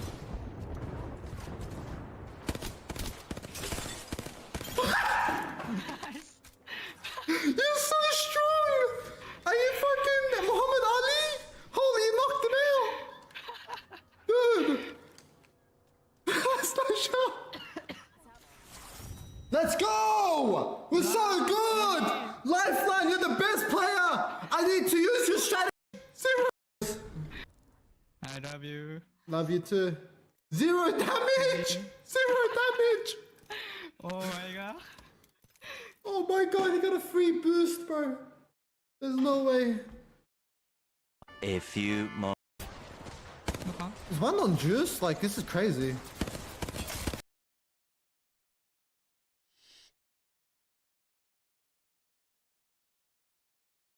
Dude, I have to keep pissing, dude. It's kind of fucked up. Kind of fucked, man. Ugh. I'm sorry.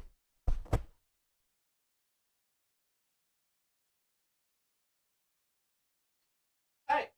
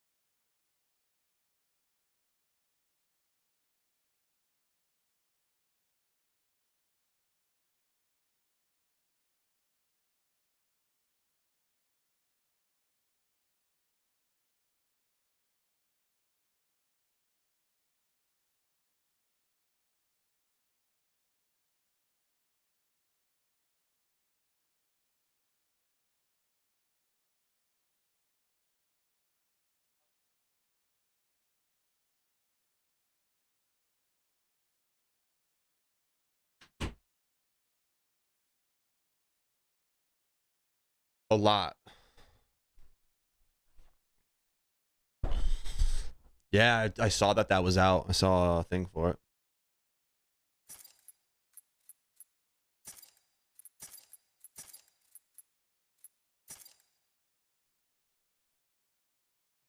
Boom. Boom, boom. Boom, boom, boom, boom, boom, boom. Boom, boom.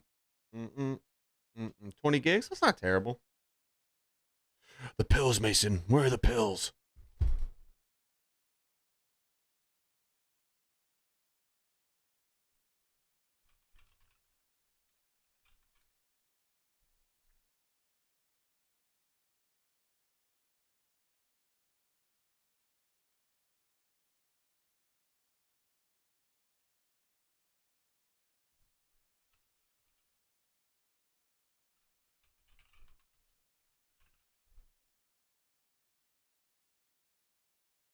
Ice cream so good. Gang gang. Gang gang. Ice cream so good. Mmm. Ice cream so good.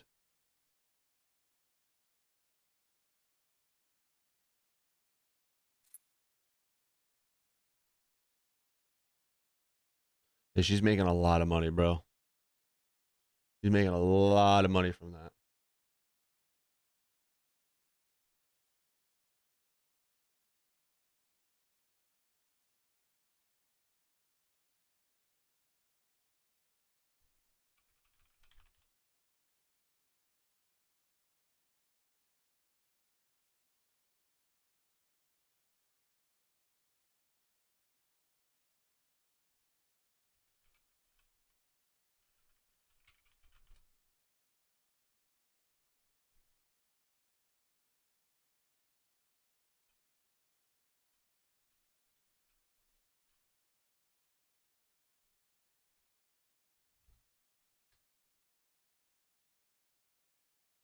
You want a new pipe?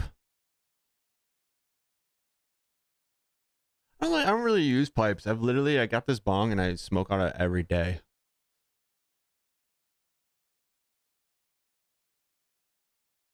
Ice cream so good.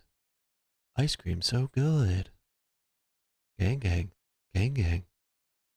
Woo, got me feeling like a cowgirl. I love when it gets clogged so fast. That's what sucks, bro.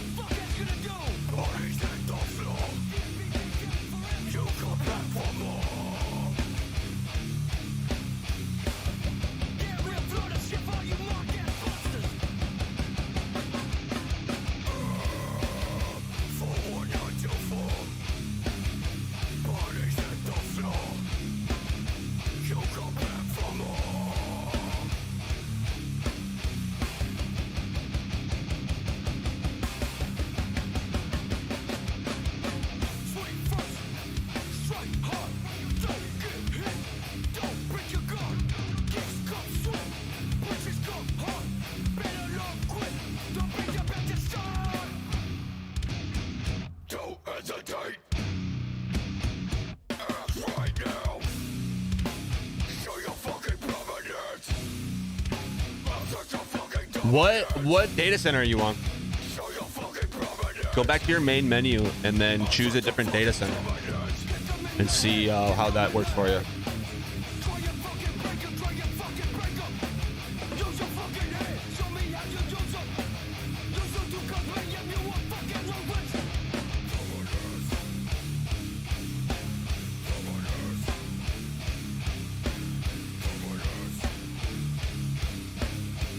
That's why.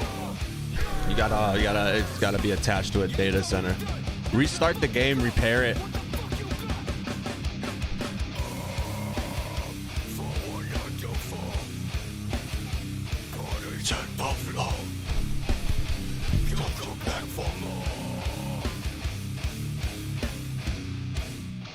Hail Satan! Hail Satan!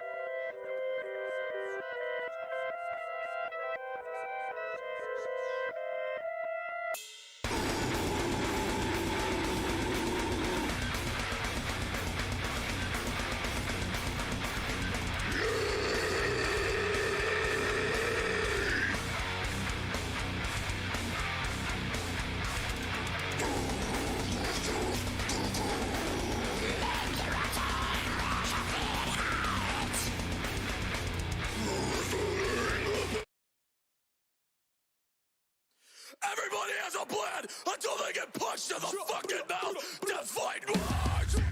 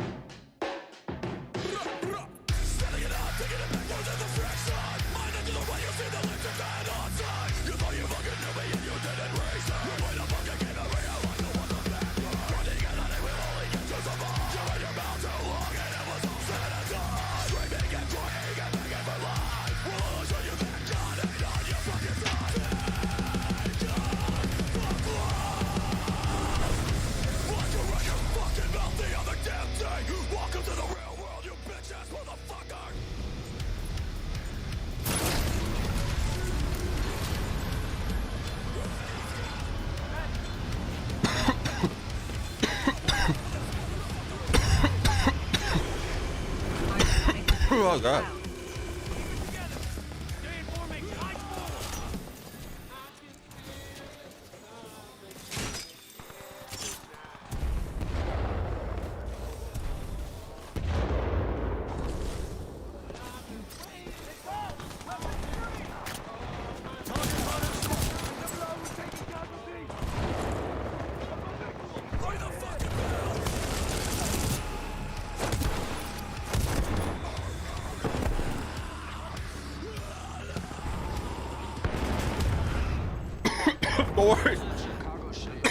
Of course, the first person I run to is running a fucking EPG. He's a fucking asshole, bro.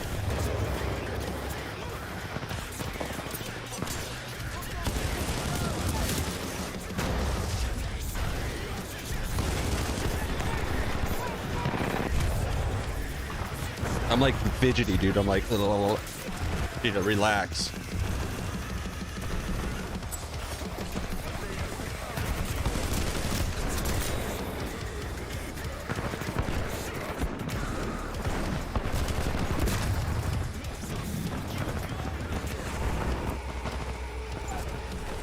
Everybody's running alternators right now.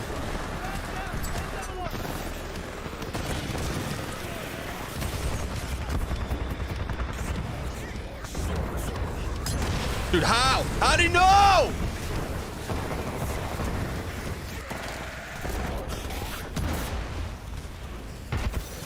That's ridiculous, dude.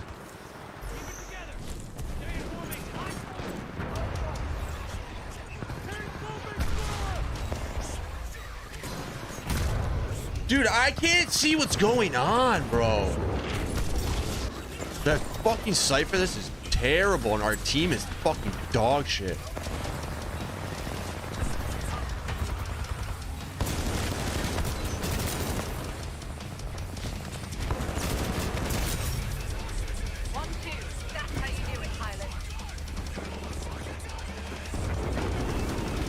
Like, can you all shoot your fucking guns, bro?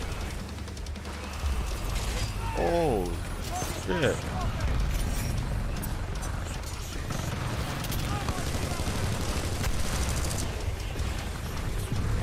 Oh, it's a Titan.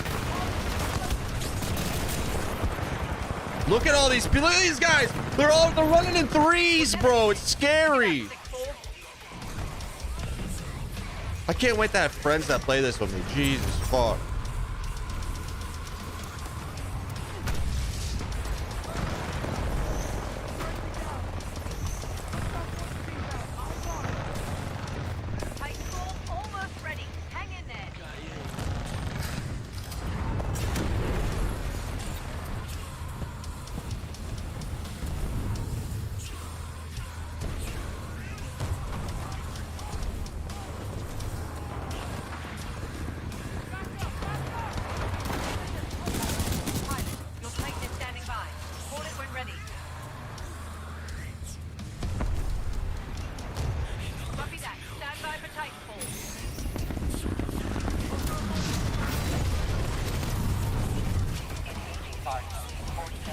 I can't wait to have enough fucking credits to get rid of this amped weapons because it never fucking helps me, to be honest. You don't see it help.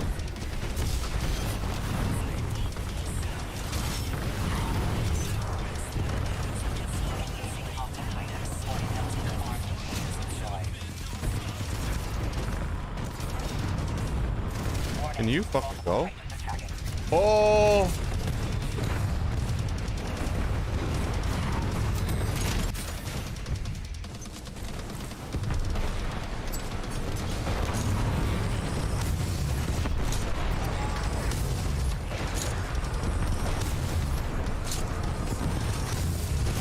Fuck!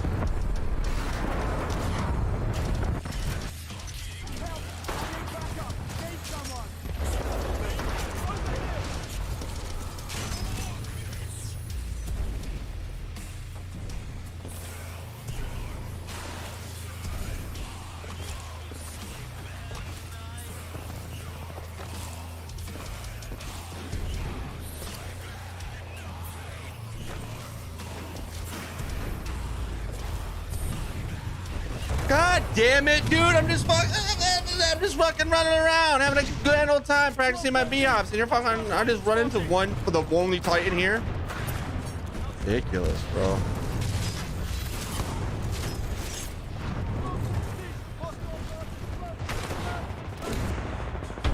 Bro, where's our team?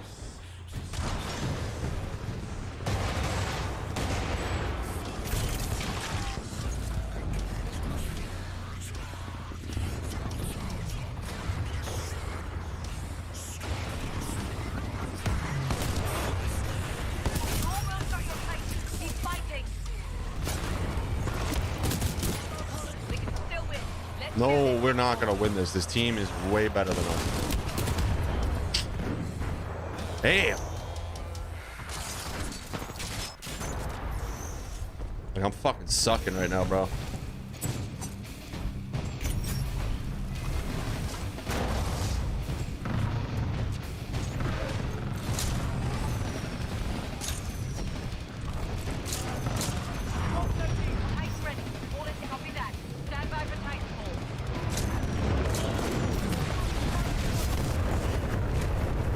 Bro, I'm telling you, these kids are on another level right now.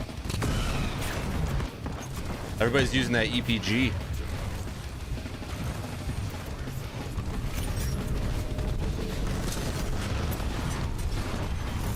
Fuck that up.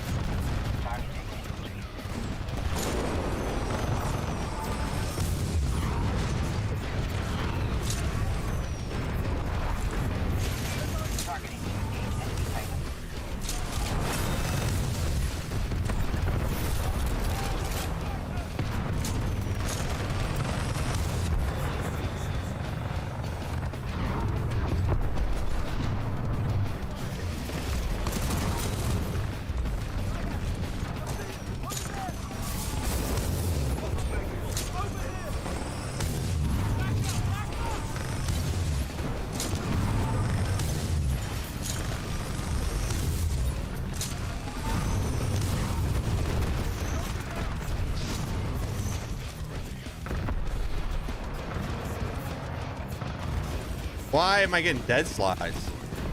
The dead slide is fucking terrible in this game when it happens.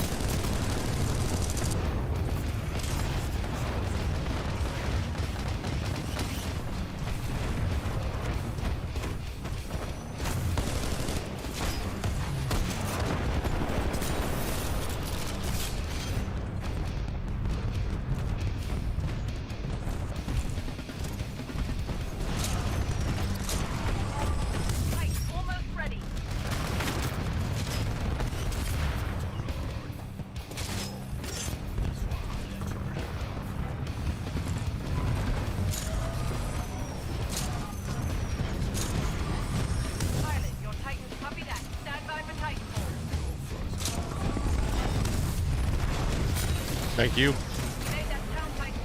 Thank you, buddy. Let's go. Love it. Same thing. Data center searching. I would search it, see if anybody else is having the problem, because I know that there is a known issue right now and people have like a workaround. I don't remember what it's for or what it is, and that could be what it is.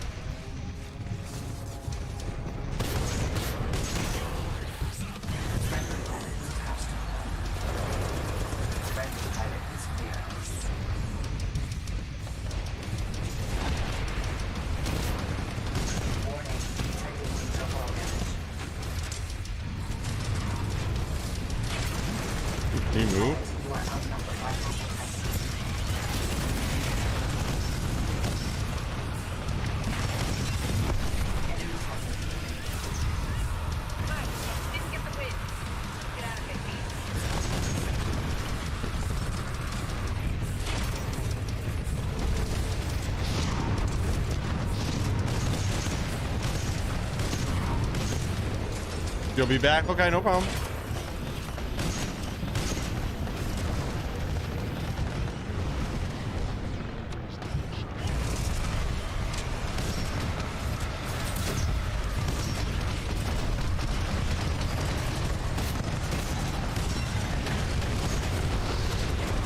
Oh, I'm dead. I don't even care, bro. I'll sacrifice myself. Oh, I got the 40mm launcher. What's the Titan weapon? Like, oh, anti-Titan weapon. No, charge rifle. Charge rifle.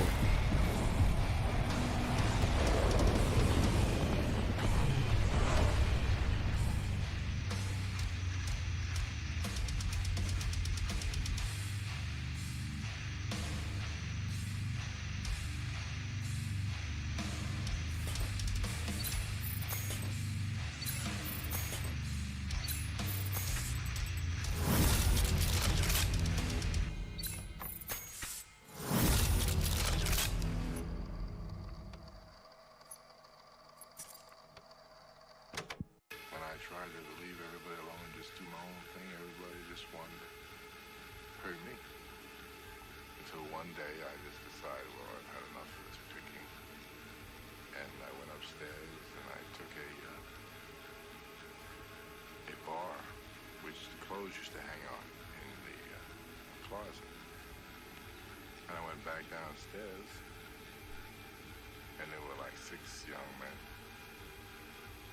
still figuring they were gonna mess with my head, and we went to war. To their surprise, I was no longer taking the beating. I was giving it. And that's when I learned that it was better to give than to receive.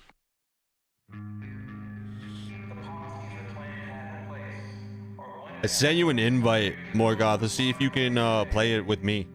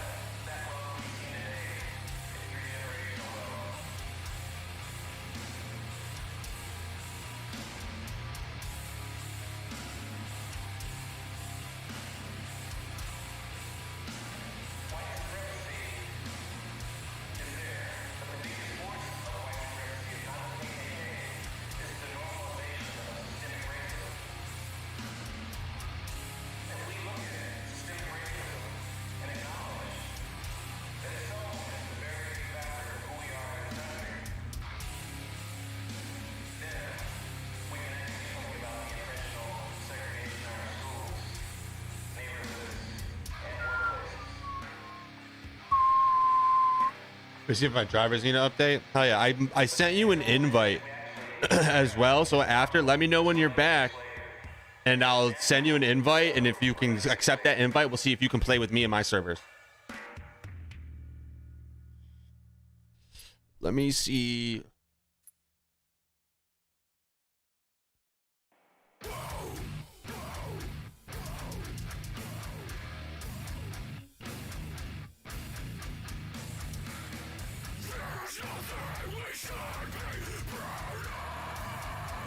Right here.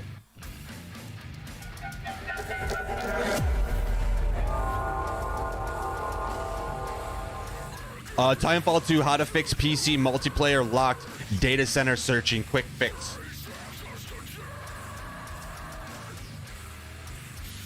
I dropped that link for you.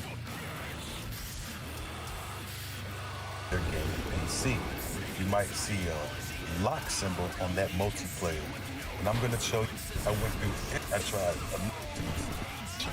You wanna edit your environment variable. Kiss it, keep it simple. I provided both of those. There you go, buddy. That was posted 4 days ago. So it's updated, it's new.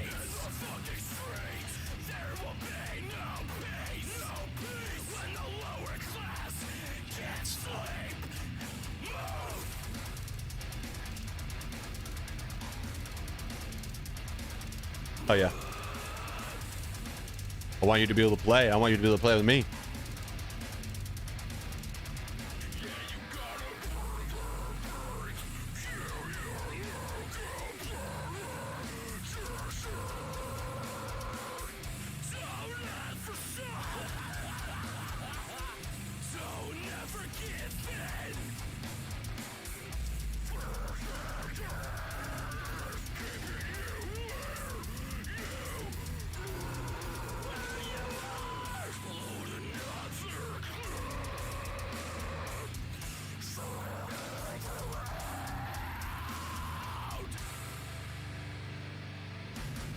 Other homes are public knowledge. Buy your ammunition in bulk. Load the fucking chamber and take the violence to them. We outnumber them 10 to 1. Climb the fences, scheme in the sun. It's time to kill these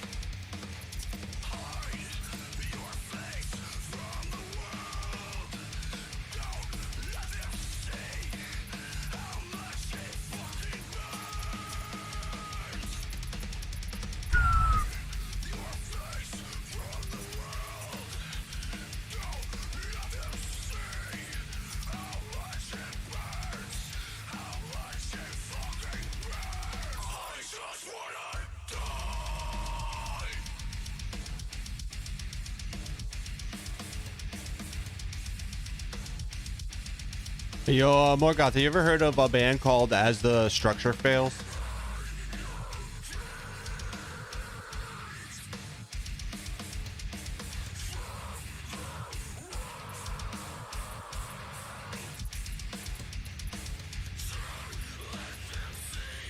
Sounds familiar? I want to smoke a bowl real fast. We'll watch a video.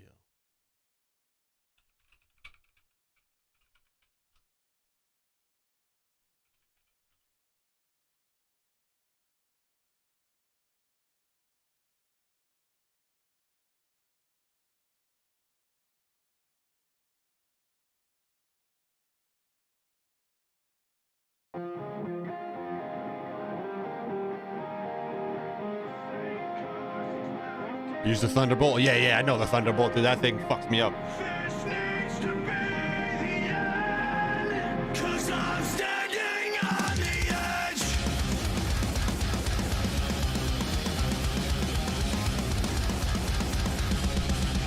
You're so bad, nothing promise. I know, I spent days regretting all this. Artificial shit. Worst across the fountain. This time, all men first to push you into your promise.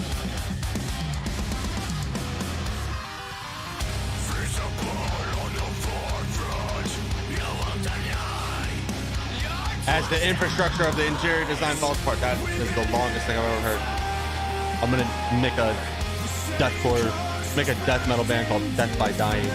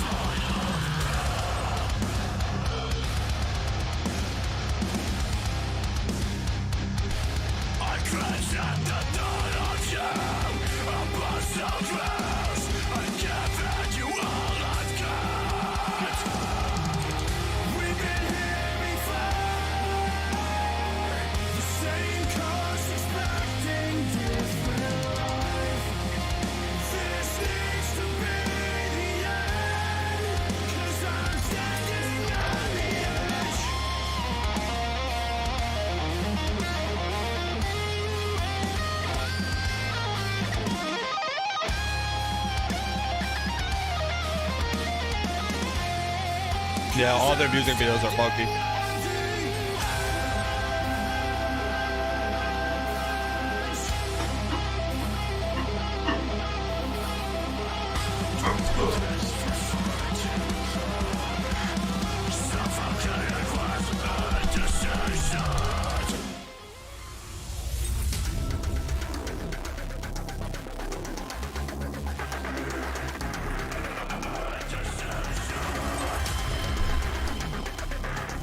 Whoever's on YouTube fucking slapping those fucking emojis, I appreciate you. I see you.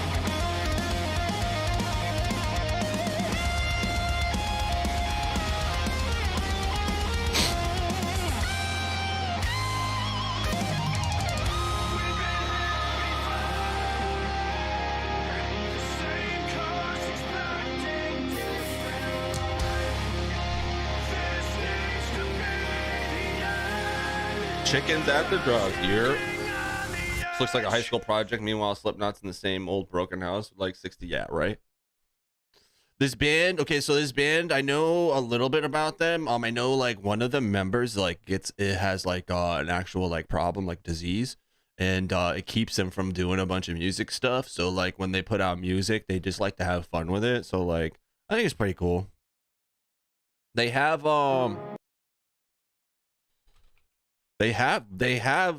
serious stuff too.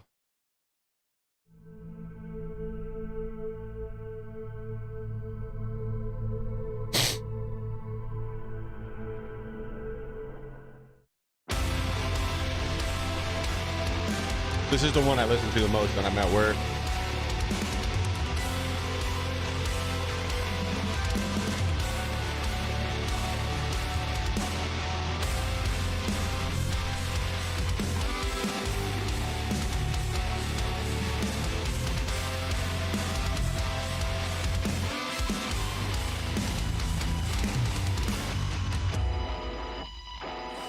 I feel so Oh, my day off, buddy. So this is the plan. We're gonna be streaming until about 3 or 4ish. I'm supposed to pick up some bud when my boy gets home from his job. And then we will be playing Titanfall again tonight, but with a group of people, with some people. So Avocado will be with us. My friend Lava is supposed to be with us. Hopefully I can get Jay Watson with me and hopefully Hippie with me. We would have almost a full squad, which would be insane. It'll be so much fun. That's why I want Morgoth to get his shit together, so then we could fucking play some games tonight too. Or in general. Need to learn more 7-string riffs.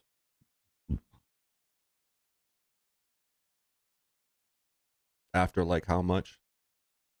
So like 7 p.m. Eastern for us. So in 5.5 hours or so, we starting up another stream. Morgoth, have I shown you my band's 20? I got a 20-second teaser of my band. Have you heard it yet? Have I shown it to you?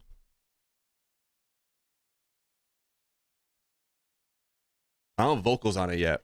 I'm doing vocals in October. Hey, don't worry about it, brother. I'm gonna be playing more Titanfall until then. Until I get off, we're gonna be playing Titanfall. And then we'll be on a lot. We're gonna be on a lot. And every Monday and Tuesday I'll be on playing Titanfall. And I'll make sure I'll play Titanfall in the morning specifically for you on Monday or Tuesday. Just because I fucking like you. Give me that teaser. All right, I'll play it for you. Hold up.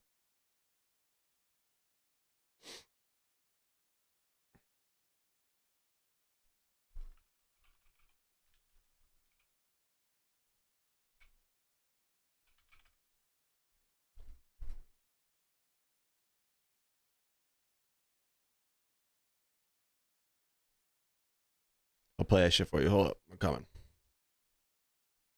You ready?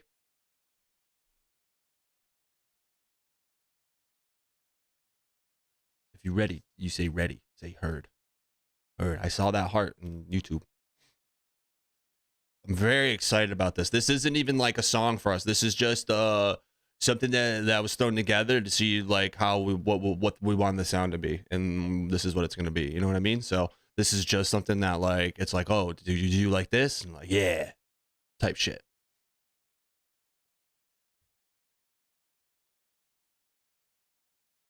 All right, let's go. Right. You know that there's a 20-mile-an-hour speed limit here. Is it really?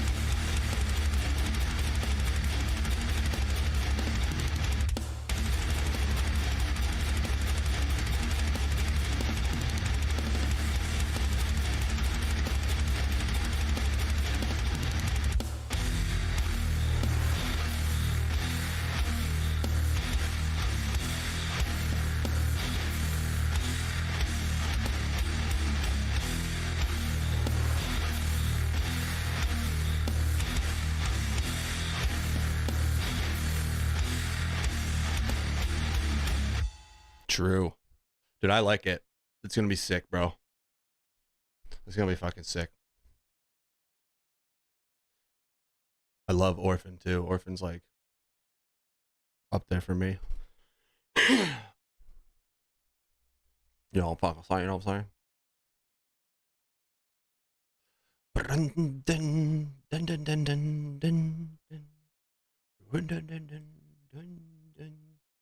Going for like a them fighting words hostage type vibe, type sound. Won't be the same type of lyrical content, but still gonna be.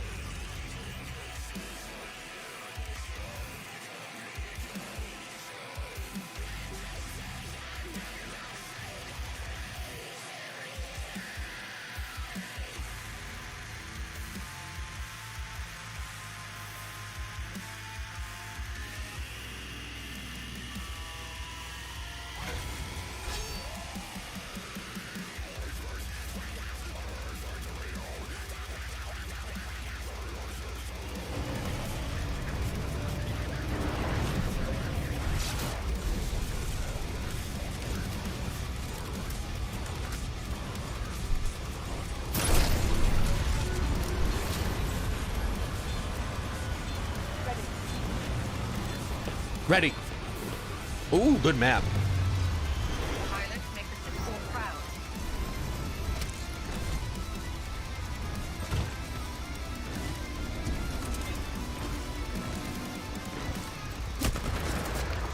Thank you, sir.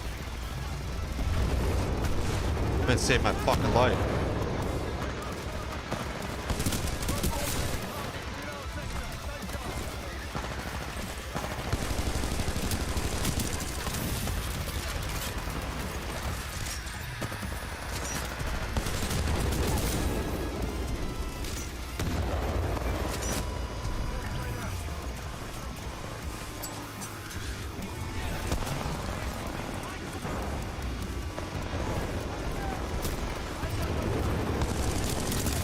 There's two of us, bitch.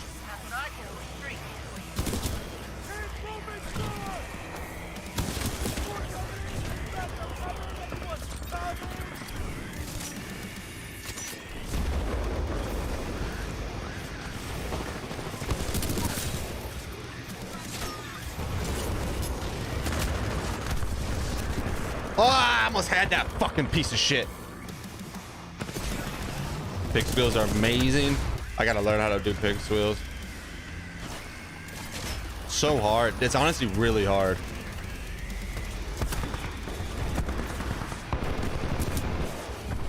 How did that not kill him? How did that not kill him?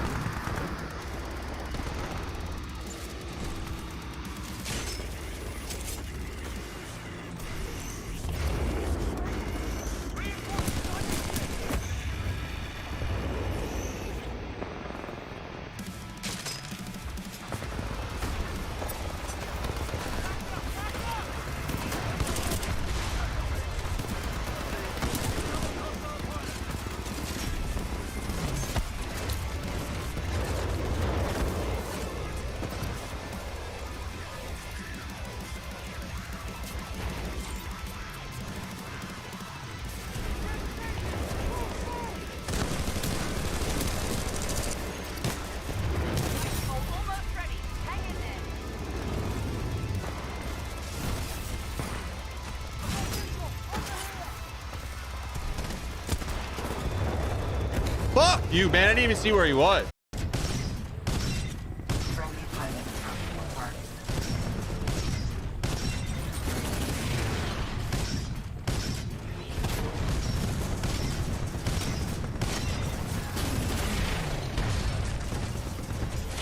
Damn it, dude. Why am I pressing this 3 times before he gets the punch off and it still doesn't work?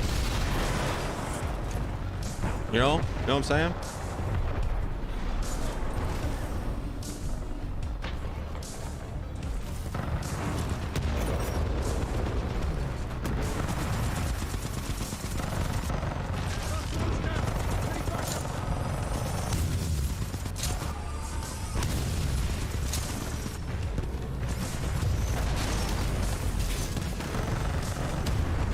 Bro, what?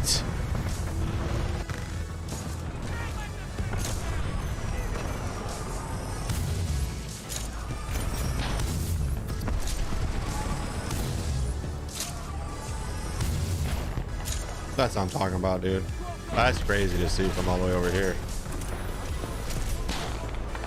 The fuck you, dude?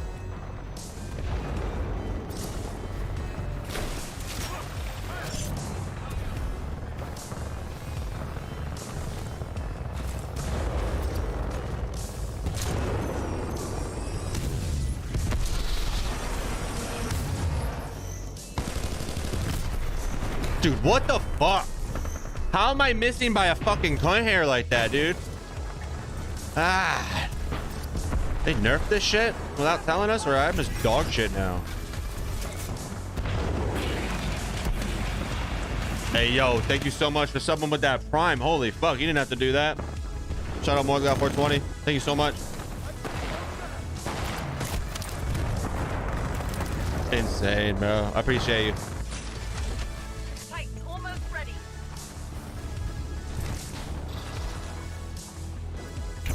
I think I muted. Nah, that's you.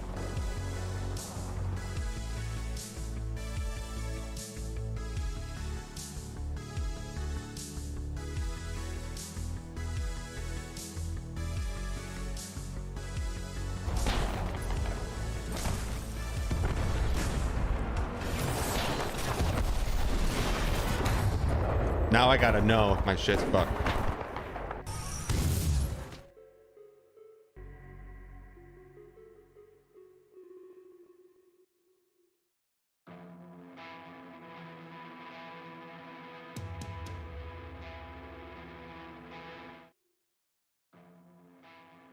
Check, check, check, check. Check. Check, check, check, check. Yeah, we're good everywhere. Check.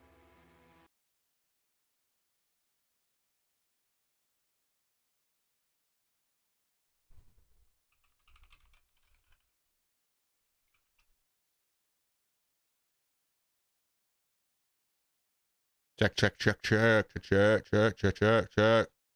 Hello, hello. Are we green? Are we green? Check. Balls, balls, balls.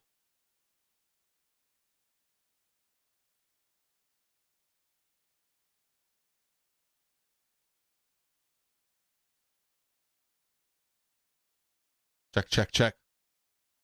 Check, check, check, check.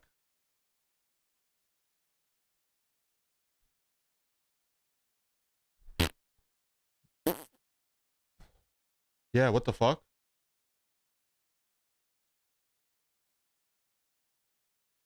It's happening for me too.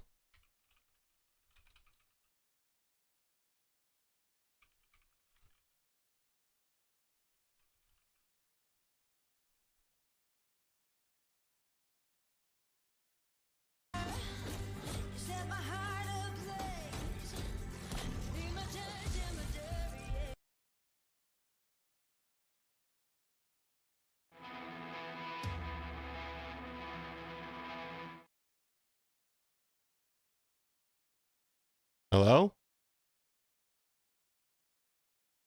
I went to someone else's stream and it works fine.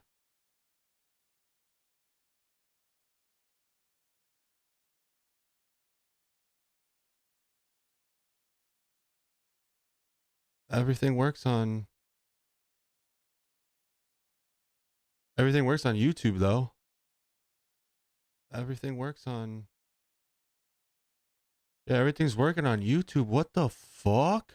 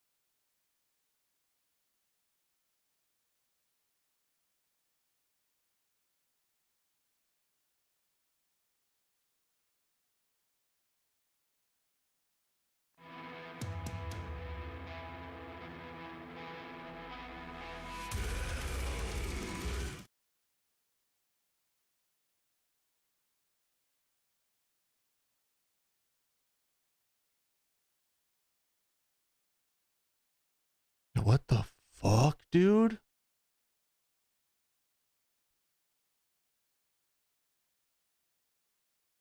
I can hear you through here, so we chilling for now. Hold on, it's just what the what the fuck?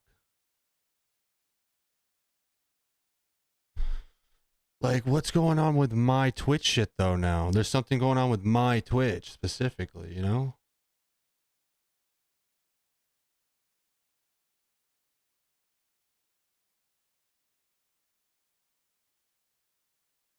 Makes no sense.